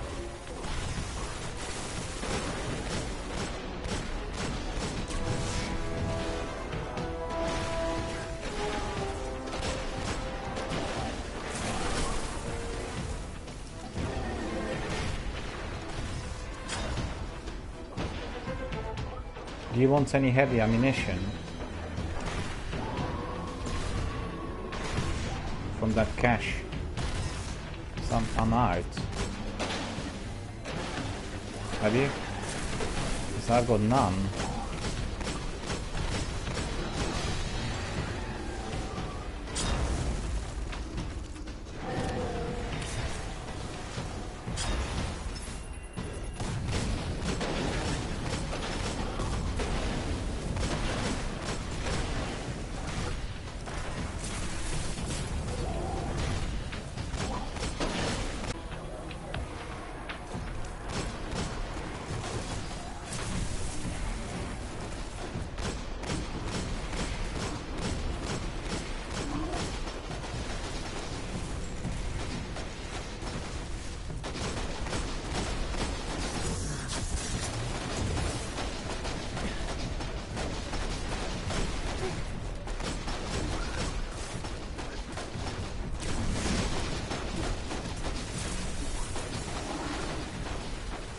God, this is hell.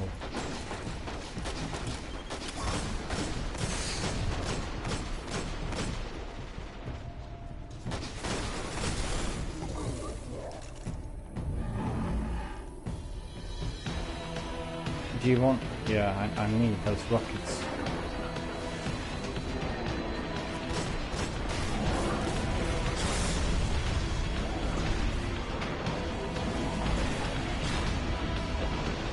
He's after me, right?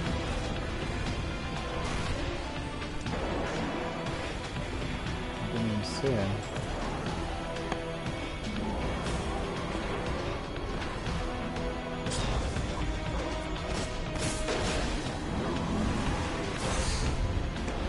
How was it how is it possible?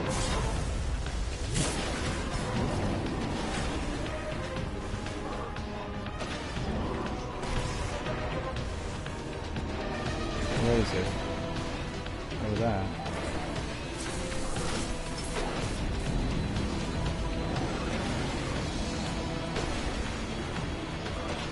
The same here. I have like 3 rounds left.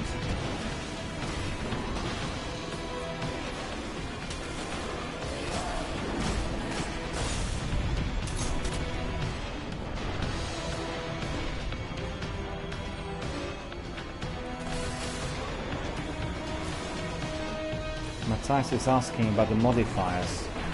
Well, I can certainly tell you some very difficult ones, but I cannot remember them right now.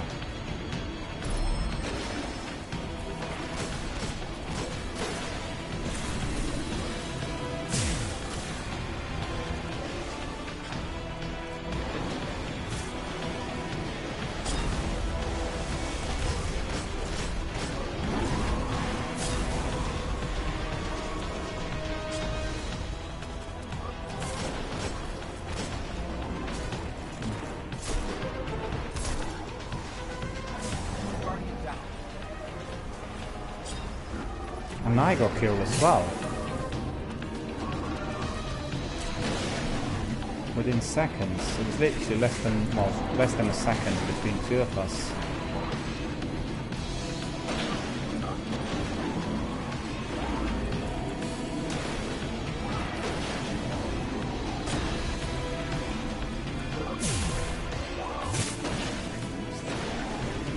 Yeah.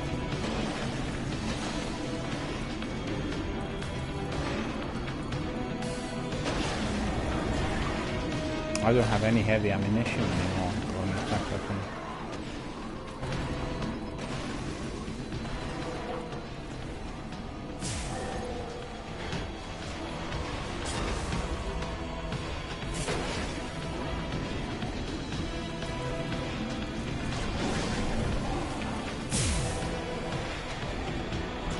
Where is it gone?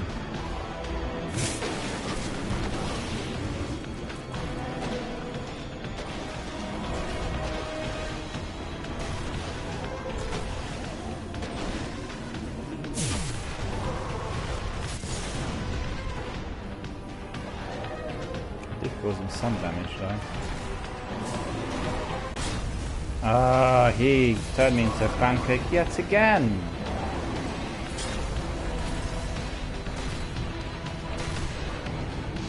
I put, I think, 2 rockets in this other brother and he did suffer some damage.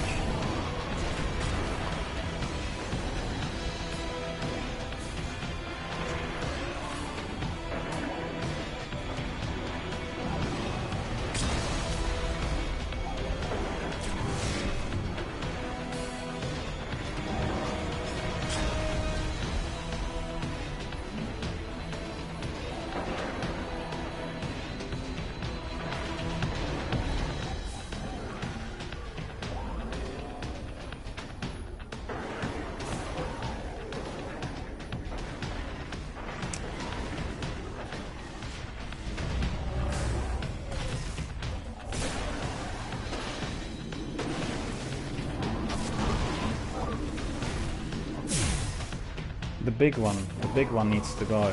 He's the one that needs to be. You got him. Oh well, that's then 3/4 done.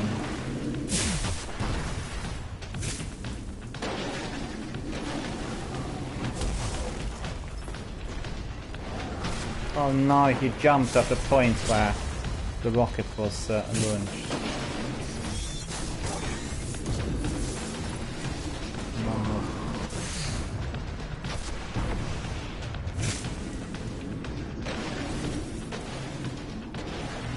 heavy ammunition.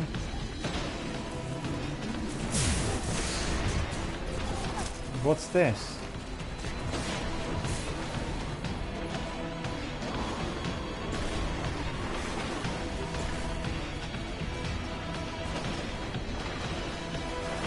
Right at the back, yeah.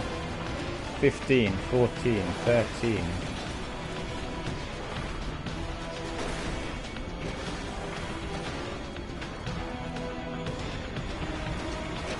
I apologize to our community members for not responding because we are just literally battling it out here in the nightfall trying to finish it off.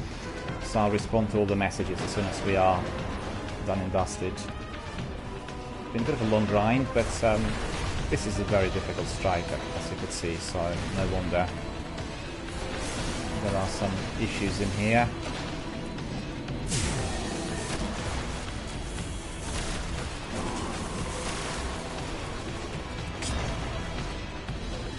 Not sure what weapon to use on him then. I know what I'll do. I know I'll do. I'll put my sword on. But unfortunately I don't have any heavy anymore. Or maybe I will. Actually, hang on. As quickly as possible.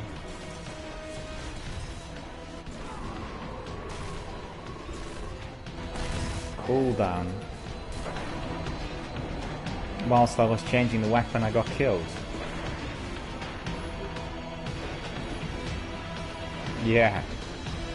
And also it said that my heavy was on massive cooldown of 1 minute or so. 4, 3, 1, 2. Yeah.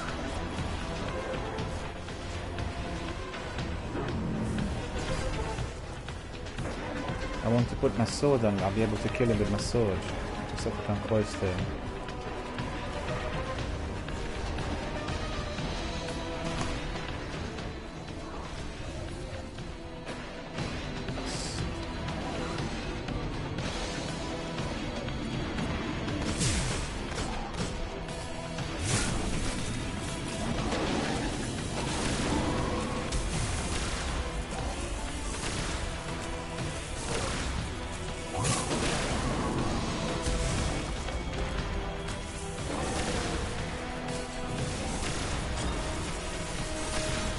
Got him.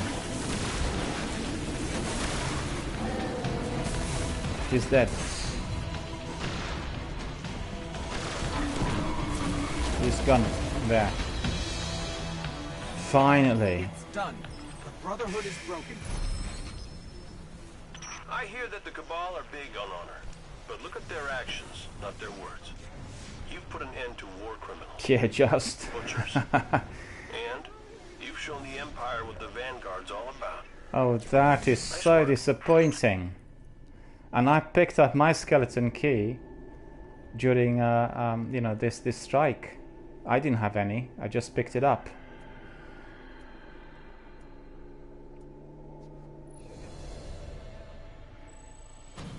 Yeah. Let me just have a look at what the community members were saying, because they were providing us with some tips and advice. Yeah, right. I got exotic chest armor. I got exotic chest armor, so that's pretty good. That's the reward. And you got another weapon as well. Just a minute. Yeah, quite good. Well, this was a very, very difficult strike. As you could see, we played this Nightfall strike, so just bear with us. I want to go to the messages. First of all, I'd like to apologize to our community members. I couldn't really fight those brothers and read the messages at the same time. I did respond to a few, and also thank you so much for your advice and your tips. It was really, really helpful, so thank you so much for that. Let me see what our community members were saying. Use Sleeper, it's godly. Werther said, you see, I was going to use Sleeper, but both Tonzak and myself, we did have a problem in here with ammunition. We couldn't get enough of ammunition as quickly as. The trouble with the Sleeper is, the Sleeper would have worked on the second brother, the one who's got mortars, because he's not that fast. But the other brother, as long as he was alive, was constantly stumping on us, and we couldn't really get away. And, you know, you know, rocket launcher worked to a degree, but I couldn't get many rockets, and there were all kinds of problems. But to be honest with you, at the end, my fusion rifle also worked quite well, which was faster than Sleeper. Sleeper is not as fast. The one I equipped was much faster with the rapid recharge. So, but it worked out at the end. Obviously, we managed to neutralize the brothers after a lengthy battle. And let me see what else is here. And Wolfer said you can switch your smoke screen for invisibility with the grenade. Matthias the Killer asked what are the modifiers, and he also said how to play some of them. I could never find people to do them with. And Wolfer said, well, have you tried Bungie forums? And Matthias says, no idea. And Matthias says, what's the Bungie forums for? And Wolfer said, just type Bungie on Google and sign in, then find the recruitment section. If I remember correctly, that's how you do it. Matthias says, gotcha. And Wolfer said, I'll check as well. I want to tell you something else. If you want to be looking for people to do certain things with, what you can do is you have to be subscribe. You have to join Destiny Tracker. So join destinytracker.com straight away, yeah. And then what you do is you just go and do some Siva heroic strikes and do consistently, like a selection of maybe half dozen or dozen. Every single strike will have obviously a team of 3, and through your Destiny Tracker you will be able to see who was in your team, right? So you'll be able to use your Destiny Tracker to approach completely randomly selected people, and those people frequently are not on Bungie forums. It's a much better bet, I think, nowadays, considering that not many people are doing some of the strikes. And then you can see exactly who they are. You can approach them directly, through your Destiny Tracker. You'll see the username and the tag. You can contact them directly and basically create a team for the Nightfall. And like I said, you will need to have several teams or several community members who can also step in, because for the Nightfall there's no random matchmaking, and therefore it's harder to find your fire team members. And Donzak said, done with 2 guys. Yes, and it was very, very difficult, but we completed it. And I think it's the right strategy through which you run around and kind of divert the enemy to a degree, as well as the correct use of weapons. I had a problem with my heavy. I wanted to use my sword and my rocket launcher, and I was just not getting enough of anything in there. And for whatever reason, I don't know whether you've seen it on the stream, when I was trying to enable my heavy ammunition synthesis, I went in several times, and every single time it seemed to have been prolonged. So although it should have been for whatever minutes, 5 minutes, it just, I kept looking and I thought it's 20 seconds left. I come back and it looked like 58 seconds then. So I'm not sure, really weird. And Wafer says, never mind, Matthias the Killer, it's different now. Just search Bungie, then sign in and find the fire team. Yeah, I mean, it's just like 2 different tips. You can do it through Bungie forums, or you can do it through destinytracker.com. If you try both of those together, it's very likely you'll find some team members quite fast. And Donzak says, with Nightfall, you do need to have a fire team prepped. Destiny does not assemble fire teams for Nightfall. Yeah, that's why I said that if you are accessing people through Destiny Tracker, you will be able to see who they are through the banners, and you can, on everyday basis, you'll find that some people are participating every day, and then you can just build your team. You can ask them, to come in and do a few strikes and then go in for the Nightfall. And as you can see, this week's Nightfall is actually one of the hardest, because you have those 2 bosses. They're quite tricky, particularly the first one, and you have lots of ads, and it's all about tactics and strategies. It's the best done in a fire team of 3 rather than a fire team of 2, and 2 of us were quite daring today, obviously trying to complete it and doing everything possible. So with the 3rd person, they can also divert attention upon the bosses to a degree, because the bosses are really in possession of very good artificial intelligence. And it did happen a few times. As soon as I was trying to enable my heavy, i.e. heavy ammunition synthesis, or I tried to change my weapon, the big brother was just flying, and he's literally turned me into a pancake. And that's just because obviously the AI was telling him that I was doing something that was basically putting me in a very static position, and that was the end of me.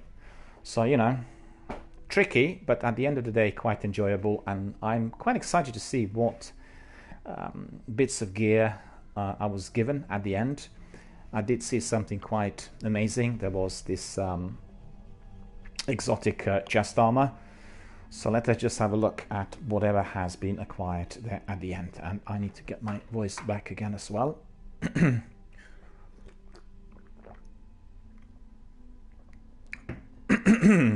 Excuse me. Let's have a look. We have wolf pelt weave 390, which I do not need. We have some engrams, molals, morlus. And Wolf is asking, is Trails still gone?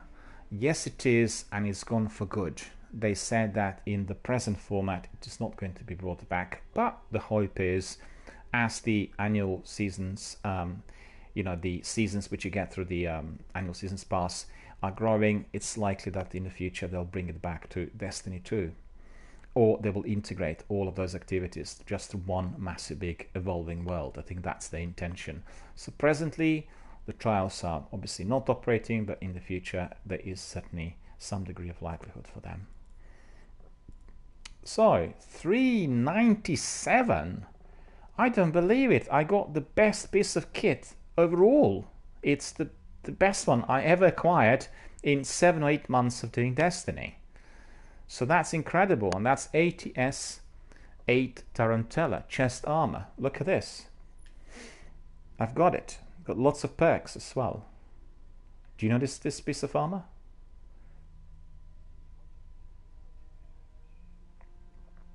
ATS 8 Tarantella. Arc burn defense, arc armor, shotgun ammunition, pulse rifle ammunition, intellect, discipline, infusion, twist fate, and the Tarantella. Take reduced arc damage from minions. Yeah, 3. Yeah, there is a delay. So let me see. Well, without further ado, we are putting this one on. 397. I'll put it on instantly. It is on. And the rest in there is going to be sent to oblivion. We want everything 397 now. But my favorite helmet is Hood of Malak. And it's not because of its effectiveness, it's purely to do the way it looks. I look like half ogre, half man, half ogre, half man. And that makes me kind of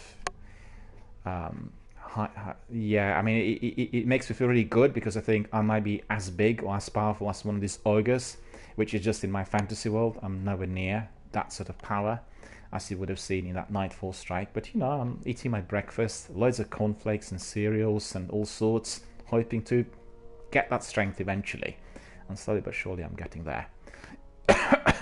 And most importantly, I'm getting there because of my community members. My community members are very dedicated, very helpful.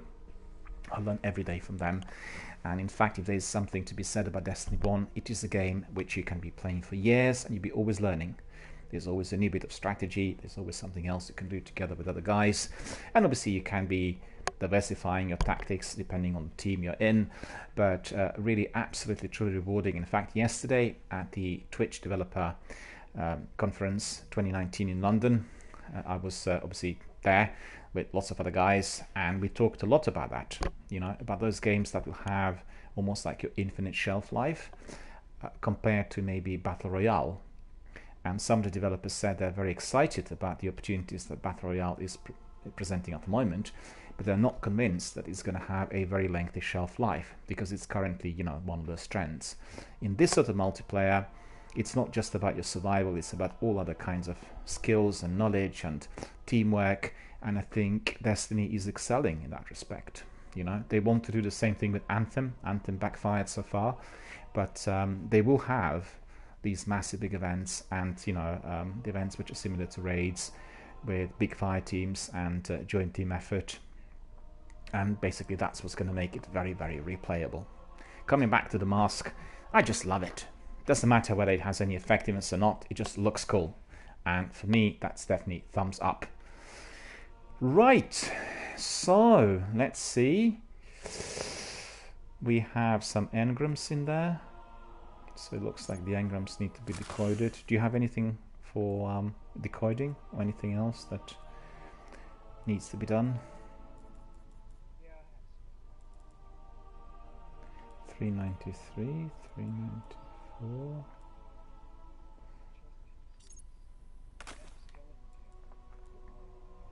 Unfortunately, that came a bit late, and I've had this experience many times, and in fact I'm a bit angry with myself that I did not collect that Nightfall bounty, but it wouldn't really make any difference because we obviously didn't complete it within, what, 20 minutes or so, and one way or the other, you know, looking at the rest of the bounties.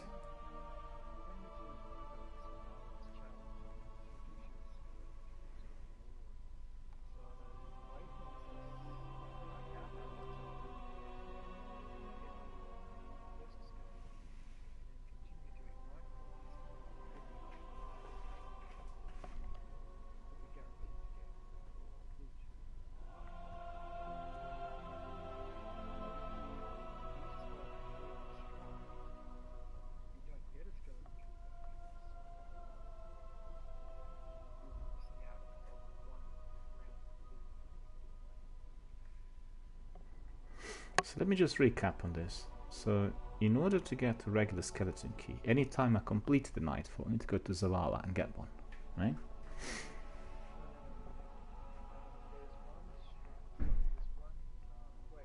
Yeah. Yeah. Okay. I see.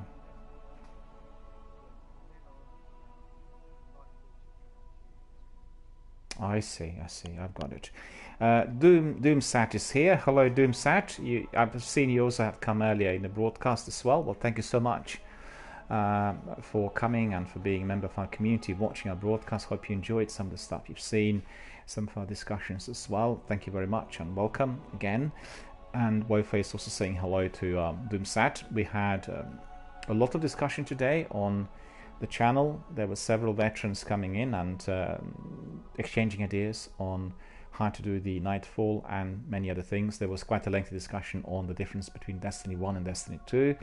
Some people love Destiny 2, others perhaps are not as warm, but you know. And Tonzak also says hi to everyone in chat, and we've had quite a few people coming and going really in the last few hours. Very, very grateful for that. In fact, I'm very grateful, and I'll tell you particularly why. So very grateful to in particular, because yesterday when I talked to some of those senior people from Amazon and Twitch, I mentioned how we get a lot of interactivity on this channel, and the community members come in and everyone talks. It doesn't matter whether people talk amongst each other or whether we talk here live on air. There's always that kind of communication flowing, and the guys were really curious to see how this was being done. So you know, it may well be that indeed they'll have a look at the broadcast if they were indeed not able to see it today, as we're obviously doing it live, but they were quite interested in finding out what the method is. And I said to them quite simply, the method is basically providing high quality content and talking to everyone and making sure that people are talking amongst each other. I mean, that's the key, and it's the quality content. So anyone who was reading the comments early on could learn something from them, and there was some pointers in there. I mean, we were given a lot of advice from our community members as we were doing the Nightfall strike.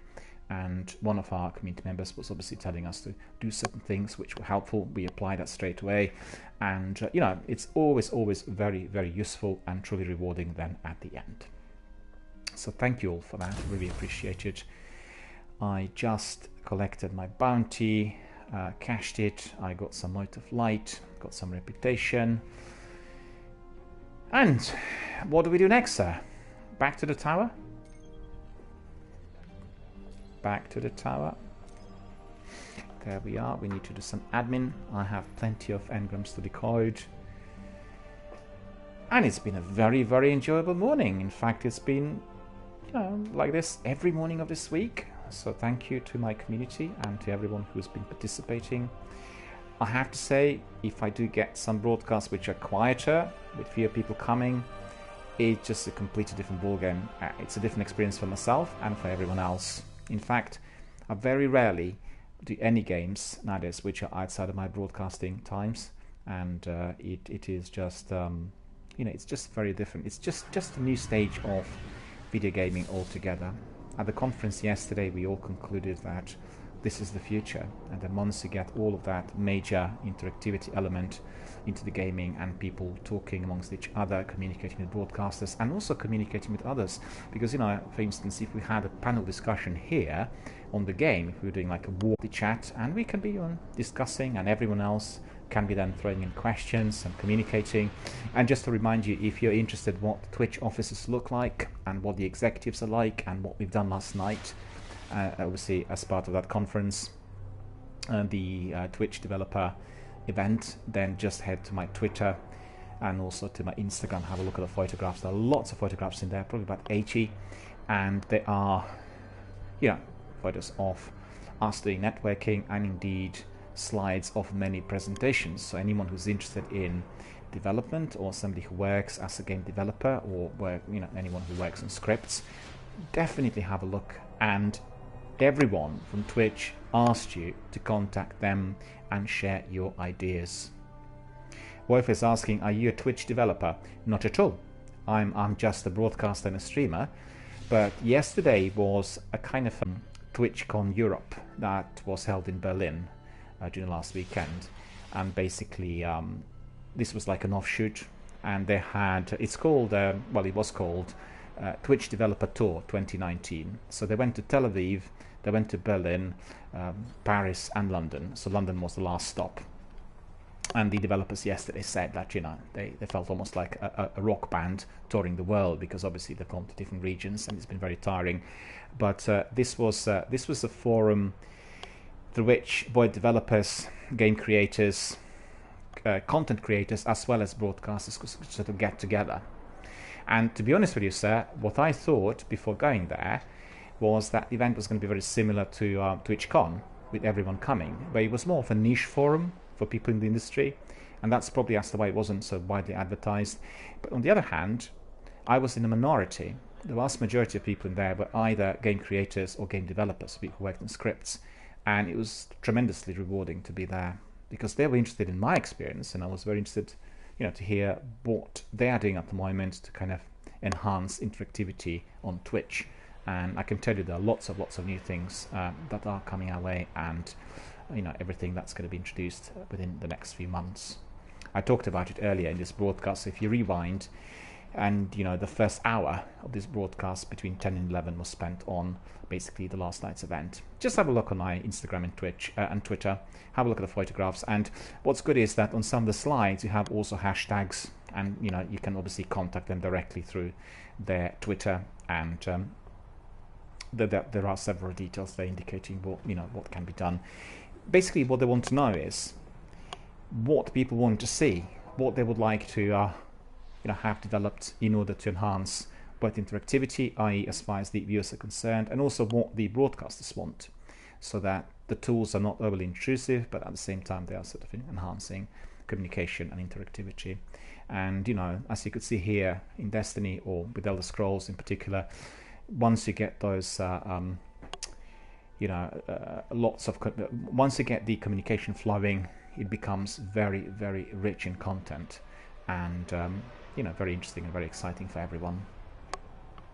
Okay, so just head to my Twitter and Instagram, have a look, and you'll be able to see all that was unraveling there in those absolutely jaw-dropping, splendid offices in central London, on New Oxford Street. That's where the building is. An honor. There we are. Some rewards. Glimmer, 600 glimmer. We got 800 glimmer, and then some engrams. To good use, Guardian. Pistol. Another weapon. And what's this?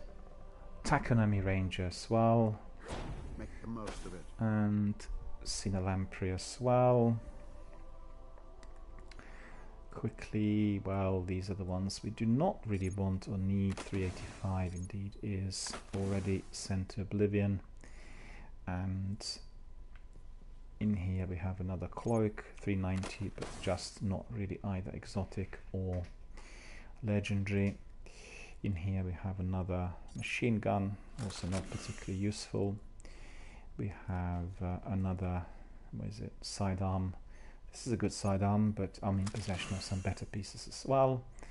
All done and dusted, all collected, admin's finished, and obviously the most important achievement today after doing that Nightfall is this piece, my new chest armor ATS-8 Tarantella, which in fact has 397 defense points, i.e. the most powerful quality kit I've got in my armor.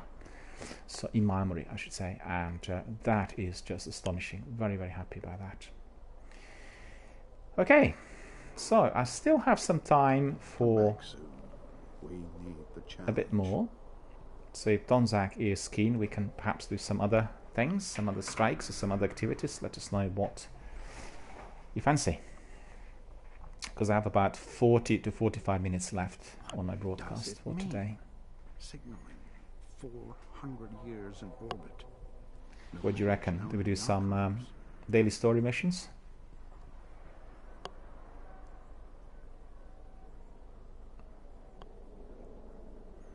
We could do some of those. Yeah. Yeah. Strange puzzle.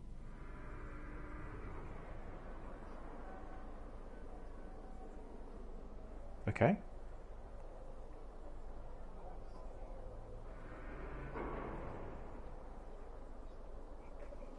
Sounds good. Cool. Well, it depends on what story we'll get, you know, because with some of the stories, sniper might be the best possible weapon, with other ones less so it all depends. Now, think. Where have we seen this before? Yeah.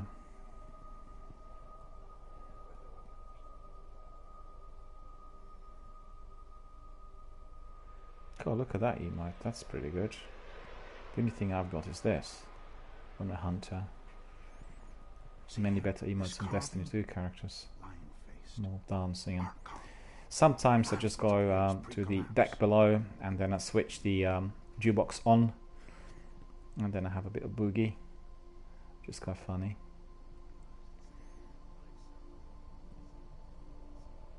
Yeah, what is that one that you were just using? This one, yeah. What's that? You look like someone who's got something worth cracking.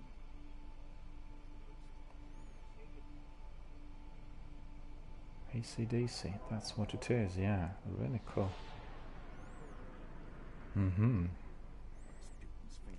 Well, it does look like AC/DC. I thought it was definitely it. So, you know, look at it. Matthias has the whole selection of various styles which were modeled on different musicians. He has, you know, the Korean guy, this big head was called gang something, and then he has Michael Jackson, then he has the whole selection of different types of dances and moves, which is really cool. And then we've done some videos and he would go and get on one of those poles in there, you know, we have the flag pole, and jump in there and he'd be doing all this dancing. It was really, really quite funny.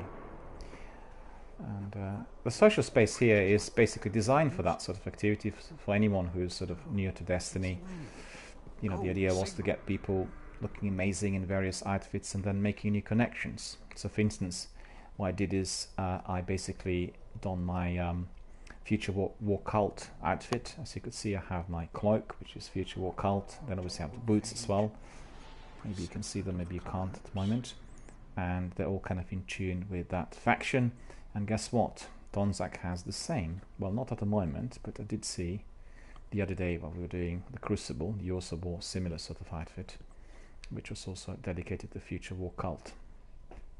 And you can see that on our banners as well. So this is one of them as well. Yeah, that's right. I can see the stripes you have in there. Future War Cult stripes. Yeah, that's right. And also the emblem as well. No, you had the one with oh yeah, it's a different character. Yeah. It looks different on your Hunter, because obviously your Hunter be wearing a cloak compared to Warlock. Really? And everything.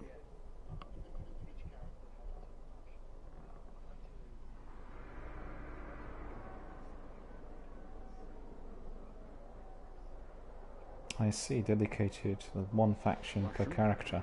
But I thought I've seen you the other day in the Crucible with Future War Cult, but there might have been then another player rather than yourself.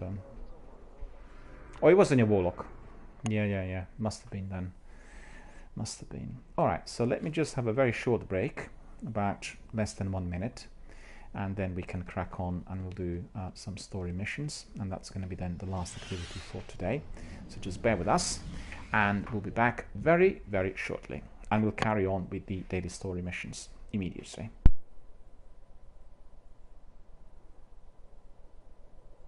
Fragments of an Akkadian text.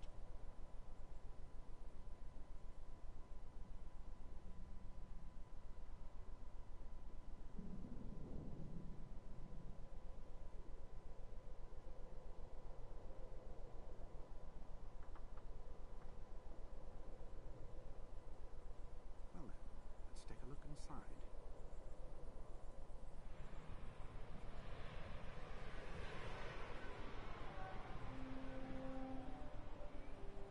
Strange matter acid.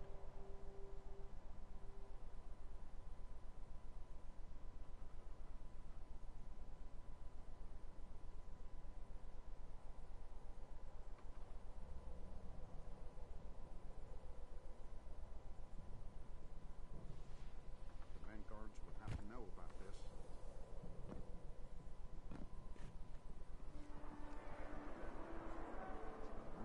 Finding a way. Strange.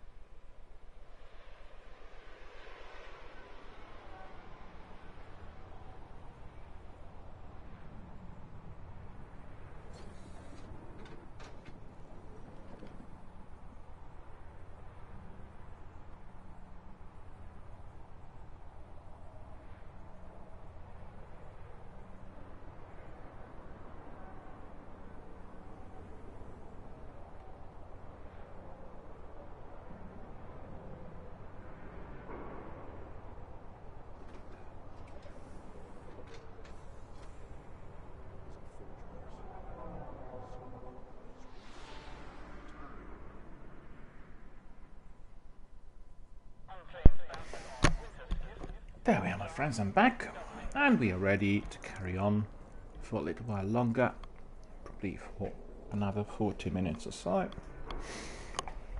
So if Tonzak is ready, we can just simply crack on. Can look at oh, it's pretty good. Take a snapshot of that as well.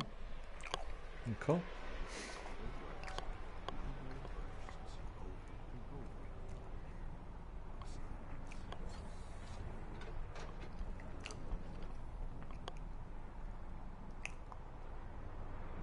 Yeah. There we are. Ducas Petros is here as well with us. Look at that. Ducas Petros got really awesome outfit as well. And that's also Future War Cult outfit, isn't it? And what's the character? It's a Titan. The missions. Daily story missions.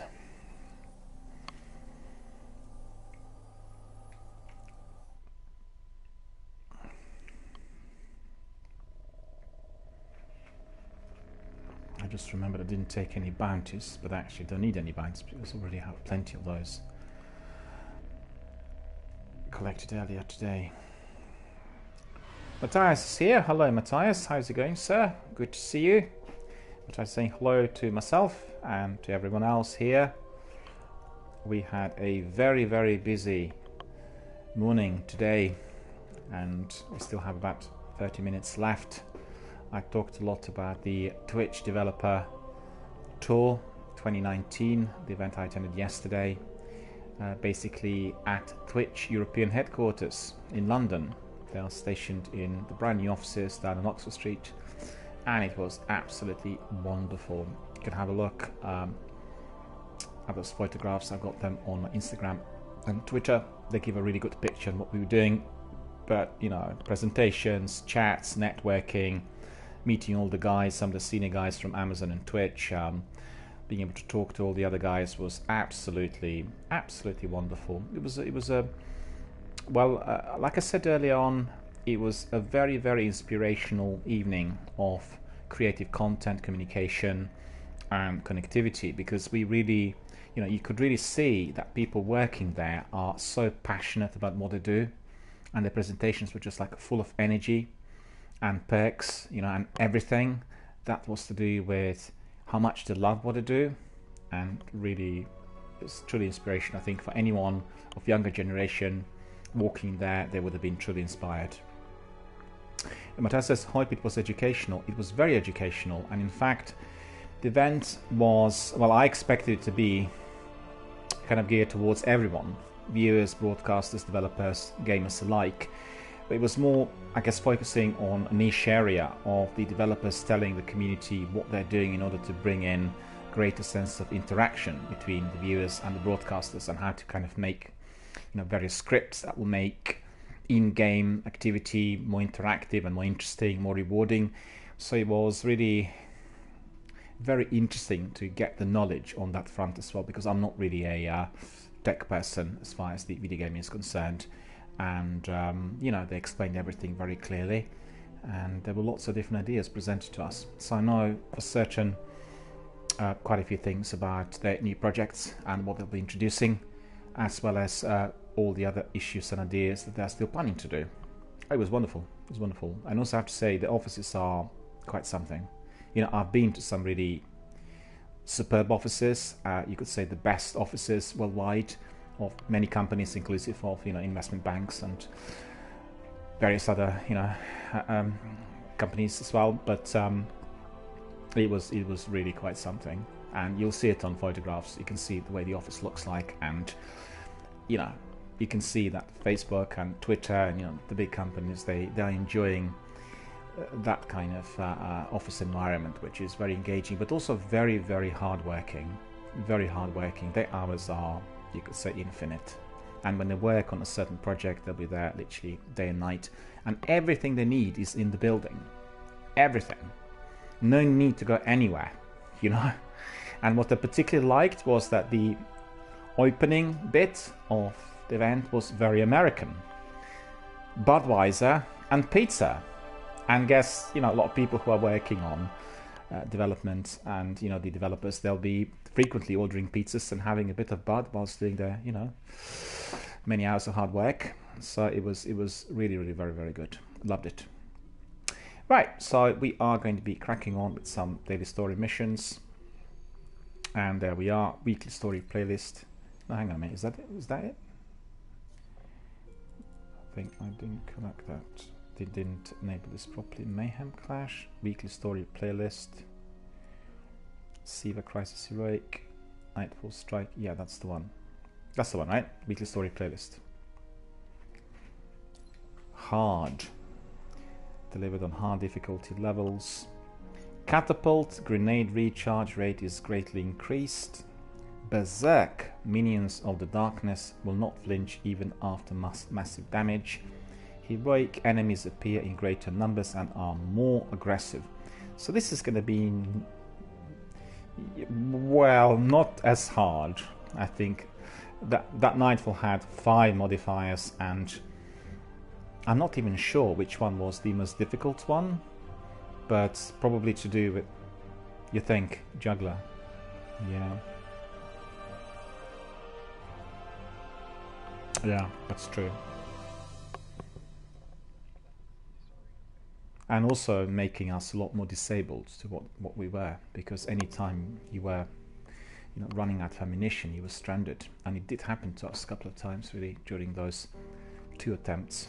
And well, you know, at the end we completed it, so that's really very important. And we are going to be proceeding to, well, the mission called Dark Champions.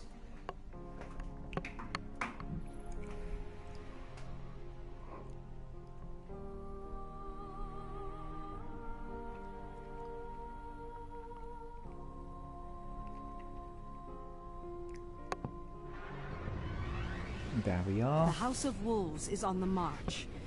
They're surrounding Vex strongholds across the Ishtar Sink. Every soldier under his command is down there. Skolos has either gone completely insane, or he's become a tactical genius. I love field work, but the hunt must end. Now. So let's see what happens next.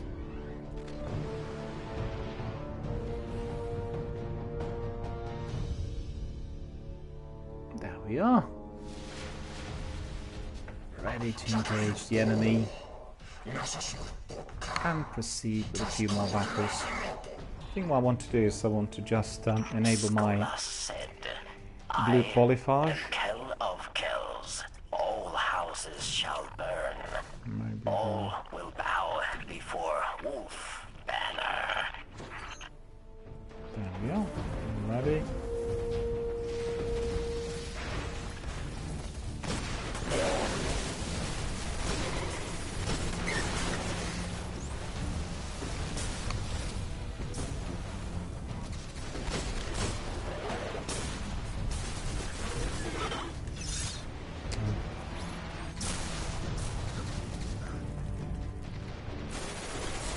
Got the wrong equipment on.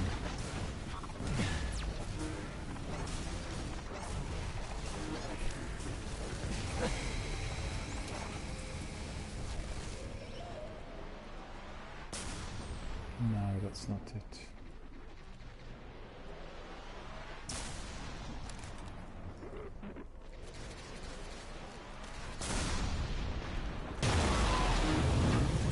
By the time I equipped my rocket launcher, the beast was eliminated. Well, that says something about me, I think.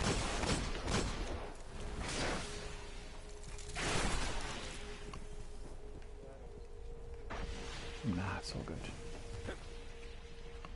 There's some, what is it?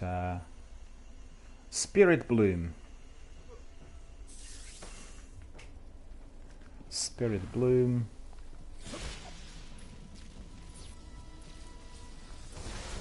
Well, Spirit Bloom over here. There. You picked it up already. Okay.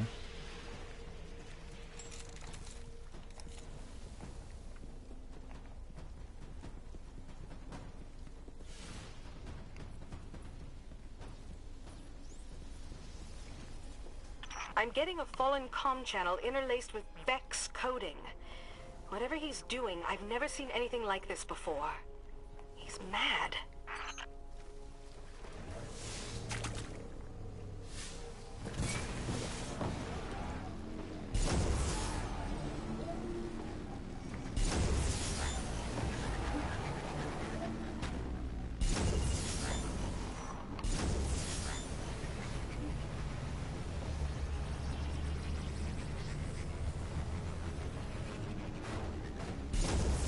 Okay, that's not a good sign. The wolves are assaulting the Vault of Glass. What is Skolas planning?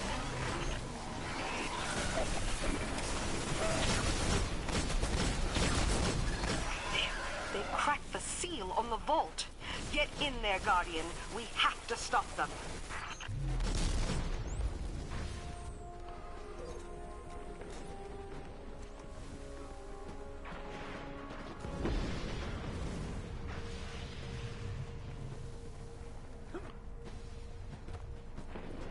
Yeah, up here.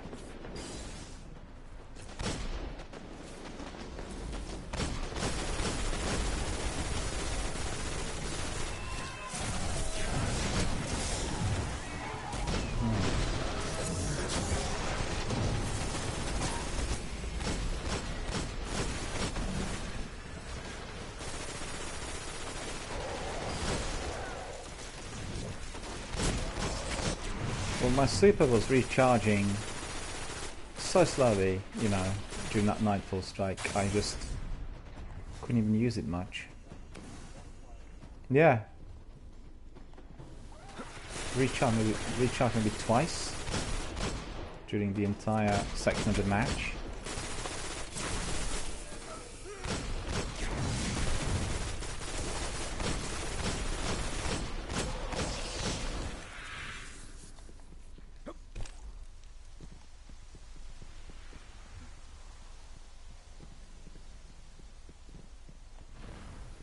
Yeah, I've done that a few times myself. Tried to kind of dive in there and I've died every single time, forgetting that this is the passage.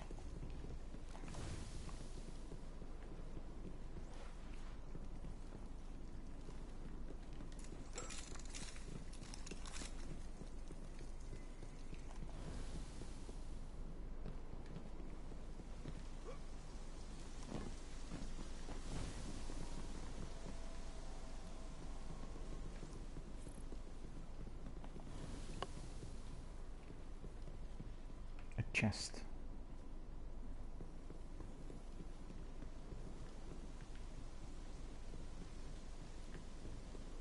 No. Looked a bit like it, but wasn't it?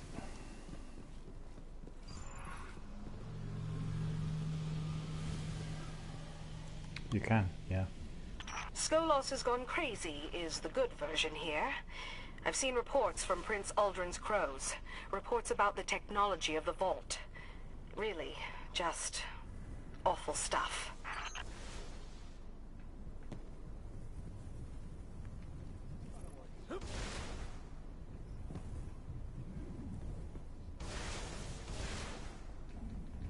Boo! Missed it. Slipped. My triple jump is not as good as it should be.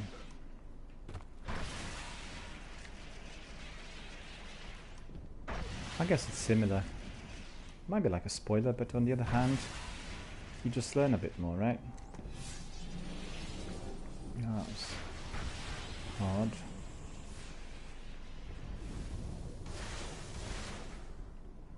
Yeah, I got it.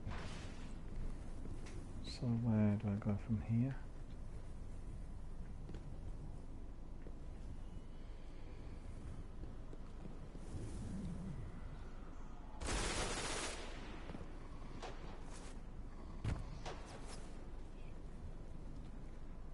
Yeah, I nearly went into the abyss, but I remembered it.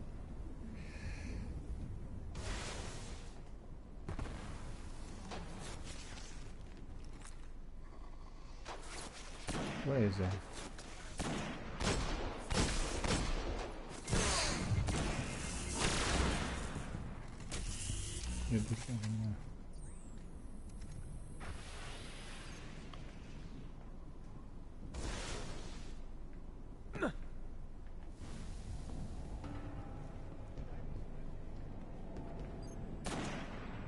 Yeah, I've got my fusion rifle in there. No, one of them is here.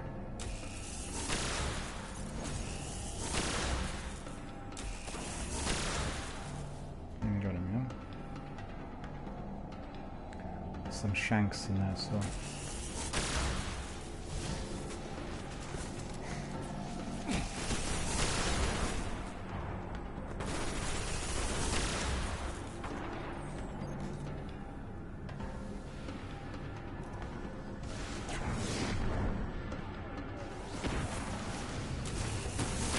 No, we eliminated the snipers. Very bad. Those two were Wolves there. trying to tap oracles. Big glowing squares. Guardian, destroy the oracles. Destroy them fast.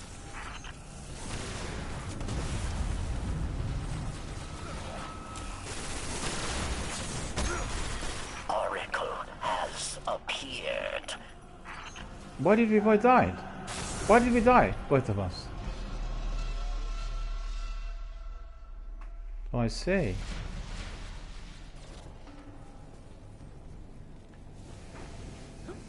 No, I've done that many times. And sometimes it worked and sometimes it didn't.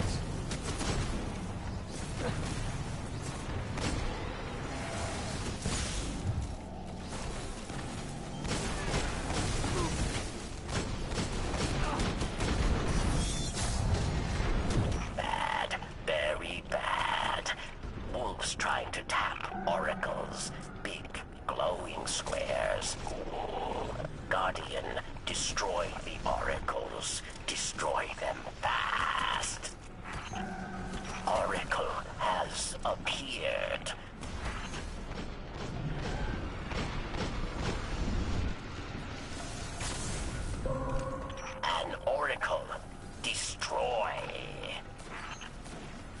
lot easier to do it when you aren't doing it in a team, you know?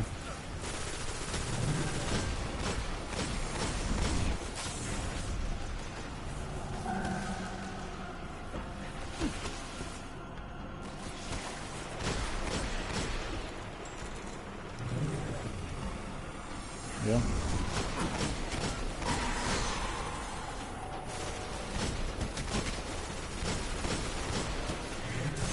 There's still another one, the last one. That one there. One more oracle. Yeah.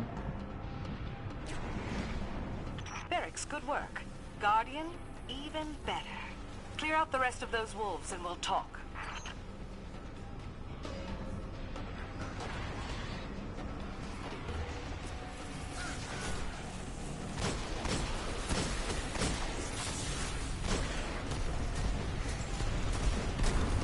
Well, one of them nearly pushed me.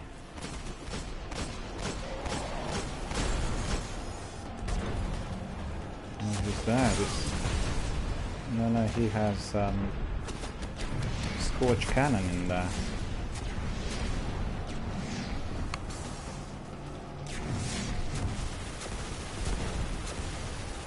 Did he get you as well?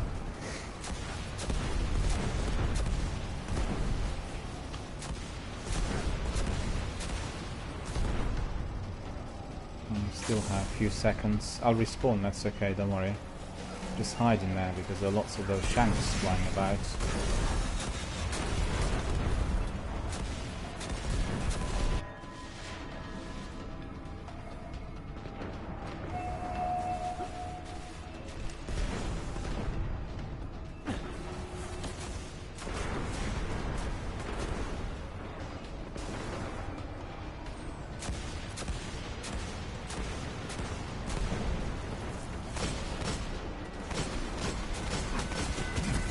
Damn, so annoying.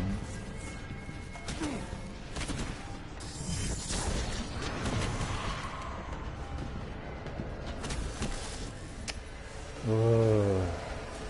I thought this dagger was doing some good in there, but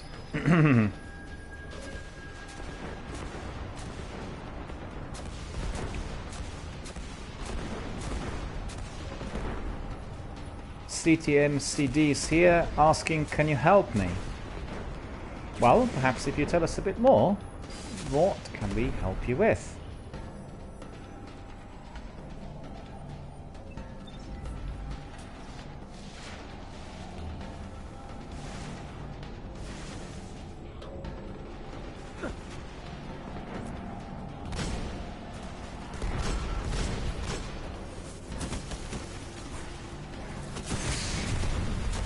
There is some character in there that's killing me with ease. What is it? It's like a boss.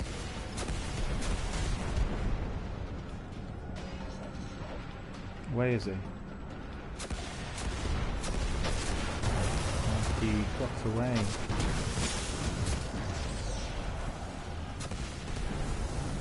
Don't have any more heavy ammunition. I did get him with my rocket though.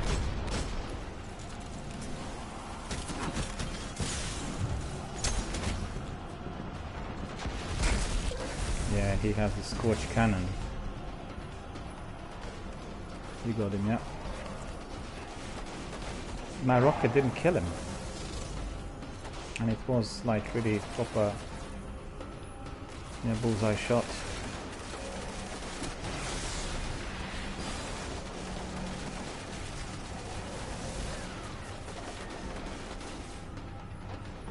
I have to use Scorch Cannon as well.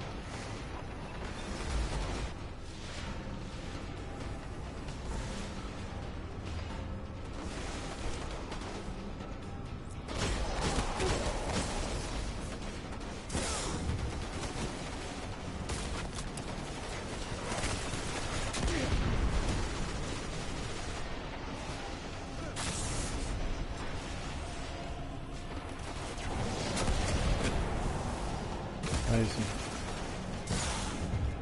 No, I've got it. Why did he die? Put several. He did actually die, didn't he?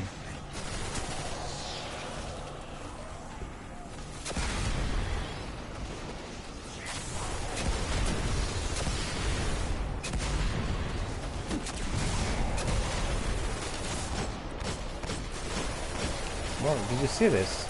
Like, he didn't even die after 2 or 3 rockets.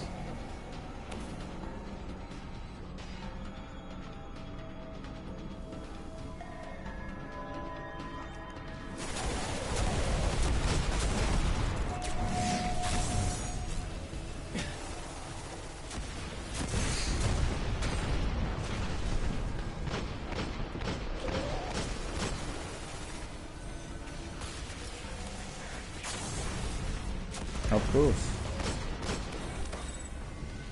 We got it. So Skolas wanted to use the oracles as taps into 35 legendary marks I got. This isn't just a hunt. A fallen house with Vex technology is a threat to the whole system. Look at that Scorch Cannon. Things simple now, yes. We find Skolas. We put an end to Keller Kells. Or wolves put an end to us. Well, I think we certainly would agree that Scorch Cannon does have a sort of very adequate name. When you see it in action, it's absolutely deadly. It scorches everything. So wonderful. Coming back to CTMACD, he's asking whether we can help him, but we do not know what we can help him with. So perhaps if you can tell us a bit more, then we'll be able to tell you whether or not indeed we are going to be able to help you. We can do maybe one more and then we'll call it a day for today. 35 legendary marks I got at the end. Well, that's good. That's good. That feels rewarding.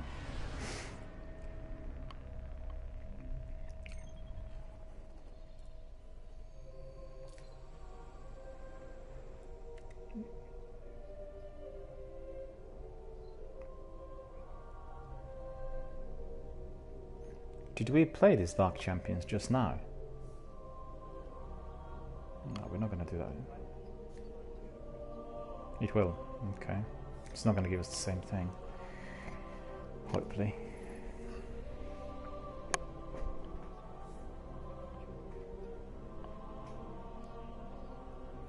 Oh no, I don't want to do that one. No, please. Just hope that this is not the one. Soon the hive will sacrifice I'm not keen on jumping and gliding. This offering. Not my Find kind of the thing. Forsaken and bring me Prefer keeping my feet on the ground, you know? Some people like flying, some people like walking. I belong to the latter.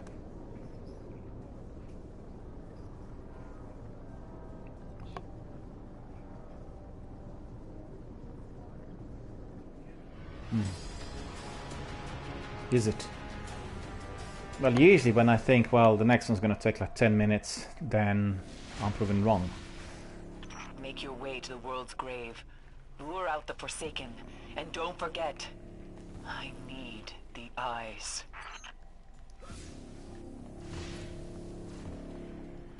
Yeah.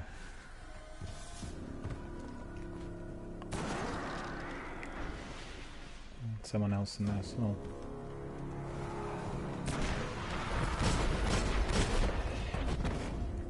You're coming.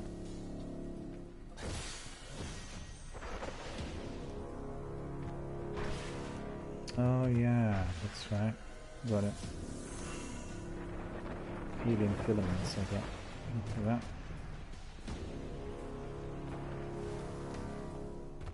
Cool.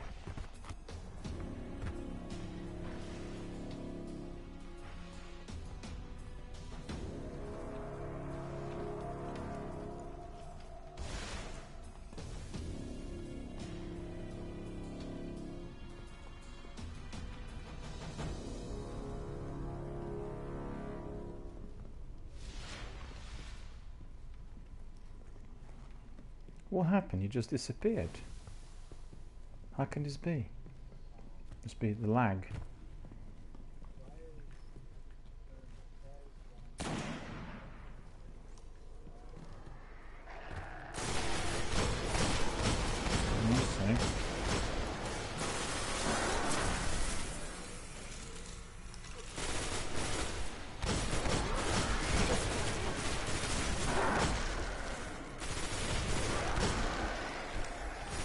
What's that weapon are you using?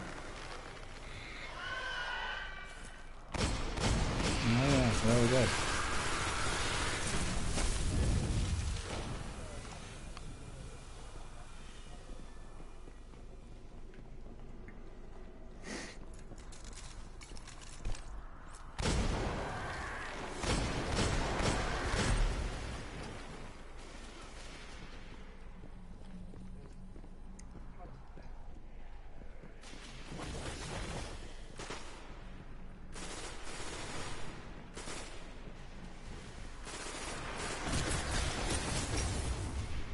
Yeah, so do I.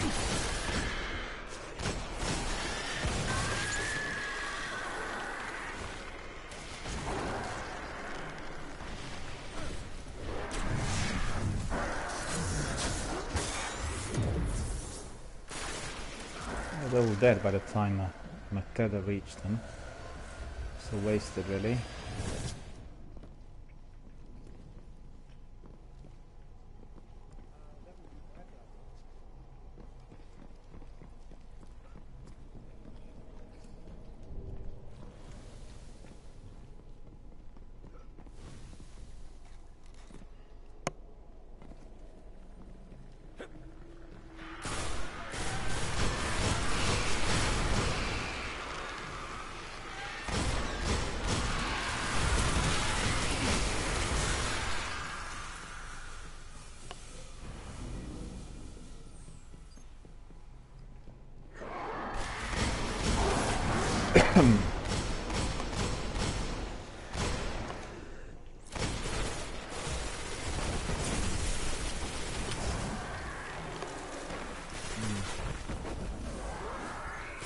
Quite a few of those knights are there.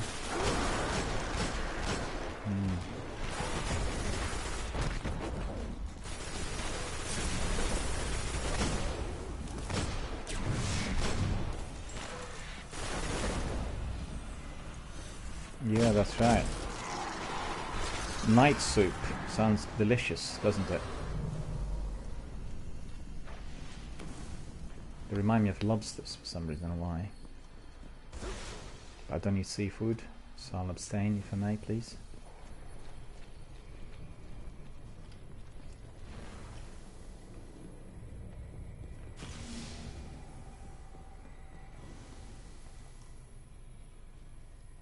And there we are. Yeah.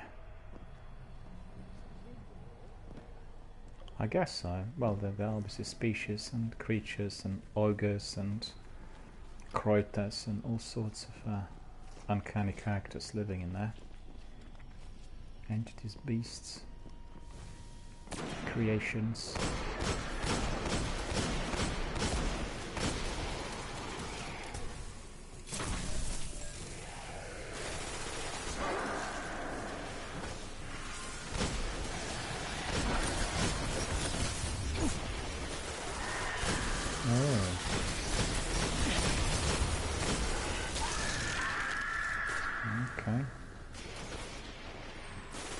Where is the rest?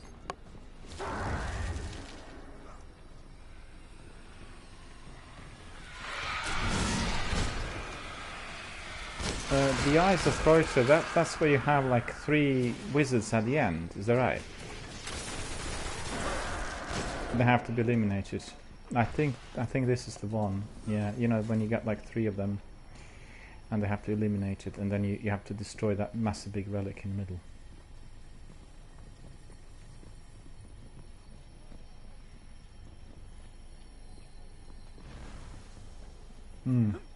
I think that's the one.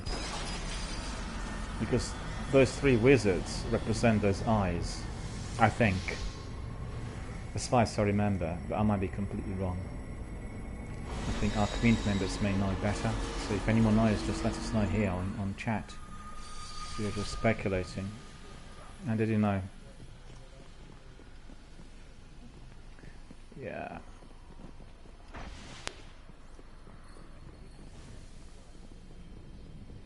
The story mission.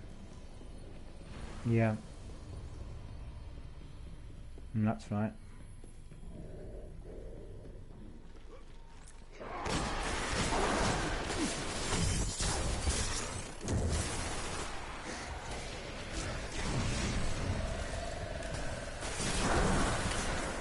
Yep, that worked. At long last, I used my tether appropriately. All the other ones were just a pie in the sky.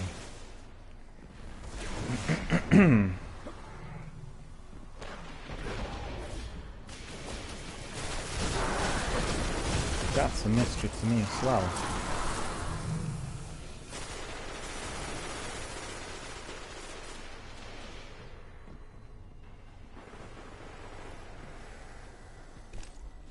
Any more left?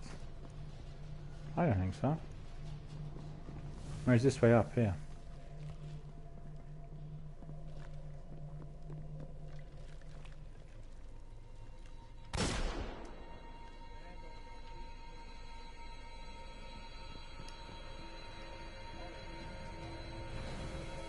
No.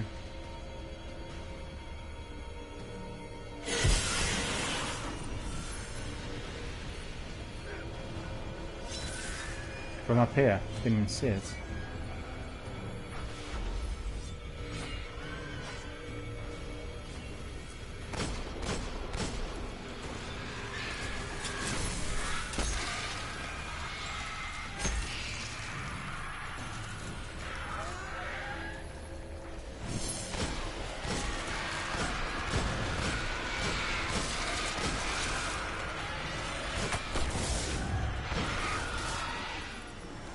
Don't know what killed me, but something did.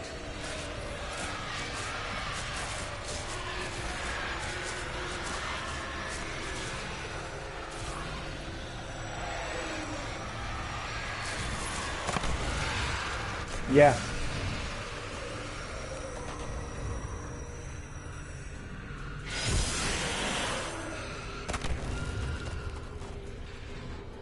Yeah, this is definitely a good idea. Thank you.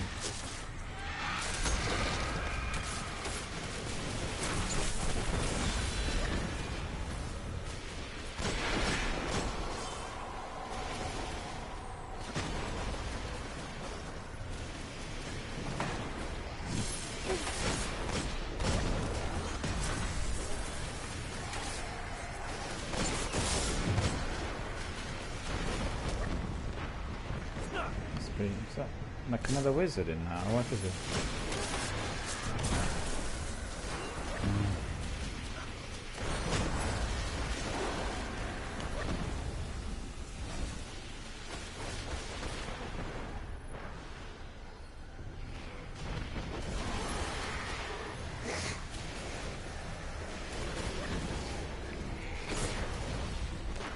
Thank you, thank you.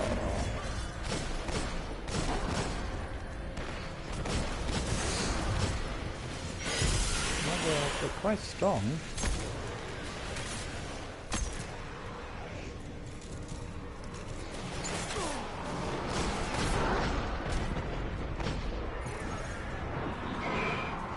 Oh no, not him.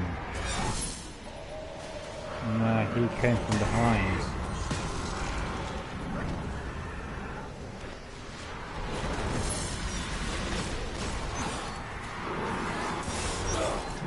Where was he coming from? I didn't even see him or hear him anything.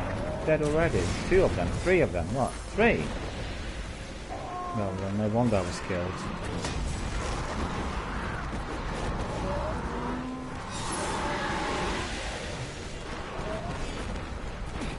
Yeah.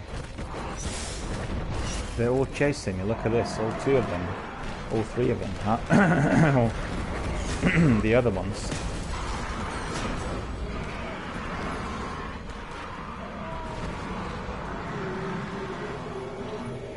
Respawn. No, don't worry, they'll get you now. Well, they'll get me.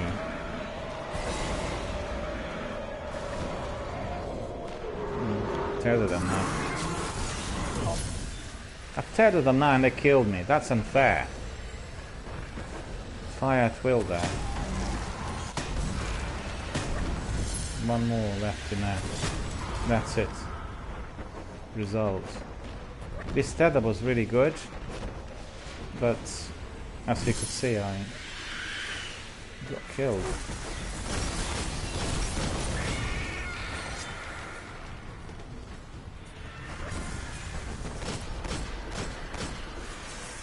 Yeah.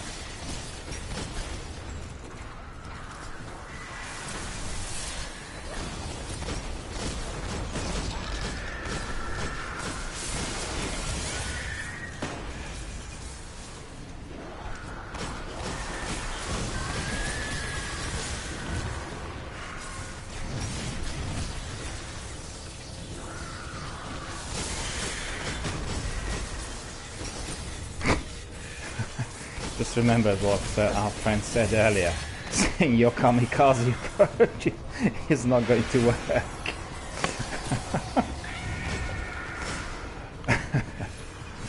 And I kind of agreed with him. Well, just carried on being kamikaze then.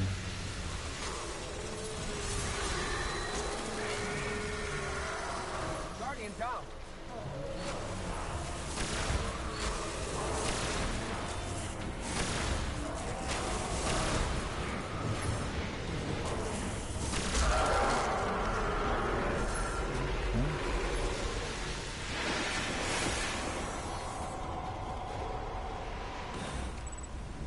Oh, that's it. Don't Finished it. forget. Okay. Bring me the eyes.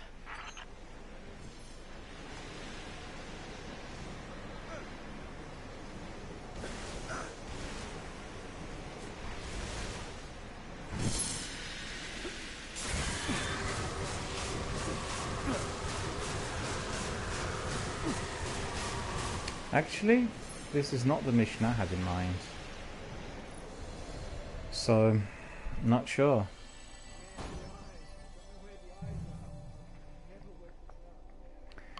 Absolutely, that's really weird. I don't really know what's happened, and that's definitely not the mission which I had in my mind. Hello, Captain Jack. How are you doing, sir? Very good to see you.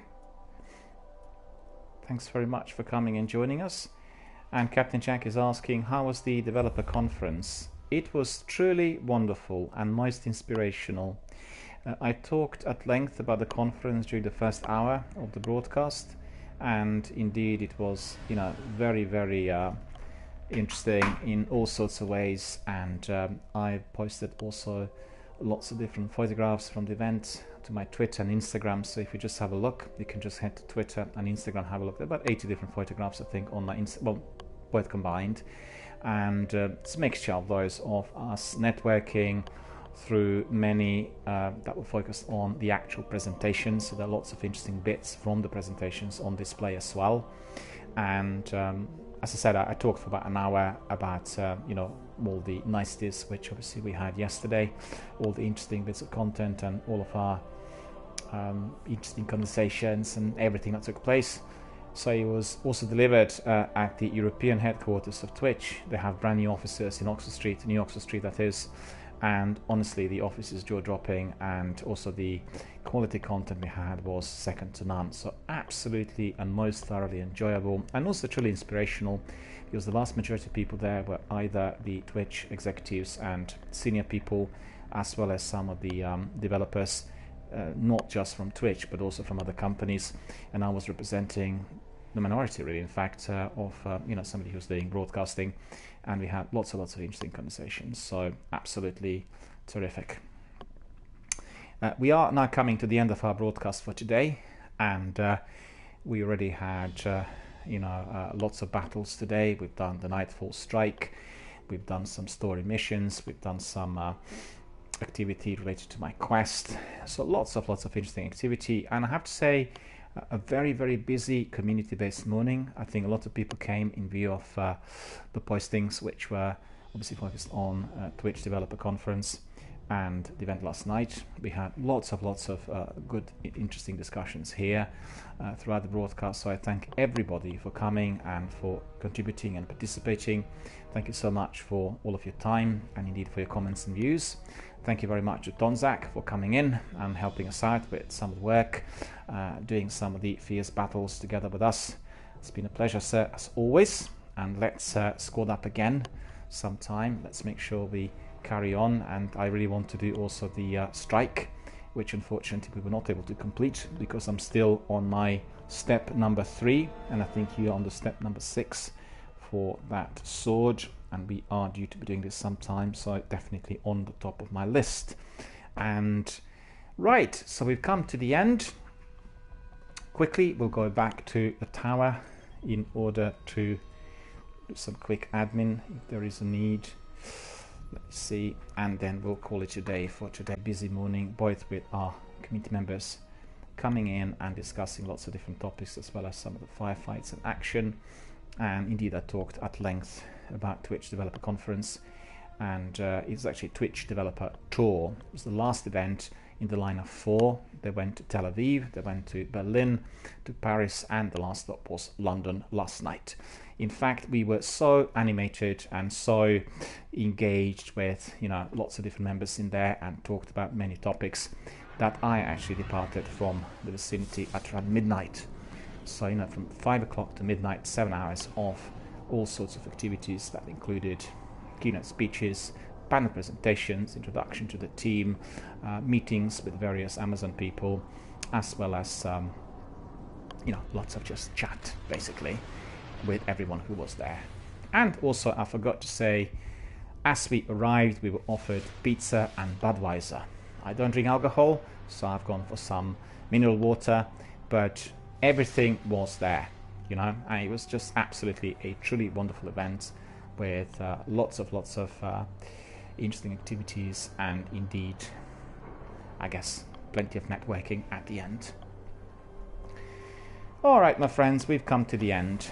Let me just quickly finish here with Master Rahul, and then we will depart for today. One weapon, but not very much of use to us. That's Sai Alto. And I think that is it for today. Once again, thanks Donzak for coming in and doing some battles together with us. It's always a pleasure. There we are. My pleasure.